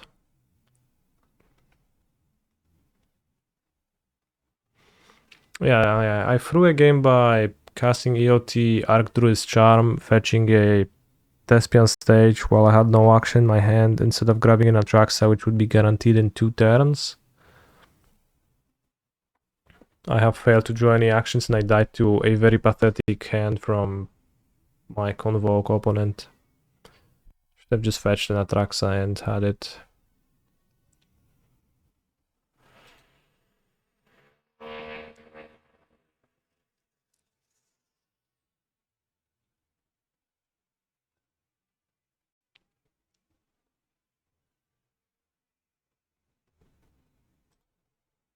I don't know, pass priority opponent's gonna have to click the removal first if they want to. This Vampiro's the best deck in Pioneer, for sure. Nothing is better than Vampiros.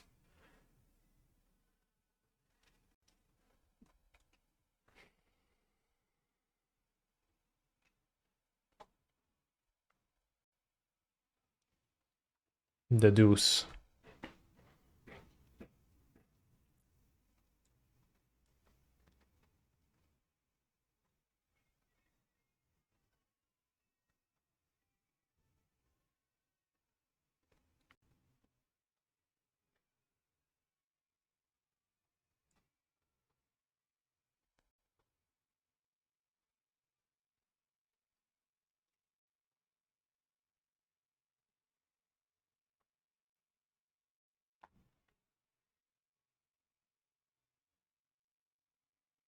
Connive is almost like drawing a card. The Courage. 1, 2, 3, 4.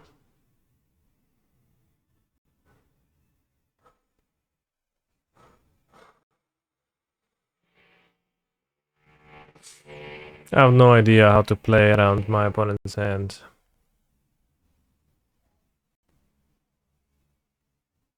What sweepers are even in their deck? Not much, I think. If I cast Anger on Virtuoso and they push, then it's bad. Right, I only have 2 monsters on the battlefield and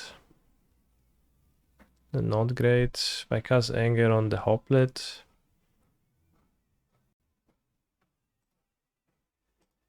I don't know, let's see what happens then. Opponents cannot really just push the Hoplet because the Virtuoso is very fearsome.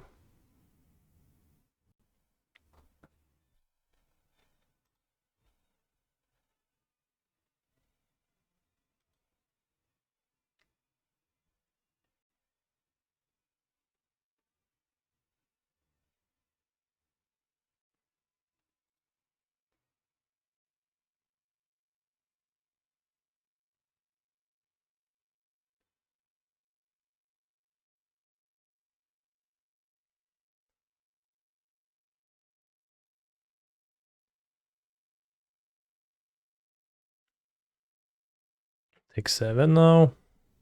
This is +5.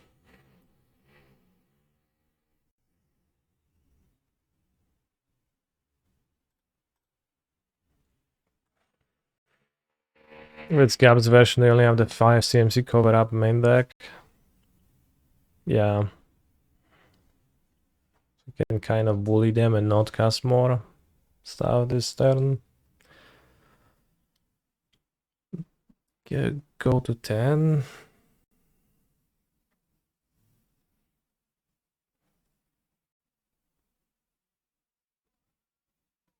So Rage on Virtuoso is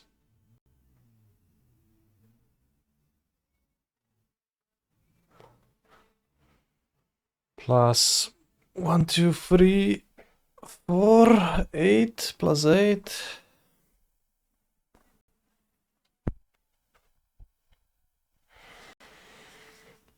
Also, Rage on Virtuoso might draw me a trick to protect something.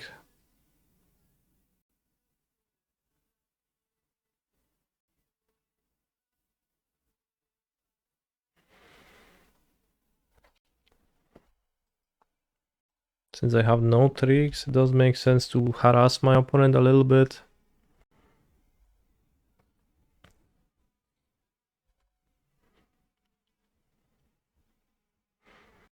Probably not interested in grabbing Giganta. Cling on my Anger. It might be that the opponent doesn't have any removal in hand.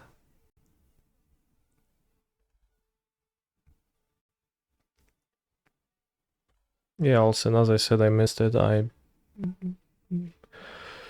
really didn't think at all about grabbing Giganta here.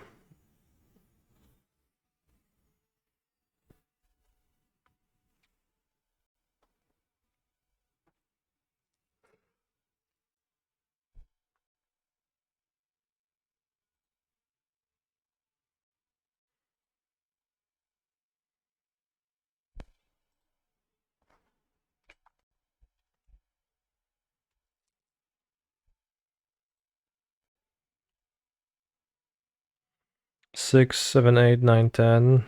So villain needs to act already.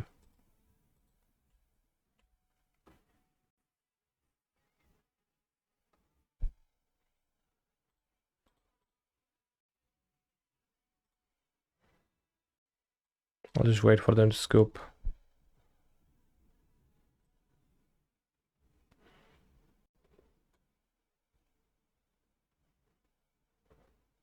Alright, I guess the opponent is not scooping. That strat of waiting for my opponent to scoop hasn't ever worked.